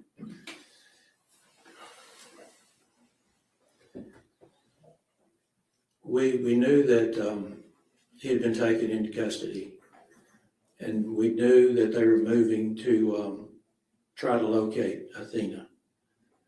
And I think it was probably right around 7:30 or 8 that night that it was verified.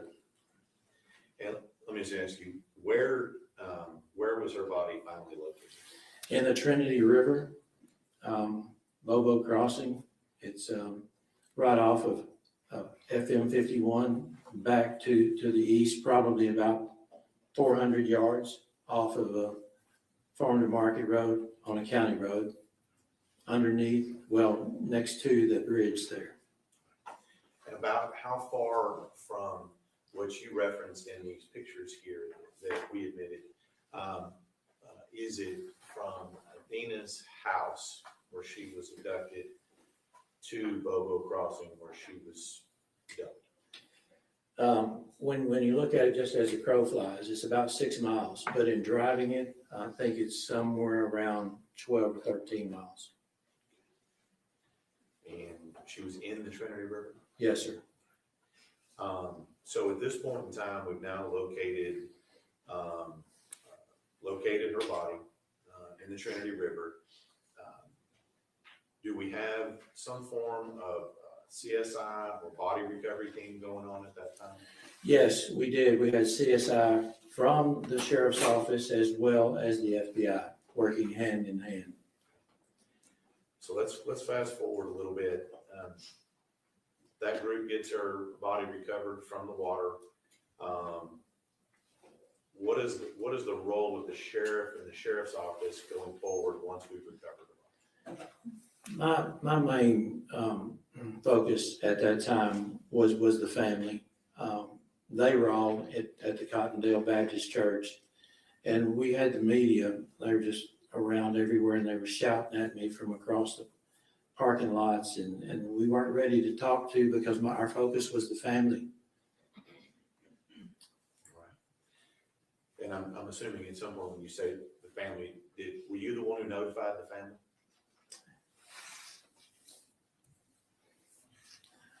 Yes, sir, I was. And that was on Friday afternoon, is that right, Sheriff? It was Friday evening, I think, more so. And, I mean, for those of us who've not done that, what does a sheriff tell a family? Well, something like this happens? So we felt like we knew where she was, but we weren't sure. And so we got the family into that church, and there was a room off to the side away from the assembly hall. And so I went in with them and told them that it's not looking good, but we're not sure. So I asked them to give me about 30 minutes and I would come back.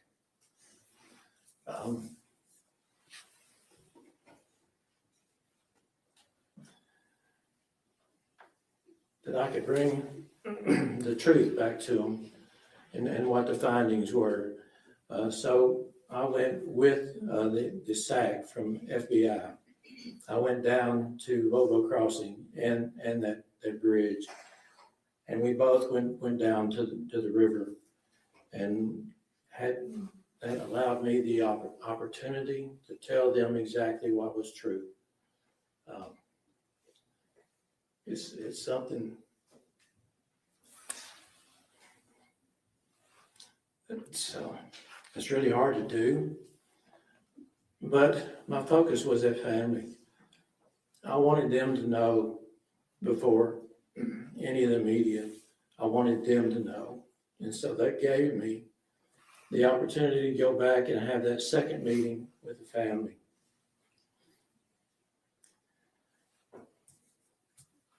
And it was heartbreaking. And they were just devastated. I don't know, there were probably 8 or 10 members of the family in there, and it was a Sunday school classroom. And I wish I could have done something to make it better, because we were hoping right to the last minute, we were hoping that she was alive and well. But what the information I brought back was not what they wanted to hear. We're going to stop right now so that we can take care of the jury, and we will start back up at 1:45. Everybody, 1:45. Thank you.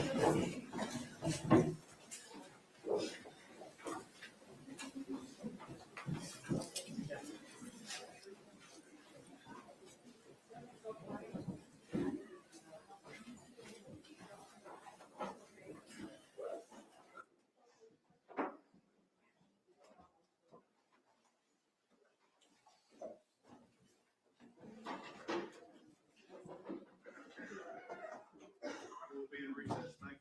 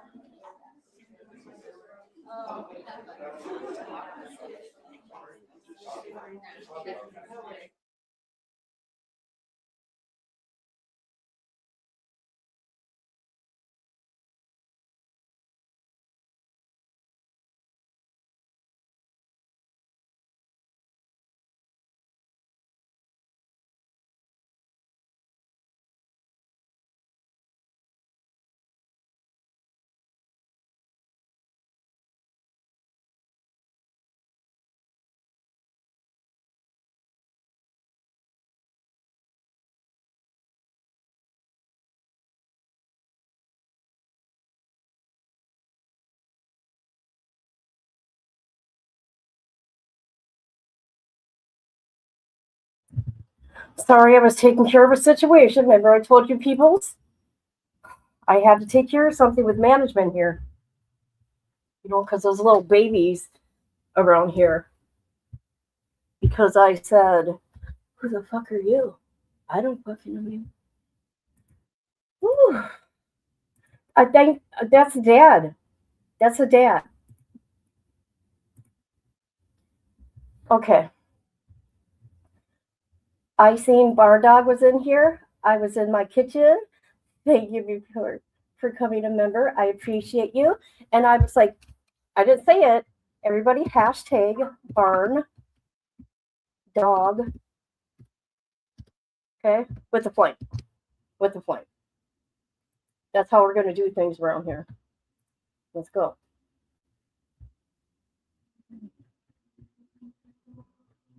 So now it's lunchtime. So this is what we'll do.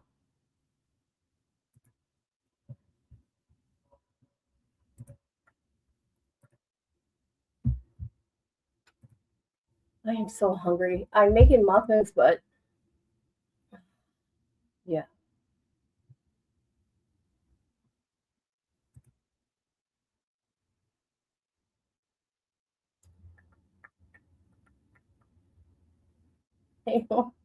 Oh my God. Oh my God. Hey, let me show you something real quick.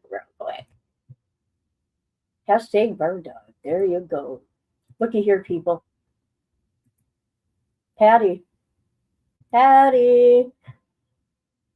No man above can play the harmonica like me.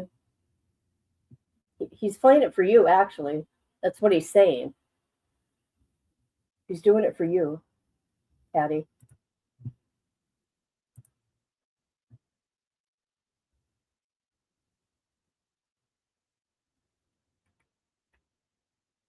Okay.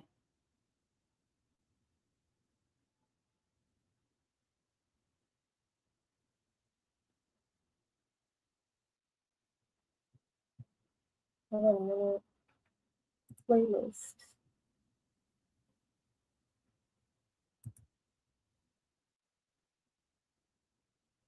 All right.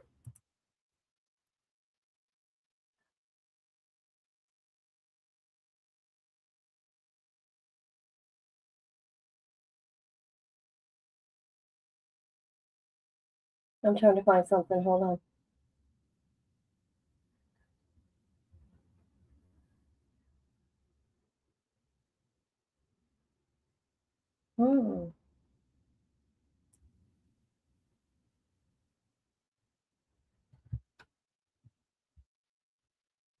You guys, I want to show you something. I mean, I'm not being mean. It's the Pope, okay? But what's going on?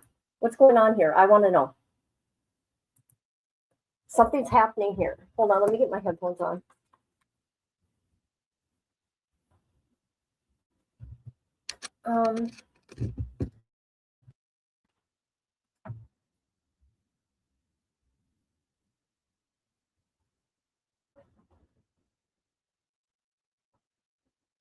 Hold on. I got to look at my phone. Oh my God. Oh my God. Oh my God. I got to put this on my special GD 160 IQ. Okay. I'm sorry, guys. I'm looking at my phone. Are you hungry? Because you bring them up all the time. That's why. So I figured it out. I figured it out, Patty Sturgis. So this is, look at what we got going on here.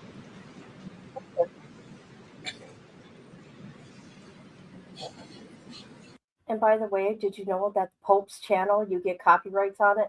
I'm just saying, you do. Here he comes. Here's Pope. He's coming. Check it out, though. Check out Leo. Look at what he does here. It's the very strangest thing I ever seen. What's going on around here? Look. They're on their knees.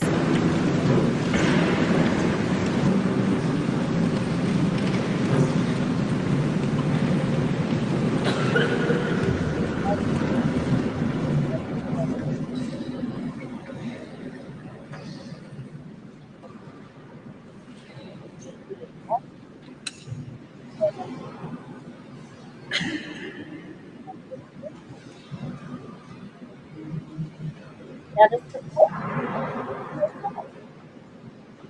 Laying down.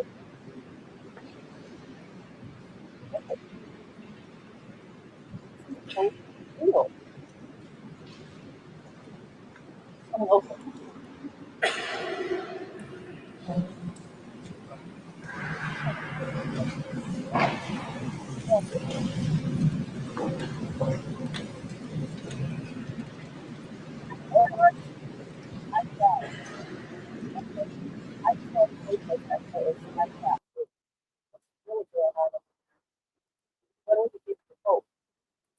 All right.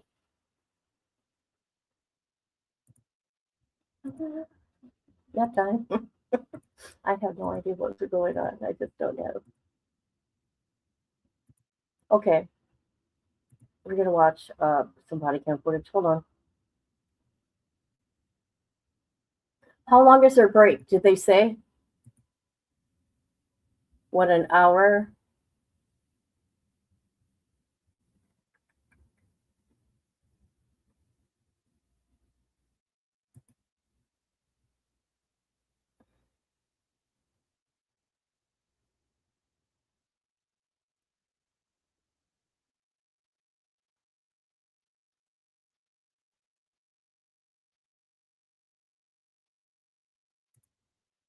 $1:45. Oh my God, that's a long break. Oh my God, that's too much. It's, whatever. Whatever.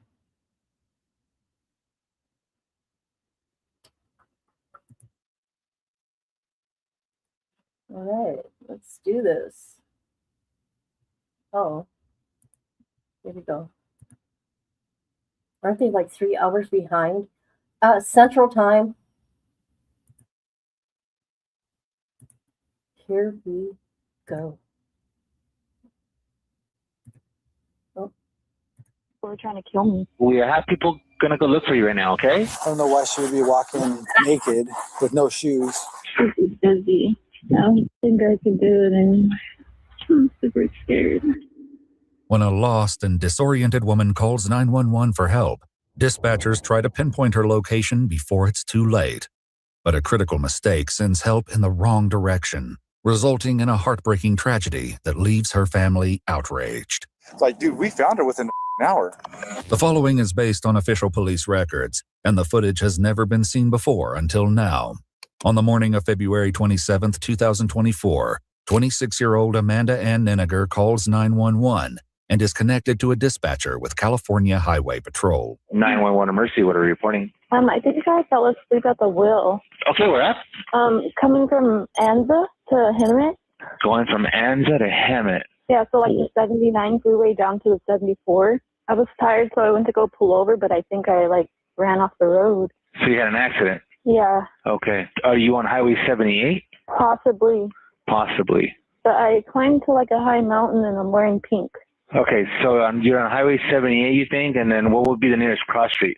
I'm not sure. I see a field. California's State Route 78 stretches more than 200 miles from the Pacific coast to Interstate 10 near the Arizona border. To find Amanda, the dispatcher will have to significantly narrow the search area. I'm like by Brawley. By Brawley. Yeah, it's just a lot of mountains. It's like really green. Okay. But what do you see around you? Do you see just fields? Is that what you see? Well, I'm like kind of stuck in a valley. Okay, we're trying to narrow it down here. So do you see like a house, any kind of buildings? I see houses. Okay. Are you next to a house? I see trees. I see possibly a canal. Amanda's descriptions appear to indicate she's now off the highway, somewhere in remote terrain where a single step in the wrong direction could leave her surrounded by miles of identical, unforgiving landscape. The dispatcher comes up with an idea to pinpoint her exact location, but it's about to go very wrong. Do you have like Google Maps on your phone? Yeah. Okay, can you go to the maps? Yes. So when you go to your maps, there should be a blue dot that appears. Okay. Okay, can you press on that blue button or that blue dot? Yeah. Does it give you like maybe GPS coordinates? Yeah. Okay, can you read those off to me? 33 degrees. Give me 1 second. 33? Degrees 16. Okay, so now how about like 33, like decimal? Decimal 16 apostrophe 53 period. Okay, 33. Okay, give me 1 second. Let me try this. When Amanda begins reading her GPS coordinates, she uses a format called degrees, minutes, seconds. Other coordinate formats look similar, such as decimal degrees, but if the numbers are written down or converted using the wrong format, the exact same digits can point to a completely different location, sometimes miles away. Despite Amanda clearly stating degrees, the dispatcher is incorrectly attempting to record the GPS coordinates in decimal degrees format. Just start over again. Okay, so it starts with 33, correct? Mm-hmm. What's after the 33? The decimal. Okay, then go to it after that. 16. 16, and then after that? Apostrophe. Okay, and then 53. 53, okay. Period. Okay. 3. Okay. Apostrophe. Okay. Capital N. Capital N, okay. And then what's after that? 114. Okay. Is there a minus before that or no? No. Okay, so 114. Uh-huh. And then 35. Mm-hmm. Apostrophe. Mm-hmm. 25. Okay. 0. Apostrophe west. When written correctly in degrees, minutes, seconds, Amanda is giving the dispatcher a precise location in a remote area east of Highway 78, past the Arizona border near the city of Cibola. But as he recorded the coordinates in the wrong format, her location is still unclear to the dispatcher. And with every passing minute, Amanda's statements grow more alarming. Give me 1 second here. I don't know how I was out for so long. I think it's only been a day. How long have you been out there? I'm not sure. I think when we're heading back, I think it was like the 25th. But everybody's probably worried sick about me. Okay. Have you seen any cars drive by? No. Mine was the Blue Camry. And the reason for me coming out here is because people were trying to assault me. I remember it was by a fire station, and when I pulled over, it was like, Okay, ma'am, are you talking to somebody right now? just to you. Oh, okay. Yeah, I just did. Okay, that's all right. That's good. Let's see here. Yeah, remember there was like a wire, like, 'cause I tried to pull over and it was dark and I didn't have my glasses. And I seen like a wire and a pole. Mm-hmm. Okay. Thank God I didn't get hurt. I hit my birthday. Yeah. You know, I don't know how I survived this other day. Okay. Any signs that Amanda may be disoriented or confused seem to go unnoticed as the dispatcher remains focused on sorting out her location. Because I'm looking at this here, and it looks like are you in Blythe area, man?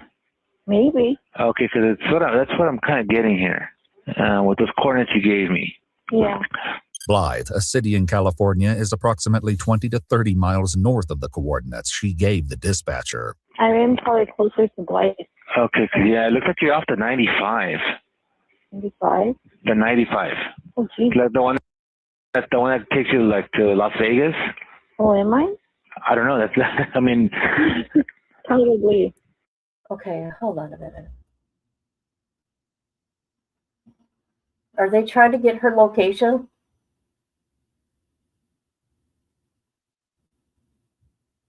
All because he did.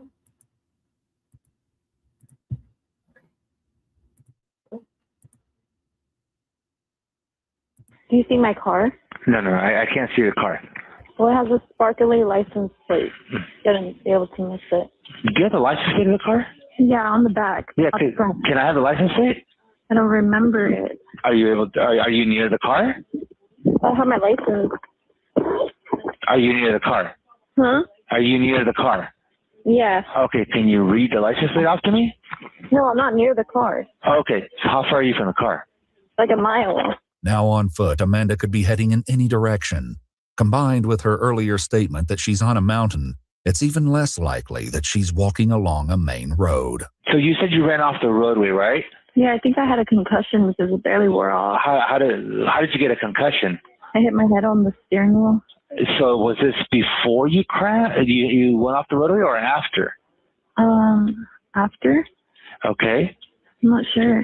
I was like, I need to pull over, and then I went to go pull over, and boom. It was very scary. Okay. Assuming that Amanda is somewhere near the city, the dispatcher transfers her to a Blythe dispatcher and attempts to explain the situation. As they continue trying to pinpoint her location, Amanda makes a horrifying claim. So it's kind of throwing me off because she's sitting off a tower near Palo Verde, off of 78 and Clark Way. She was able to read off the coordinates, and it put her in your guys' area, on the north side of the 10 off the 95 somewhere. She said she's been out there for 2 days.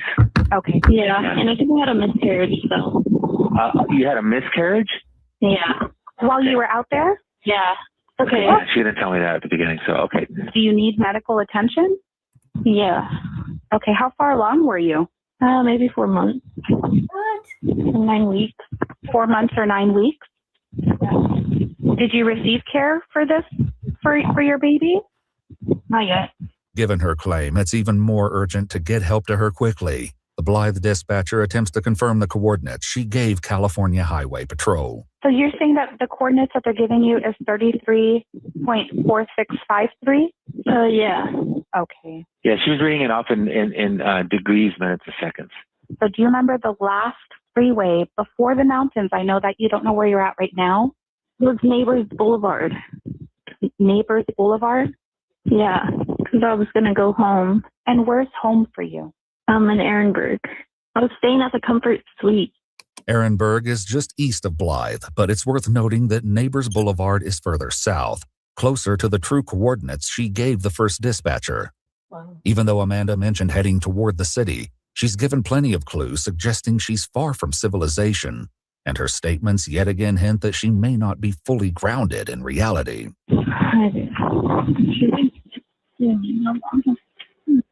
Are you you're by yourself, right? Yeah, I'm by myself.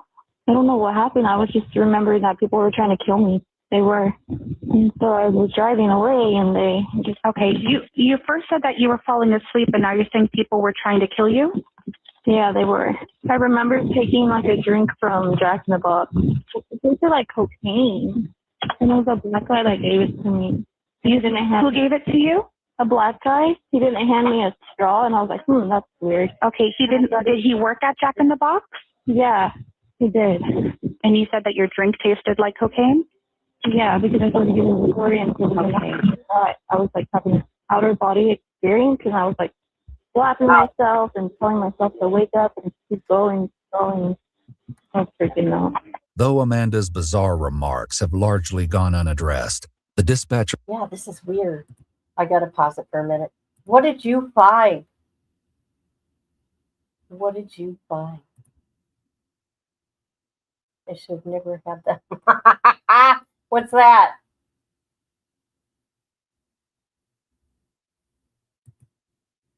This is the emoji in this chat. Okay? Don't forget.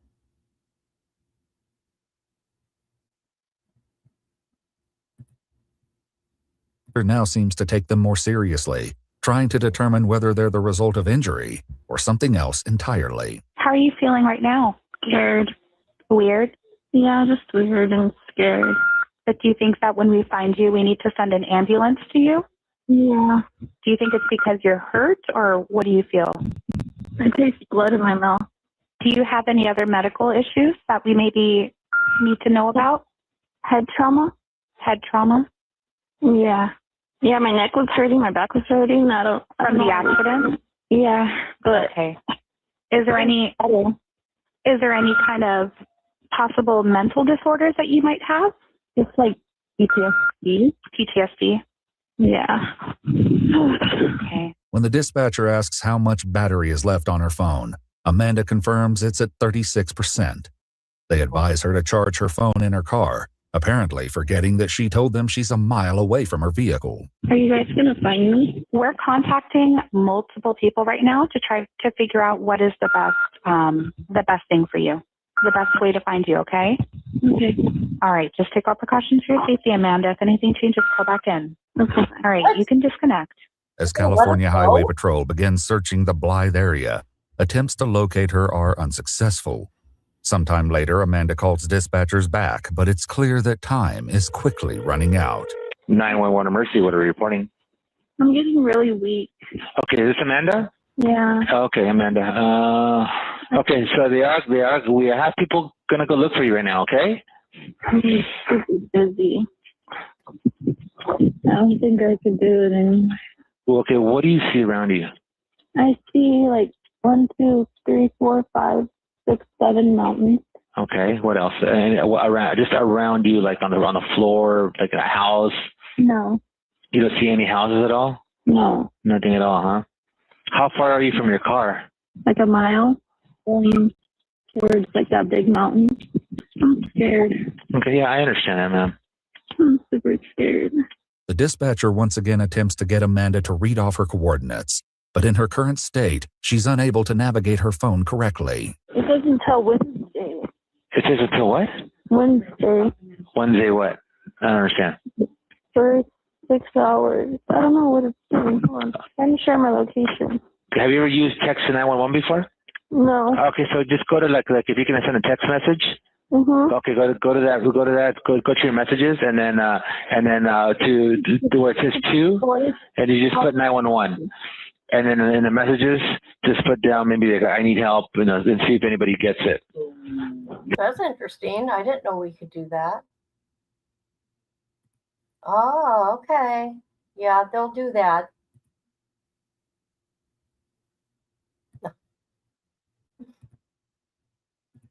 This is really sad.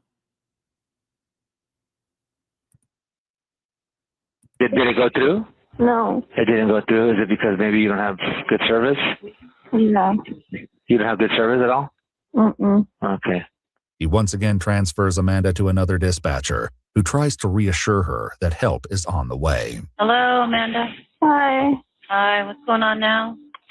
I'm gonna faint. Hold on 1 moment. Trying to find you, okay? Okay. All right. Just call back if you need anything else, but we have officers headed that way, okay? Okay. All right. Thank you. But help never comes for Amanda, and her voice is never heard by dispatchers again. The following day, Amanda's family reports her missing to the Blythe Police Department. In an EWU exclusive interview, we spoke with Amanda's sister Caitlin and her mother Jamie, who shared what happened following their report. They assumed Amanda didn't want to be found. They said, we're not going out there until there's a body. See, Amanda was in a state of psychosis because she had just gotten out of rehab. And for some reason, every time she gets clean, her body goes into psychosis. And it's like nothing is normal with her. She's like a 7-year-old child. And she was calling 911 like the whole day before. She was on the bus, the city bus, with no shoes on, just riding around. I mean, they had a lot of interactions with Amanda, and they were really tired of dealing with her. It isn't until 1 week later, on March 6th, that La Paz County deputies are alerted to a chilling discovery made by hikers in the wilderness. Okay, so we were on a trail out there in Cibola, and we were coming around on a trail, and we saw a blue Toyota. It was stuck in the sand. Okay. And so there wasn't nobody around. There wasn't nobody in the car. There was like white paper, like sheets of paper, and there was a sheet. We didn't go up to the car. We just like passed it, and then we waited, and a friend got out and kind of looked inside and saw a car seat.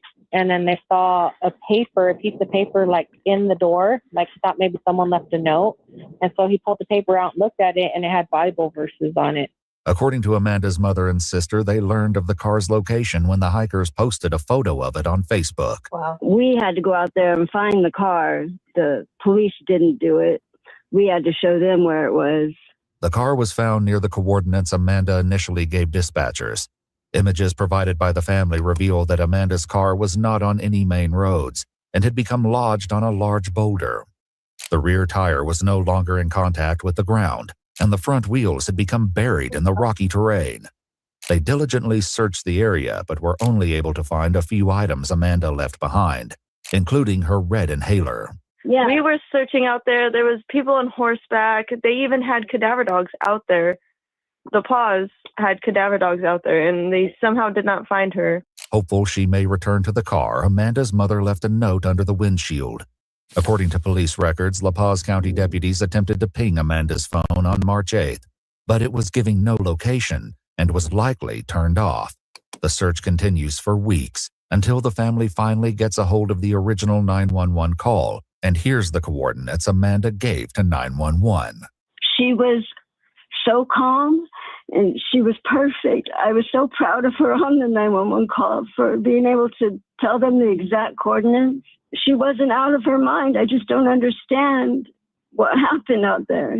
On March 29th, 1 month after she was reported missing, La Paz County deputies received word that a family member named Rodney has found her body. Oh my God. Just after 8 p.m., a deputy meets with him to confirm the grim discovery. How did you guys come across her? We were looking for her. I don't know how you guys didn't find her. Yeah, we were out here with cadaver dogs and everything for days. I don't know. It's not far from. Something's going on here. Why did this happen? My remote is not working. Or not my remote. Shoot. Hold on. Everything's messed up here. I'm sorry, guys. Let's continue. The car. Really? Yeah. According to police records, Amanda's body was found approximately 1 mile away from her car. Okay, so how far are you from the car? Like a mile. Do you need a side-by-side to get out there? I know I've been out to the car. Side-by-side car. Yeah. I can get to the car with my truck. Where the car was? Is it further than that? You can get in here. I'll take you to the body. Okay, Yeah. well, I'll follow you as far as I can go. Yeah. And then if I need to jump in with you, then we can do that. Yeah. Okay. The deputy joins Rodney in his off-road vehicle as they head deeper into the desert to meet with another family member named Eric, who is waiting by Amanda's remains. They finally reach the location, which they've marked with a glow stick. Where? Right there. Oh, I see her.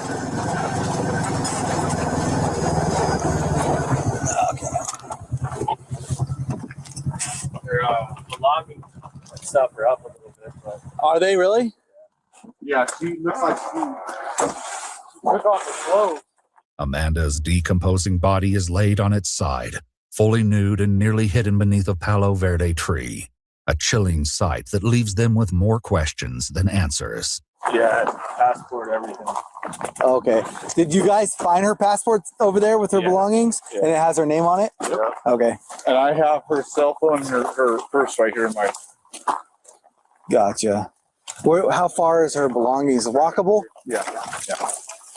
So we walked up, we passed her, and we didn't realize, we didn't smell. Yeah. And then we just turned around and he found her clothes. And then I kept on jetting up to the wash and I would find her like 500 yards, didn't find her. I was like, dude, I need to go back to the Razor to get some cell phone and stuff and make a call. And then when I walked by here, I smelled death. Gotcha. And I said, Eric, there's somebody dead. And I looked to my left and she was right there. Gotcha. Having seen the tragic discovery for himself, the deputy decides to call for more backup. Meanwhile, a heartbreaking detail emerges from the family. I'm so sorry for you guys' loss. We're raising her daughter. Oh, okay. And so her mom, we've had her daughter for the last 2 years. She has 2 kids. We have one of them. She's only 2.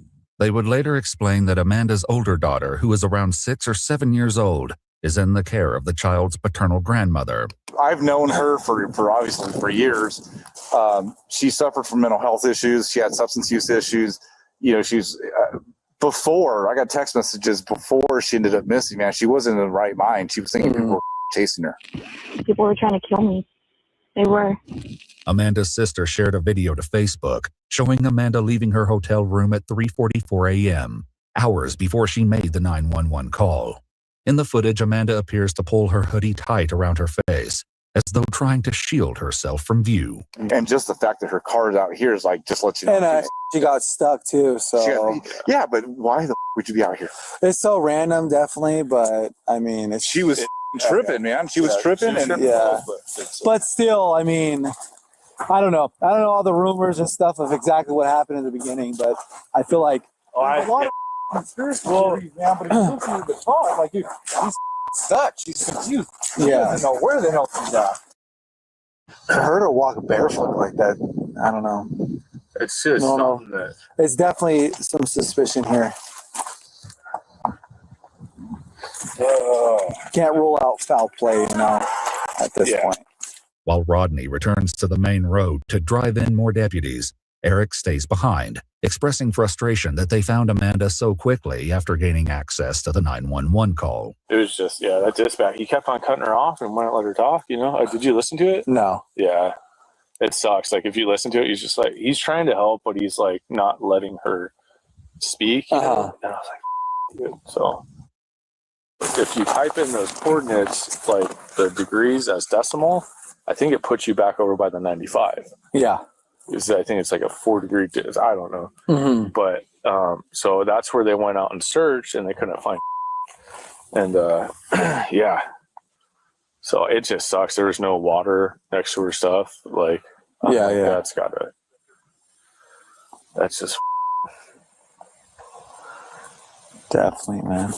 Once more deputies arrive, they're led to Amanda's remains. No animal got to her?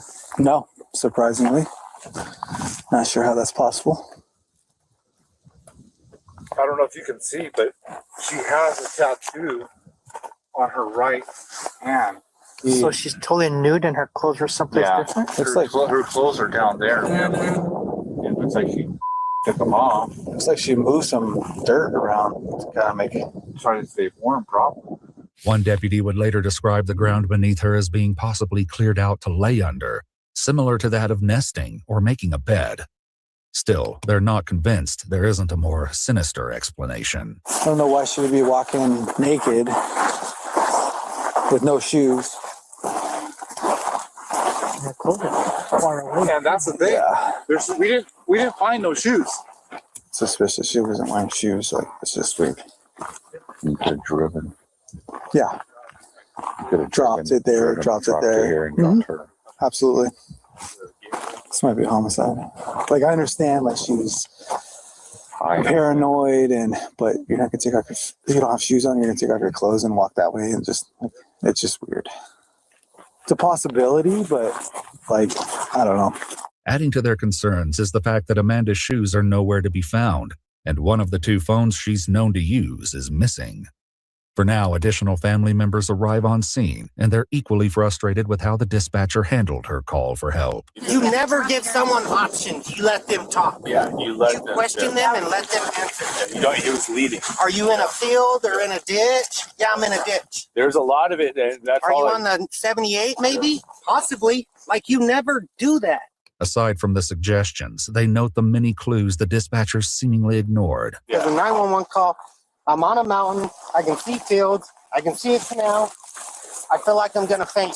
And then that was it. So I'm like, okay, if she's having withdrawals, if she's on that fentanyl, she could have had a heart attack. Yeah, that's what I was thinking. And that's where she stayed.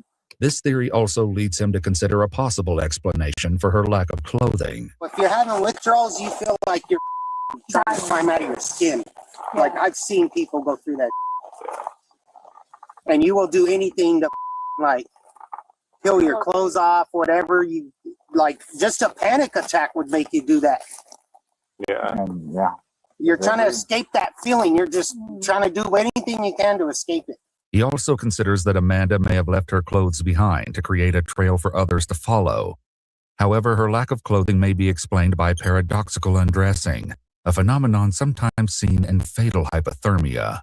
As body temperature drops to a critical level, a person can become disoriented and feel a false sensation of heat, leading them to remove their clothing despite the cold. And she probably didn't even have water with her. Yeah, because I think she went to get service and did not plan on not coming back to her car. Yeah, and she could have gotten lost from her car. So she never took water with her. For Amanda's mother and sister, that theory raised more questions than answers. I don't understand why she couldn't have walked out of there. I know, Mama. She's strong enough to do that, and she didn't. She had to be in a state of confusion or something back there and couldn't find her way back to her car. I don't know why she couldn't have at least found her way back to her car.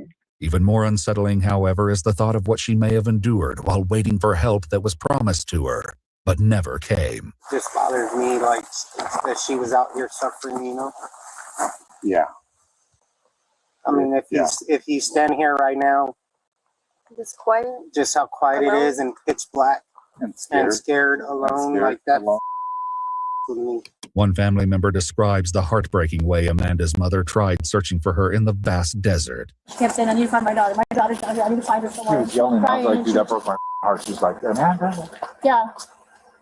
She's like, I'm not going to give up. She said, my daughter's down here somewhere. And that's all she's saying. And I know she's like, she just told me, I don't know where to start. I don't know where to go. And as Amanda is a mother herself, they consider the impact this will have on her two daughters, who will Okay, after this is over, don't go nowhere. I'm going to disappear for a second. There's something I have to fix within my laptop, okay? And it would be less than 2 minutes, okay?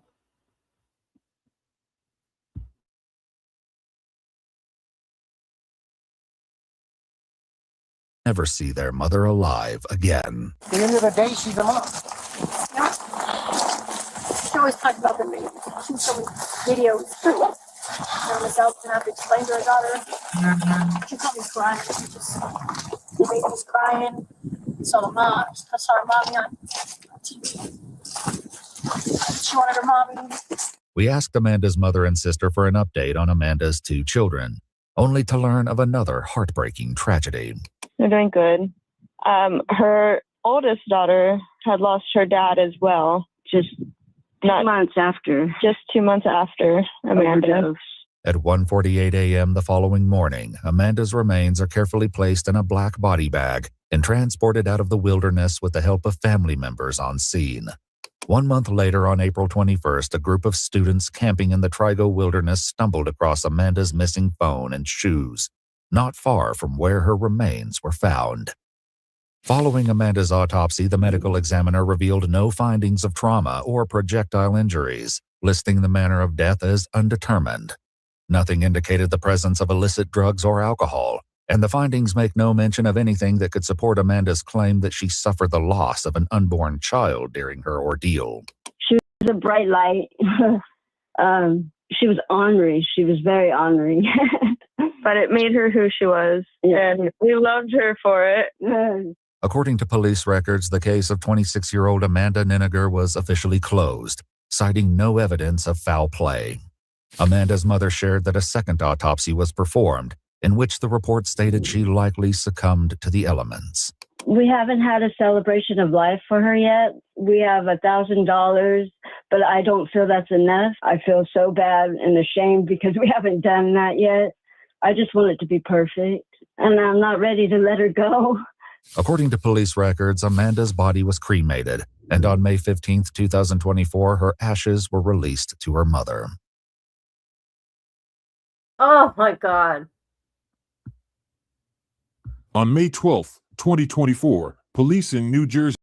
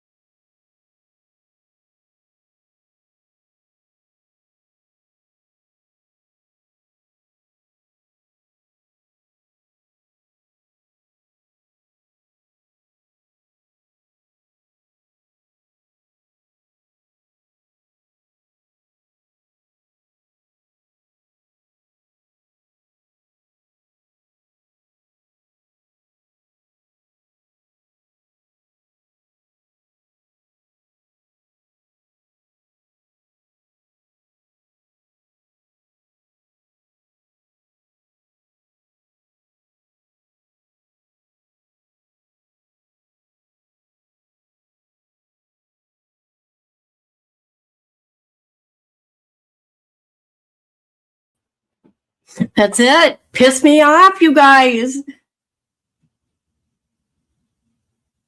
Okay, it says YouTube. Let's see, it's currently experiments. Okay. YouTube is currently that's what it says back here, experiencing some issues with their API that might prevent some users from going live. What a nightmare. Then, okay, I got my mouse working right. Then on my laptop, the adapter, oh, look it, now it's not it kicked me out of Facebook now. Unfreaking real. Unbelievable. Oh my God. This is crazy. It just kicked me out of Facebook. Anyways, you pay for this stuff, right? Anyways, my network adapter driver is going out. Whew. Okay, let's get to it.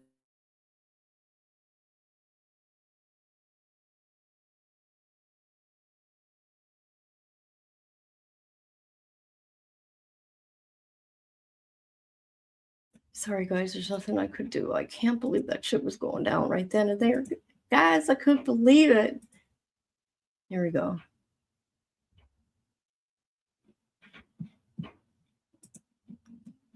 All right.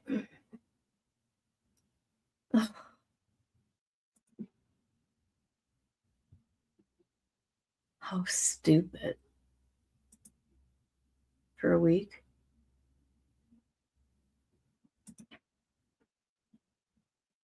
Are you? Okay. No,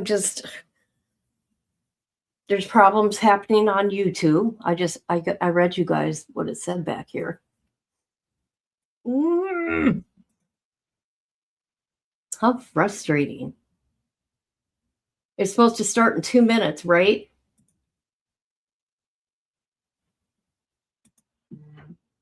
Boy, that was okay. What does it say about Facebook? Say now I just got a message from Facebook. Hold on, let me see what it says.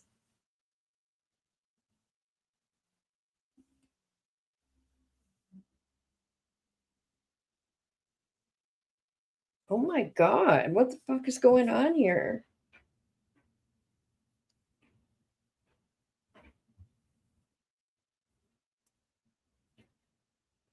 Whatever.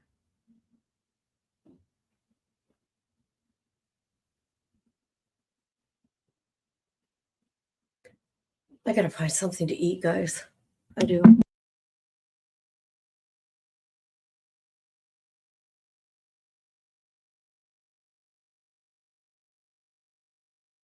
Look at that. It muted me. I'm talking and it muted me back here. Oh my God, I can't stand StreamYard sometimes. I'm telling you, people. When it's my fault, I tell you, right? But I haven't touched nothing back here, so. Here we go. We're going to start soon. Right? We're starting at 1:40, right? Or am I wrong?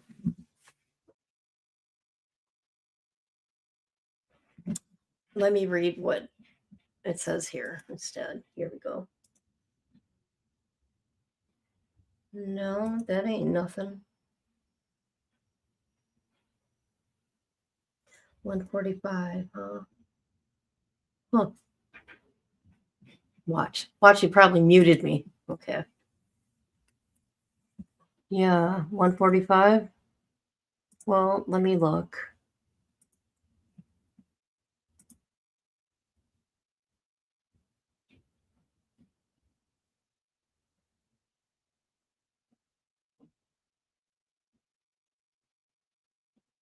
What's going on here? Oh my God. Check this out, you guys.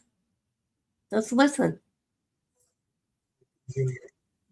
Ruby Frankie, I think this is Ruby Frankie's son, in court to get a protection order. What? Hold on, let's look. Check it out.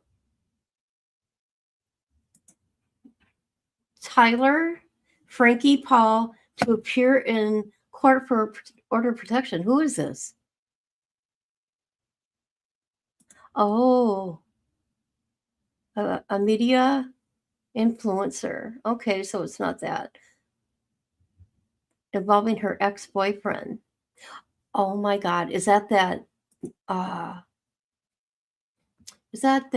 what's her name?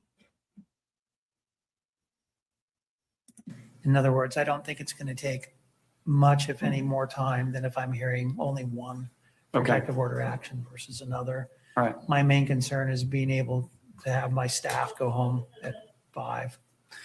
But if it needs more time, we'll if you think it's going to need more time than an hour and a half, let me know. And we can perhaps do a scheduling conference to tweak the time, and so we can give you as much time as this case needs and deserves. Thank you. We'll reach out to your clerk then once council's had a chance to look at the documents and evaluate it. Okay. All right. Note, I'll be gone between the 16th and the 23rd. Right.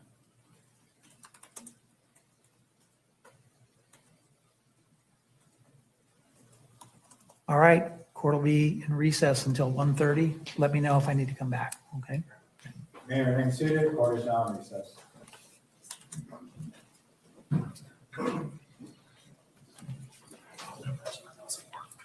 All right, we need to find out who this is.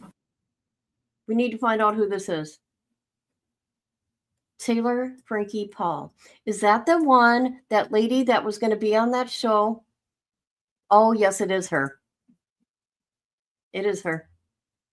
That lady. Oh, here we go.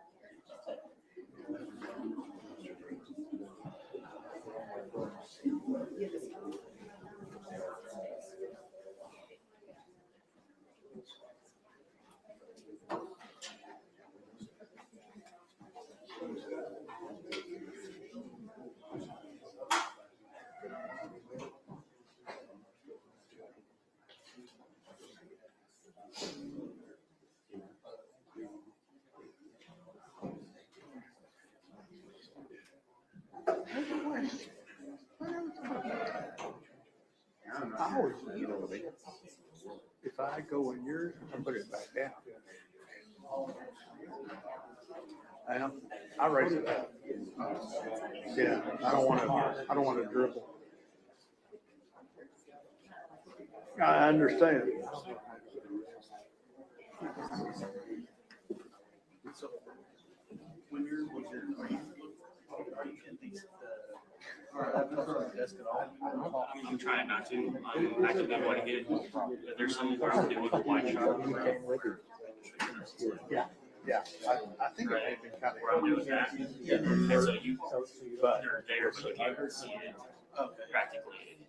But anytime Okay. Yeah. They've been warned. That's helpful for me. But anytime I see anything on there, I'm avoiding it. Okay, so you're actively trying. Yeah, I'm actively trying to avoid it. Like there's, are you with the? I'm with the state. Because he's sitting down at the desk the whole time. I can't really get a solo shot too. So yeah, I was trying to get one earlier, and I think that's when you saw it. Okay. Yeah, so if I see it, I'm avoiding it. obviously the one in the middle is displaying what's on the TV. So sometimes that's kind of the only one that gets it, but I'm avoiding it at all. All right. That's what's happening. All right. If you have any issues, let me know. I'm Martin. Oh, I'm set. That's good to meet you, man. You see Karen? Oh, okay. Thanks, Kyle. The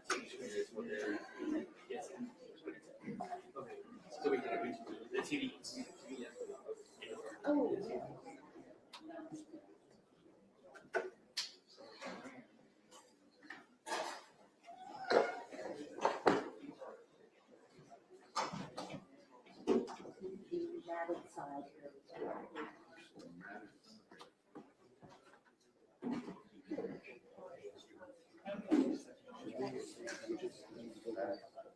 No, face. So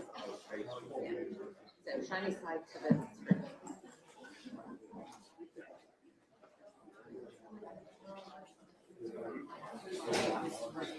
Yeah. I think we're good. We're good. We're good. You ready? Yeah. Experience. I can appreciate that one. Yeah, I keep asking stuff like Bobby just wanted to look at Isabella. Gotcha. Okay. All right. Are both sides ready for the jury? Yes, sir. Okay. All right. Let's go.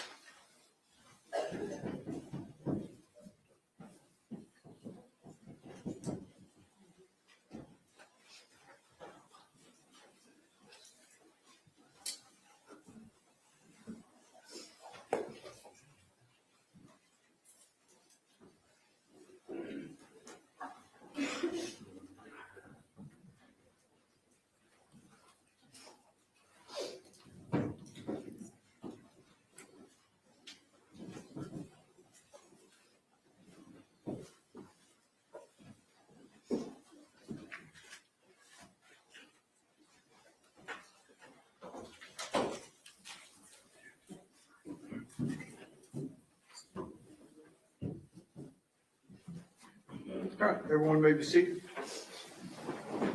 Good afternoon. We are ready to proceed. State may proceed. Thank you, Your Honor. Pass the witness. Oh, that's the witness. Ms. Anderson. No questions? May Sheriff Aiken be excused. Yes, sir. Any objection from the state? None from the state, Your Honor. Thank you, Sheriff.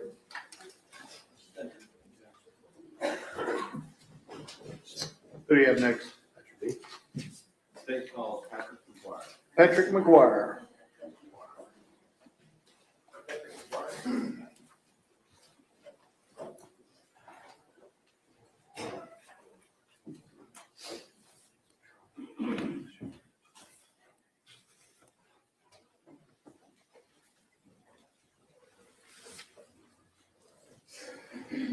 Solemnly swear or affirm testimony given in this cause to be the truth, the whole truth, and nothing but the truth, so help you God. Yes, Judge. Have a seat right here.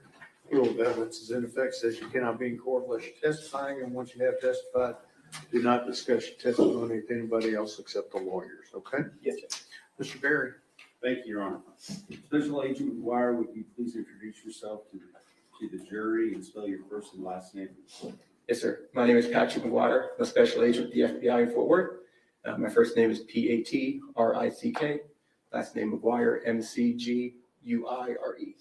Thank you. And I will tell you that the court reporter is taking down everything that you say, so we're both going to try to talk a little slower and not interrupt each other, all right? Yes. Awesome, thanks. So you work for the FBI, is that right? Yes, sir. Can you kind of tell us, one, how long have you been working for the FBI? I've been a special agent for a little over 5 years now. And so if that was 5 years now, 3.5 years ago, you've been about 1.5 years on, is that right? Yes, sir. And What did you have to do? I mean, what kind of education? How did you end up being an FBI agent? Yes, sir. I have my bachelor's degree, and then I was a police officer in the state of Virginia for about 8.5 years before applying for the Bureau.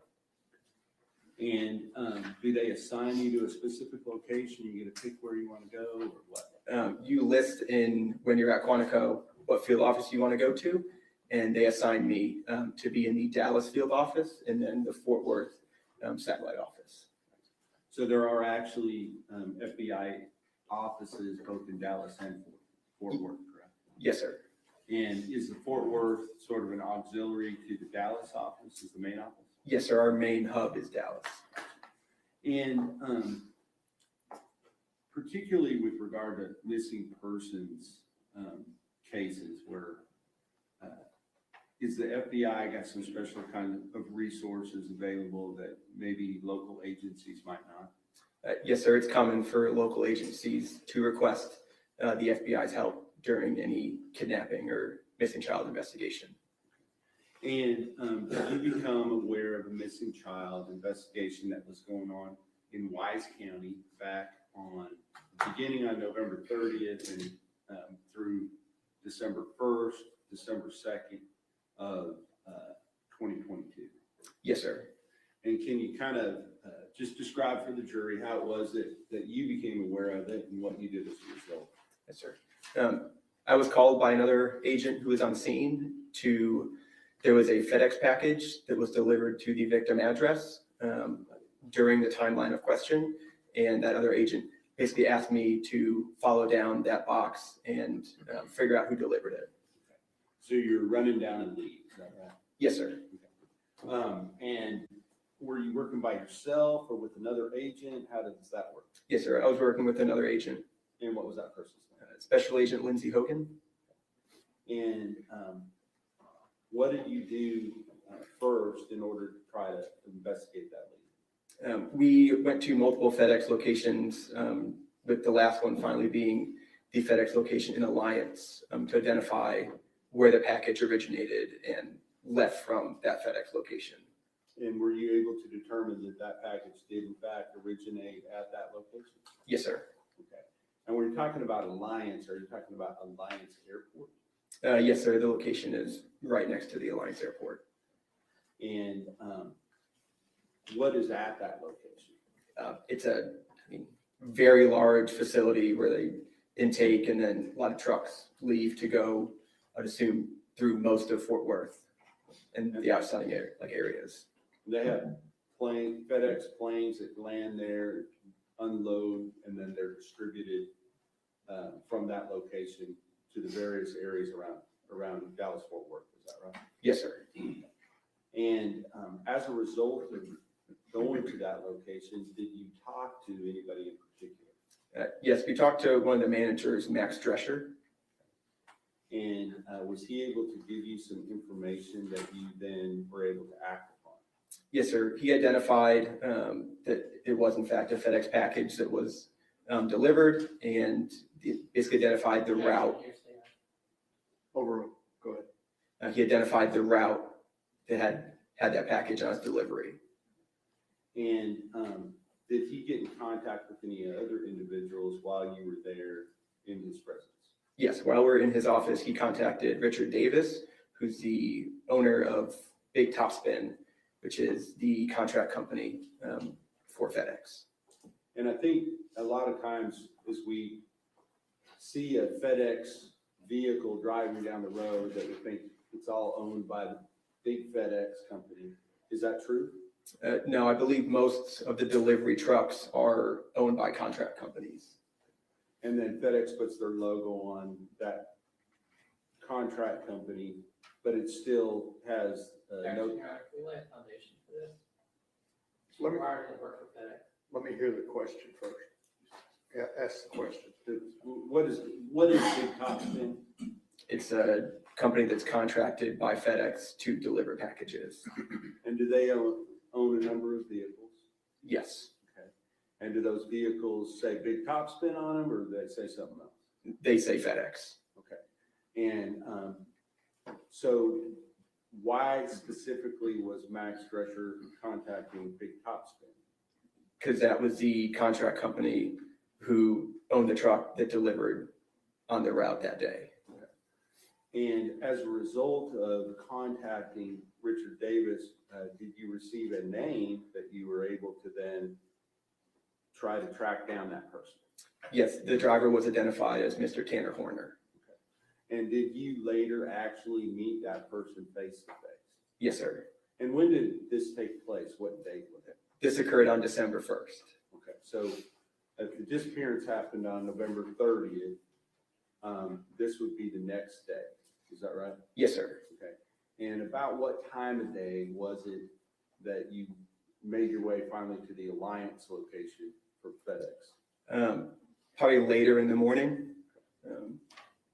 And while you were there, did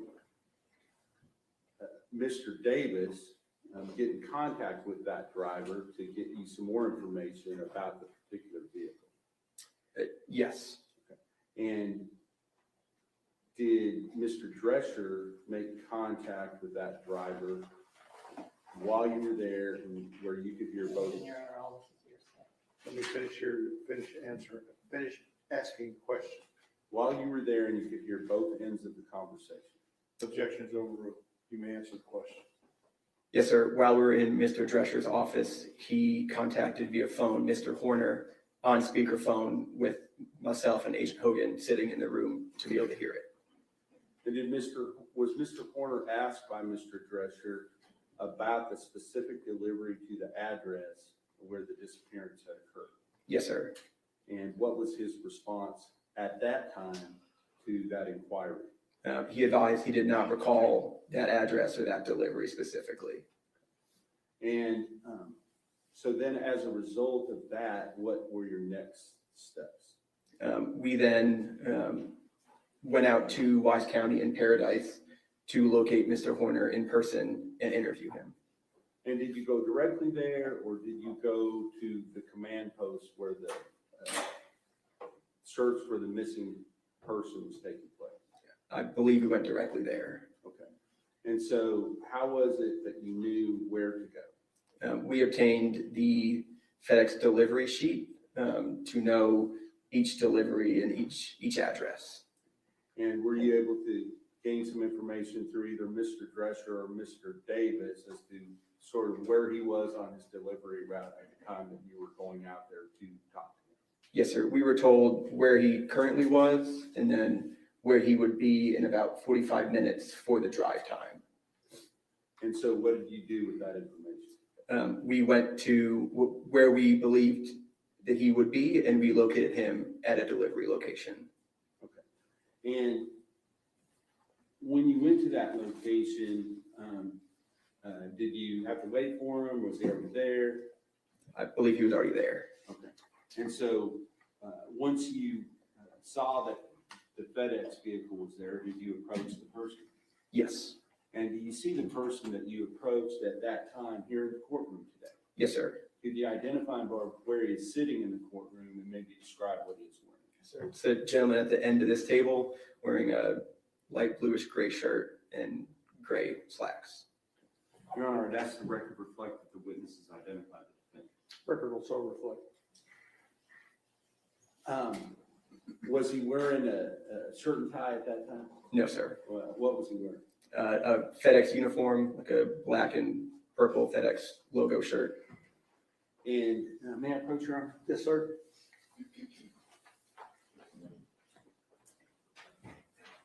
Prior to court today, did you have the opportunity to look at a couple of exhibits? Yes, sir. One of, I'm going to show you, first of all, State's Exhibit number 30. Do you recognize that? Yes, sir. And is that a CD? Yes. And did I play you a copy of that at that time that we looked at it earlier? Yes, sir. Okay. And does that fairly and accurately, well, that's actually a DVD, I apologize. Does that have a small short clip on that DVD showing your initial interaction with Tanner Horner from inside of the FedEx vehicle? Yes, sir. Okay. Now, I know it's hard to hear. We're not going to play it at this time because we're having some issues with the sound system. But if the jury wants to play that later, they can look at it at that time. Okay? Yes, sir. State's Exhibit number 29, is that a screenshot from that same video? Yes, sir. And do you recognize the two people that are depicted in that screenshot? Yes, sir. The person closest to the camera with his back facing the camera is Mr. Horner, and the person in the flannel button up is myself. And you were able to watch State's Exhibit number 30, which this comes from, correct? Yes, sir. And did it show his face where you can clearly recognize him? Yes, sir. All right, thank you. This time I'll offer into evidence State's Exhibit number 29 and 30.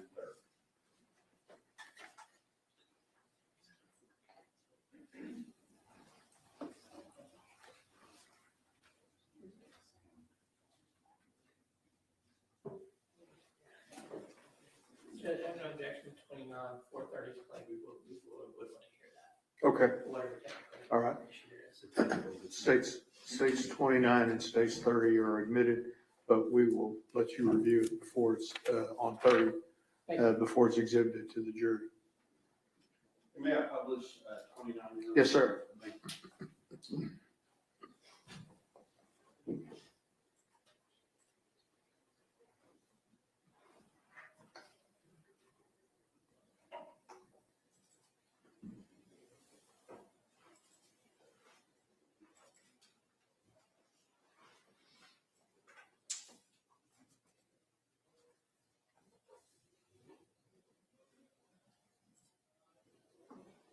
And is this the screenshot that's been admitted to State's Exhibit number 29?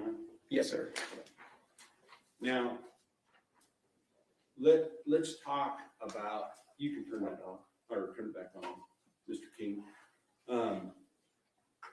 Let's talk about that conversation. Can you kind of describe for me, didn't take place like within, I guess, earshot of the camera, correct? Correct. Where did you go to talk to him? Just a little farther back towards the rear of the truck.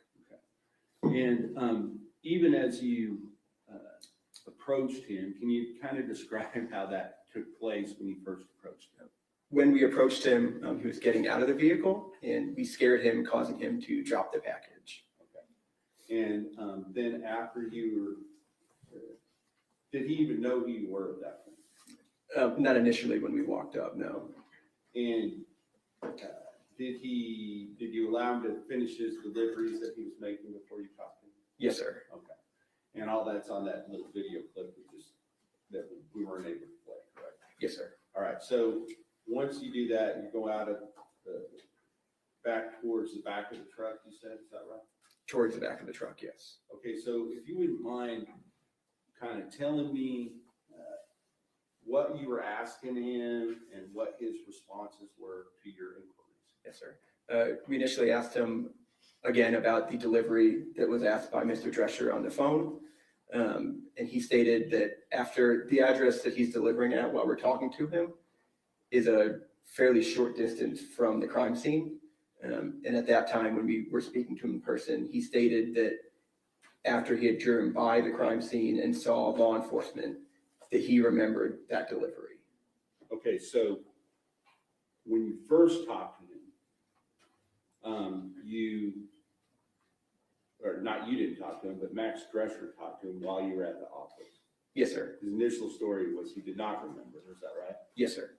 And then he said he drove back through the crime scene, or he drove back down the same road? At the very least, close to it to see the large law enforcement response. And then that made him remember the incident, is that right? Yes, sir. Okay. And did he give you some indication of what he remembered about the incident that took place at this point, still less than 24 hours earlier, correct? Yes, sir. He advised us that he recalled the house looking run down and that he was basically initially start thinking that he didn't want to deliver there until he saw what he thought may have been the homeowner leaving in a vehicle and turning left out of the driveway. And did he describe that vehicle for Yes, he described the vehicle as a older green Chevy Astro van, and specifically with sunspots on the hood and on the roof, and a piece of the panel, like the lower panel, missing on the driver door close to the front wheel. Now, did you relay that, there's a command post, correct, for this missing child search, is that right? Yes, sir. And that child's name's Athena Strang, correct? Yes, sir. And she was a 7-year-old girl. Yes, sir. And so there's some urgency with regard to trying to find this little girl, correct? Yes, sir. And did you relay this information back to the command post? Yes, sir. After this interview, we immediately went to the command post and relayed that information of that vehicle to the command post for further investigation. Because if that was true, that's somebody you would want to talk to, correct? Yes, sir. And tell me, was there something else that caught your attention though, as you're talking to Mr. Horner about this, what he remembers? Kind of describe the rest of that conversation and what it was that sort of sparked your interest, attention at that point. Yes, sir. During the majority of the interview, Mr. Horner was very articulate. He answered every question properly. Good back and forth conversation. And then towards the end of the conversation, he got very emotional and almost to the point of crying, and stated to us that he couldn't believe something like this would happen and that he had his own child. So he's acting like a concerned citizen, is that right? Yes, sir. Okay. And in fact, so much so that he's like showing some emotion to you. Is that right? Yes, sir. Okay. Did you relay that information back as well? I don't recall if we specifically told that, but we definitely kept note of it. Okay. And so based upon the information that you got from him at that time, was there an extensive search done for some mysterious green van that might have been leading to a potential lead on this missing child? Yes, sir. There was multiple law enforcement hours spent looking into the van on law enforcement databases and doing physical surveillance on the ground, trying to locate this van. And were resources that were dedicated to finding this missing girl, Athena Strand, that were being used, running down other legitimate leads, were they diverted to go look for this green van? Yes, sir. Now, with regard to that search for the green van, was any green van ever located that would have been in the area at that time? Not that I know of. Okay. Now, after you had this initial meeting, kind of describe what happened next with you. We went back to the command post. We relayed this information to the command post, and then were later tasked to interview further family members. And based upon what you already knew, just from, how did you feel about being pulled away from the lead that you were running on at this point to go interview family members? We were a little concerned by it. We were still interested in Mr. Horner. We still have some unfinished questions that we were concerned about. And do you know a person by the name of Joe Espinoza? Yes, sir. And who is he? He's a Texas Ranger assigned to this case. And did you relay to him the information about this person? I don't believe directly. We told it to the command post. Okay, the command post, but the information's running through him at the command post. Correct. Okay. So with regard to that, further investigating Mr. Horner, were you able to get back to that at some point later in the day? That next morning, we began further investigating it. Wasn't there a second meeting that took place on December 1st? Yes, sir. Before we spoke to family. Okay, understood. Okay, Yes. so we're not there yet. So you Correct. didn't speak to family in between the two meetings, is that right? Correct. All right, so let's just go from the point of the end of the first meeting, what we're looking at here, and kind of describe what steps you next took leading up to a second meeting? We further asked Max Drescher from FedEx for more information about his deliveries on the date question. And we were given basically a multiple deliveries during the time frame that we were concerned about, that we wanted to ask Mr. Horner about more. And were you able to actually get FedEx to, I believe there was some type of a grand jury? Let me hear the question. I'll start again. Okay. With regard to what you did with regard to FedEx, since you were already in contact with them, did you then later issue a subpoena for the information that was used to ultimately run down this meeting? Yes, sir. Okay. So that was on a later date, though. But with regard to this day,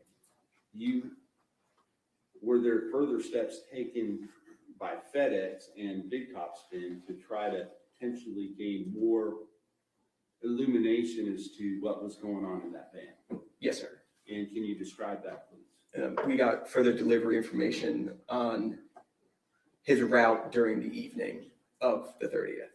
Okay. And based upon that information, did you have some concerns that you wanted to clear up with Mr. Horner?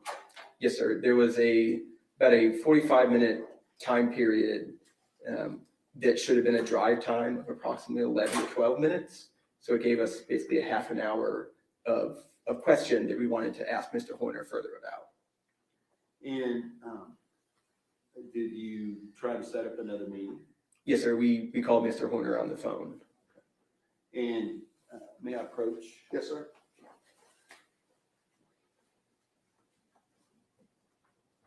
And actually, at some point during that conversation, did you get cut off in that conversation? Yes, sir. At some point, the call dropped. And so we've already admitted 30, but there's also, I think it's 30 and 31 are that second conversation, and then 28 would have been the first conversation. Is that right? Yes, sir. Okay, I apologize. I misspoke on the numbers earlier. So it's 28 rather than 30 as far as the first call. Yes, sir. So with regard to states 30 and 31, states 30, the beginning of that phone call, before it got cut off, and states 31 when Mr. Horner called you back. Yes, sir. Okay. And you've listened to those prior to court today, correct? Yes, sir. And does that fairly and accurately represent both ends of that conversation? Yes, as far sir. as the audio goes? Yes, sir. Okay. Now, with that understanding of the mistake that I made a moment ago, I'm going to re-offer 30 as a part of the second video, as well as 31, and then 28 is the first call, first video.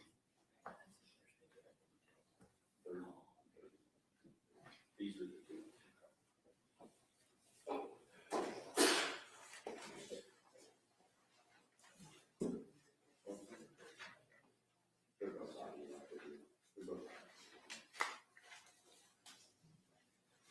You understand before, as long as they play correctly, we will have a judge.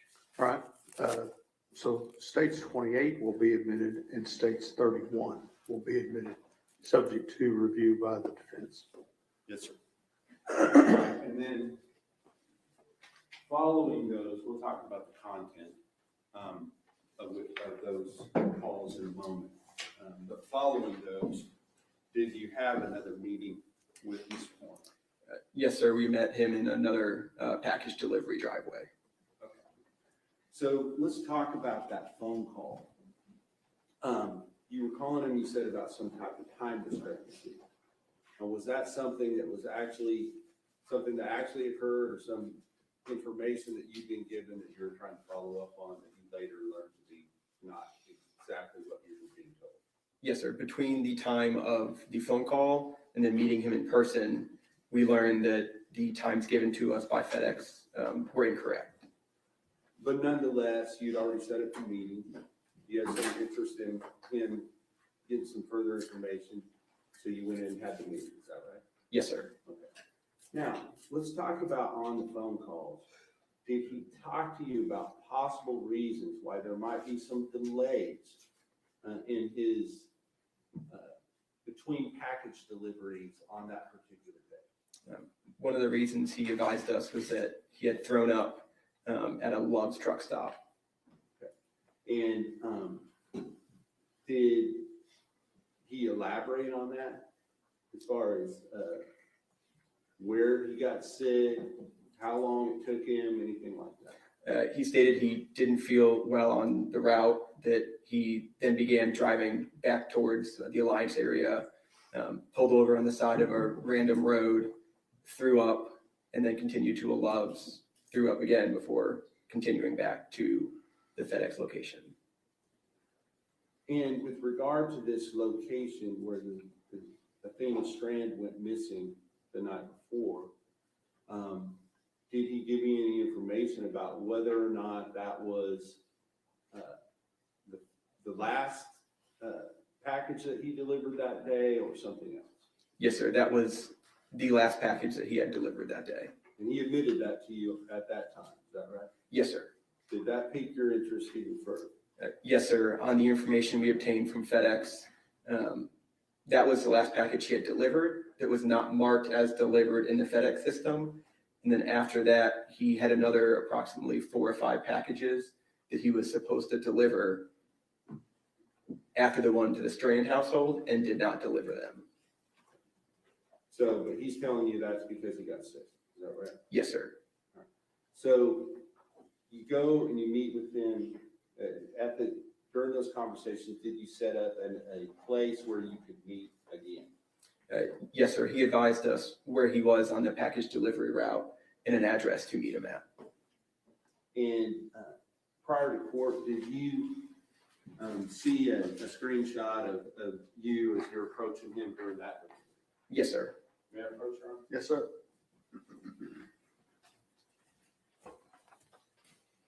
I'm going to show you what I've marked as State's Exhibit number 32. Do you recognize that? Yes, sir. And is that the screenshot that shows both you and Mr. Horner at the time of the second meeting? Yes, sir. I'll offer the evidence, State's Exhibit 32. Okay. States 32 is admitted. May I publish, Your Honor? Yes, sir. Thank you.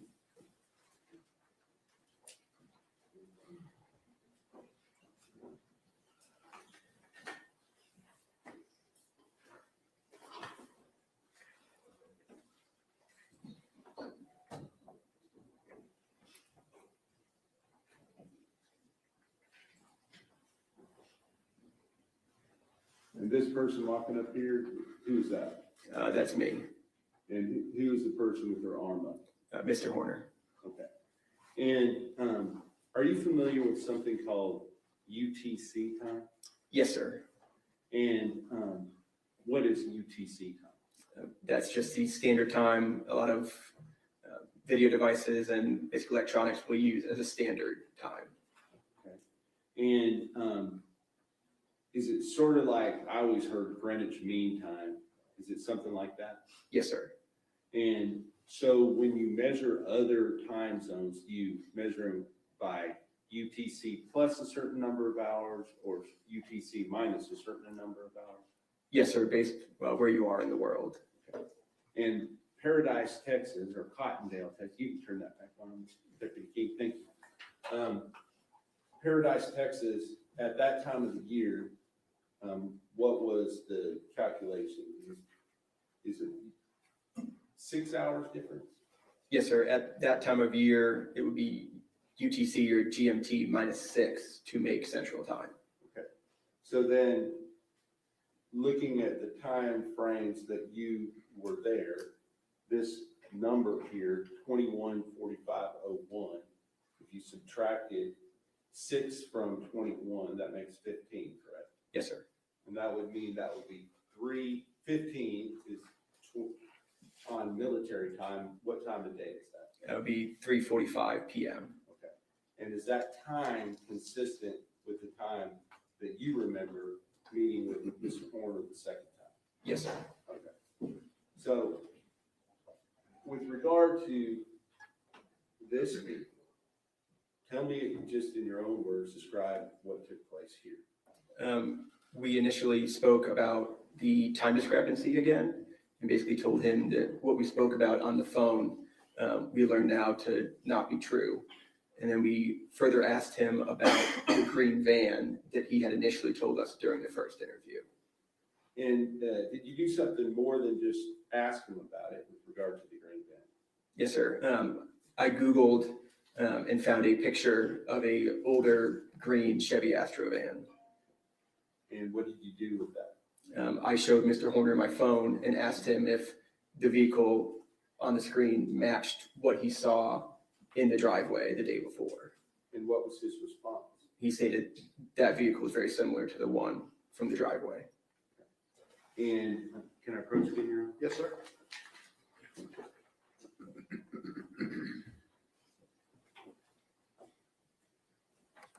I'm going to show you what's been marked as State's Exhibit number 33 and ask you to recognize that.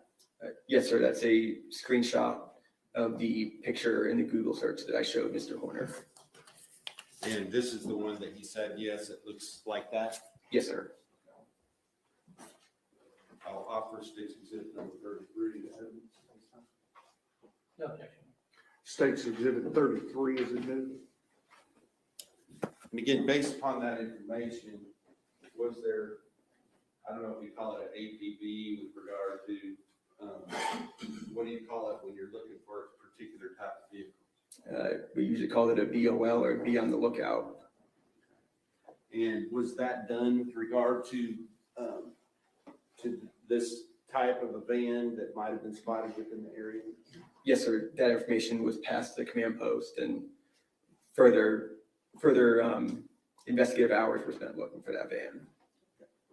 So at the end of this meeting with Mr. Horner, kind of tell us how it went down as far as you're meeting with him, you get this information, and then what happens? After we finished the contact with them, we walked back to our vehicle and then went back to the command post. As you're sitting in your vehicle, getting ready to go back to the command post, did you watch Mr. Horner exit the location where he was currently at?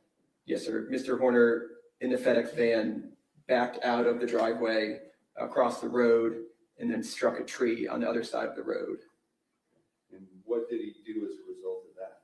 Mr. Horner exited the driver's seat, looked at the rear of the truck, and then got back into the vehicle and left.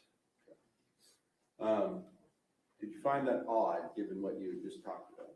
Yes, sir. Did he seem to be paying close attention to what he was doing at that point? No, sir.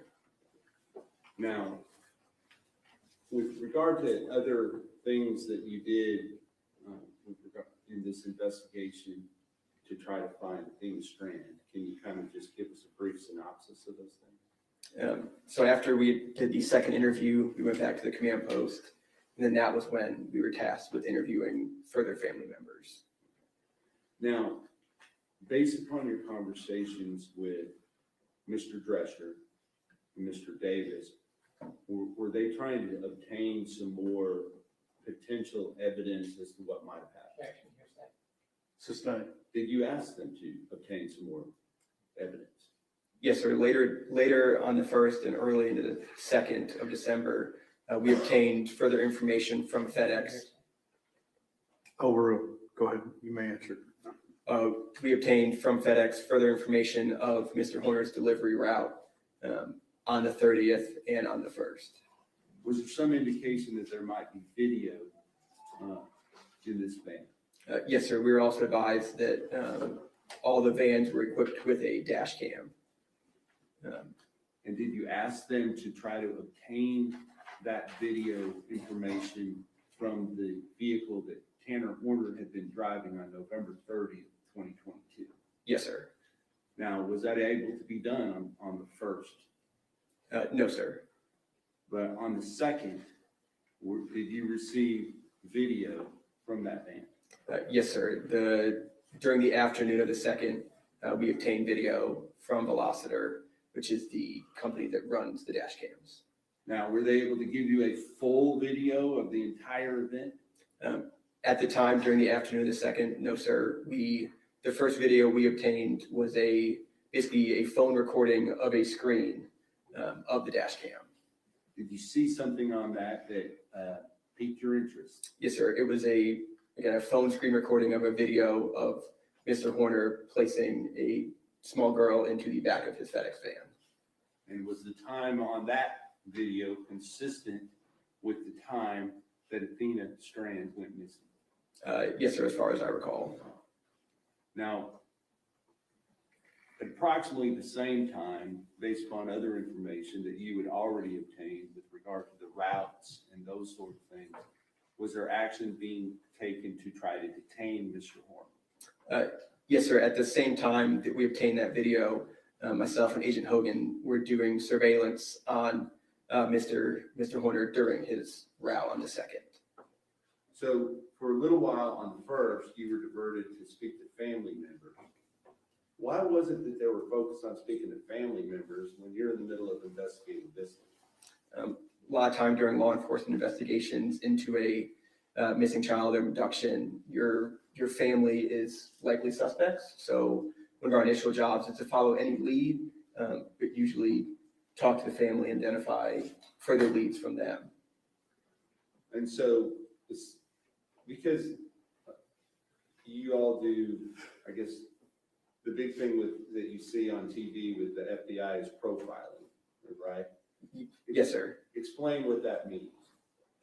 Basically getting so it's our behavioral analysis unit. I'm not a member of it, but they basically will intake all the facts the field will get to basically create a profile of who they would generally believe to be the suspect. And just, is there a lot of things that go into those kind of profiles? Yes, sir. Statistics and other things? Yes, sir.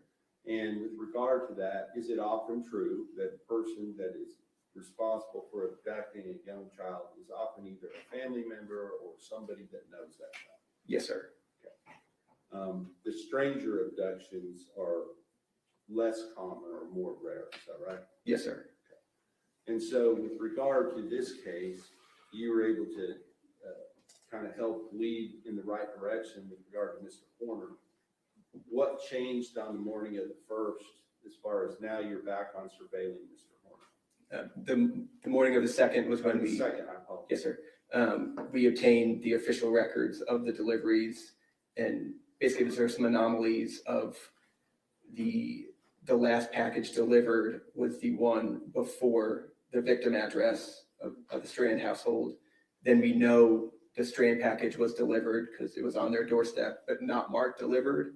And then there was 4 or 5 more packages that should have been delivered that night that were not delivered. In fact, just coincidentally, did you later learn that the first delivery that you, first time you met him, he was at delivering a package he should have delivered the night before?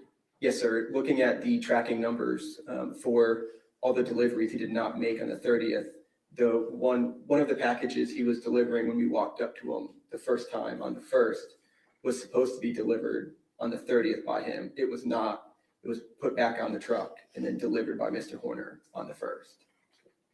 But he was delivering did he seem to be doing his normal route and doing his deliveries just like any other day?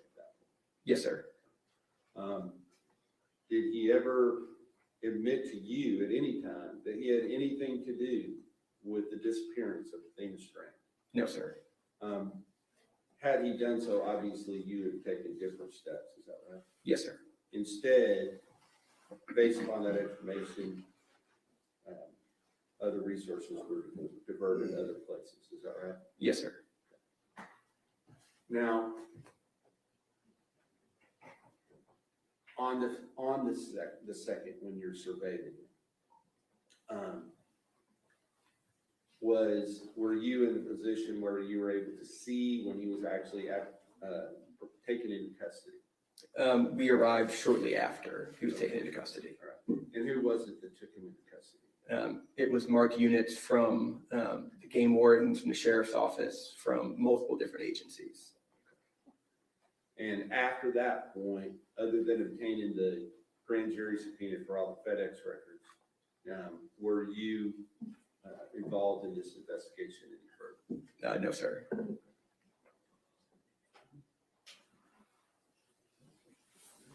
I'll pass the witness. Cross-examination. No questions, Your Honor. We have no issue. I'm sorry? We have no issue with him being excused. All right, you may step down. Thank you. Thank you, Judge.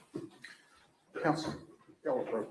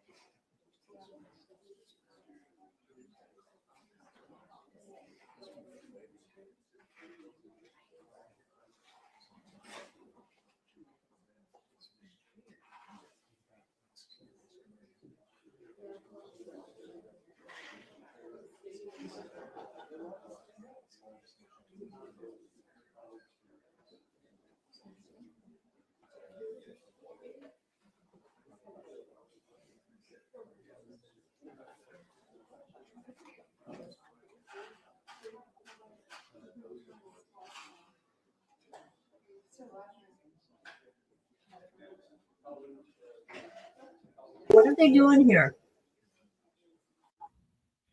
What are they doing here? Hello, everybody.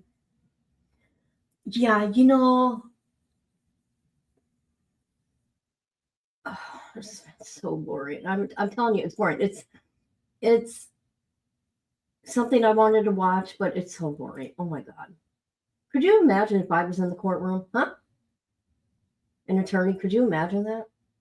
That's okay because I made banana chocolate chip muffins. Okay. I did that. Yep. They must be on some sort of break. And I'm really disappointed that they cut me from me streaming on Facebook during the trial here. Stupid. Stupid.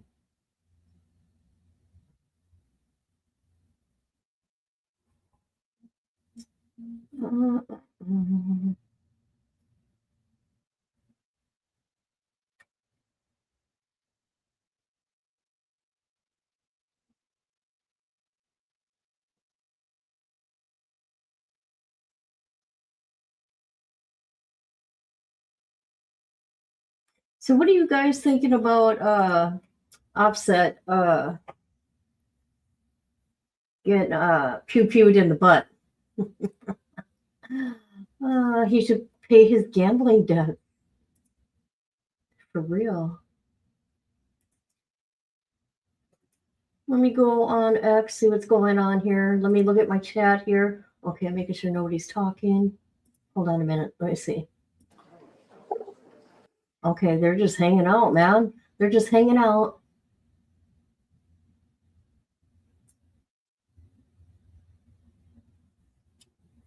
Oh my God. Are you fucking kidding me?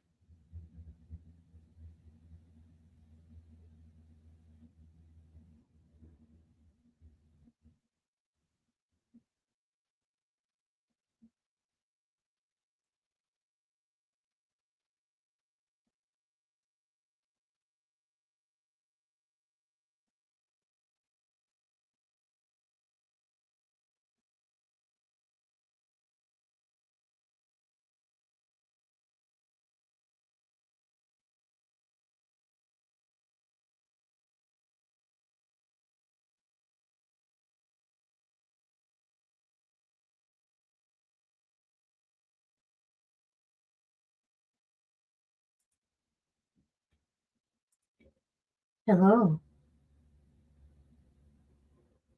Aw, hippity hoppity hoppity hop. It was in the booty. I will. You got to pay my way. Because you know what? I was going to be out there last September, but hey, you know, that was a waste of money. Can you imagine that? I wasted my money on an airline ticket. There and back. Then I upgraded my seat a week prior. So stupid. So very stupid. What are they doing around here? Oh, look at that Ranger. Look at that Texas Ranger. Look at him. Giddy up. Giddy up. What do you think about that, Melissa from the bushes?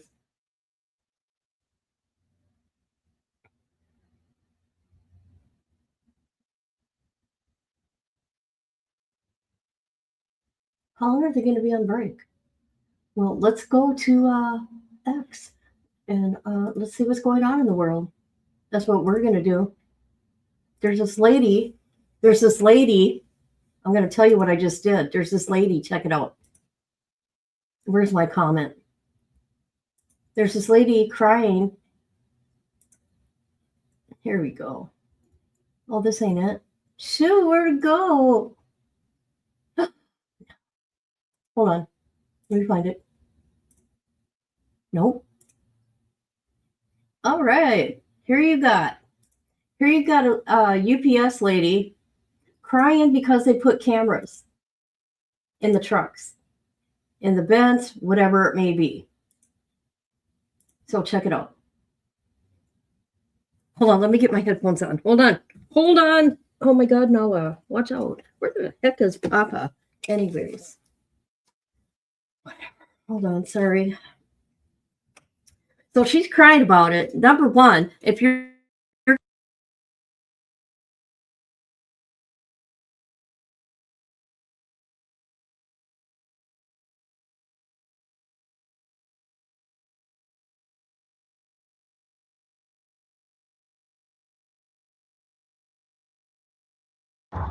From one driver to another, there has been some talk that UPS has been hiding little cameras in our trucks in like the vents, and the unions apparently know about this. So if you feel like, maybe check in your vents, because apparently they're watching us, and not just with lytics. They are full. You heard nothing I've been talking about. Nothing. I've been talking for a good 10 minutes. Now, let me tell you, she's complaining, right? She's complaining. Can you hear me? Let me check with my phone. Never mind. Complaining. Yep. Okay, we're good. So she's complaining, and I really don't give a shit. And if you're going to change your clothes, change them at home. On recording us in our trucks, in our cabs, in the back of our trucks. So if you're a man and you like to pee in the back of your truck, maybe be careful when you do that. You shouldn't be doing that in the first place anyway, because that's gross. But like me as a woman, sometimes I switch on my pants and my shorts if it's too hot or whatever. But yeah, just so you know, they are recording you, and yes, it's against the contract. So just make sure that you guys are super aware, be aware of your surroundings. Also, they are renting out cars, and they are recording us in rented cars. They're following us, not in our center, not yet, but just make sure that you're minding your P's and Q's, follow all the rules, do everything that you're supposed to do. They're looking to get us, but do what you do, follow the rules, be the best driver that you can be. But yeah, be careful. Bye. Okay. My comment is, I put Athena Presley Monroe Strand, 70-year-old kidnapped, raped, and killed by a FedEx driver. So too bad. That's right. That's what I said. Damn right. Who cares? I don't care. All right. Let's see what's going on in the world. Oh, what's going on here? I would freak out if I ever seen this thing. Look at that, you guys.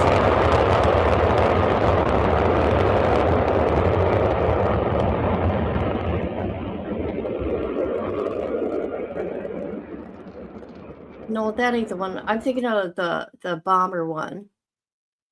Look at this. Ugh, Service package leaves. poor baby. What? What? Are they done for the day? They are done for the day. Did you people know that?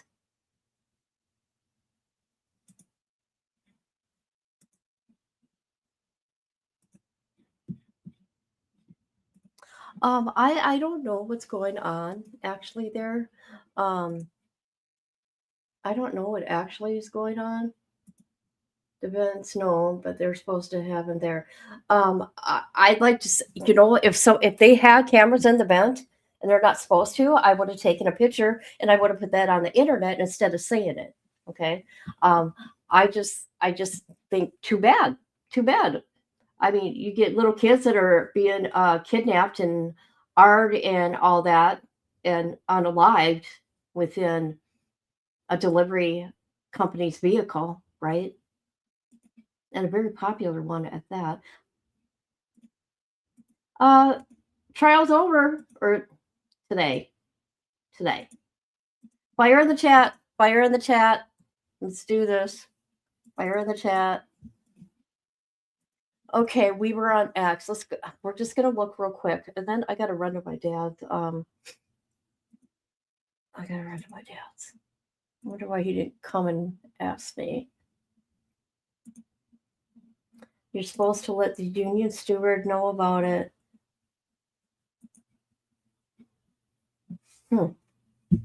Yeah, I don't know. I don't know the rules, but I honestly don't care because of what happened to this little girl. All right, let's go to X.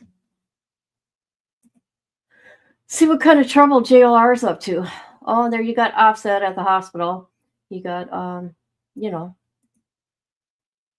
pew-pewed in the butt because he's not paying off his gambling debts.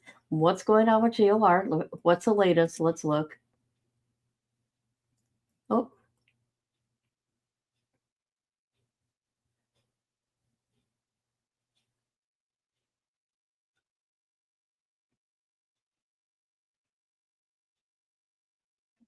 Huh. All right. Just everybody complaining about him. No news. I looked everywhere inside my house. I cannot find my baby bunny. Probably Snake has it. That's why. You and your snakes in your home.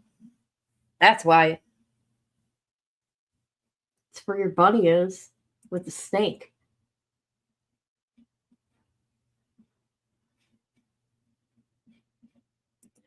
Okay, I gotta go to my dad's, and this is over. I'm kind of shocked, actually.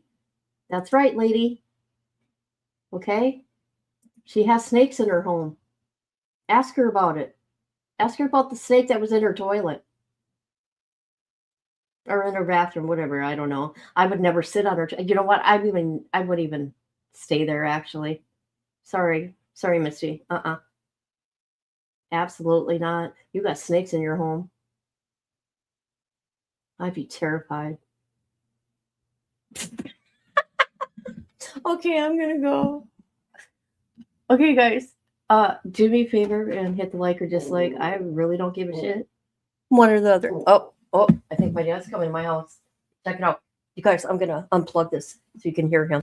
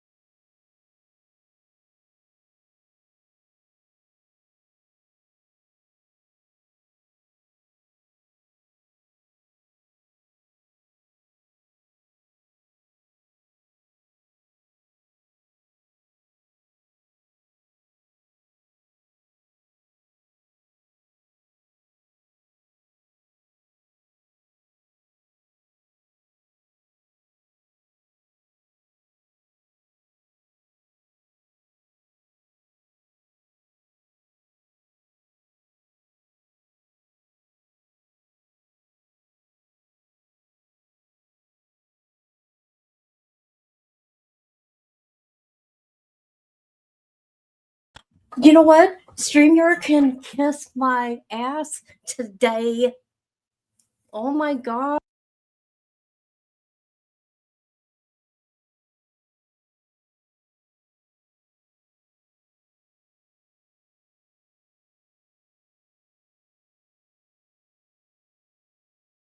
Look it. I'm talking and it shut off again. Oh my God. That is insane. Do I got to look at it all the time to make sure it's not going on mute? Oh, stupid. Hello.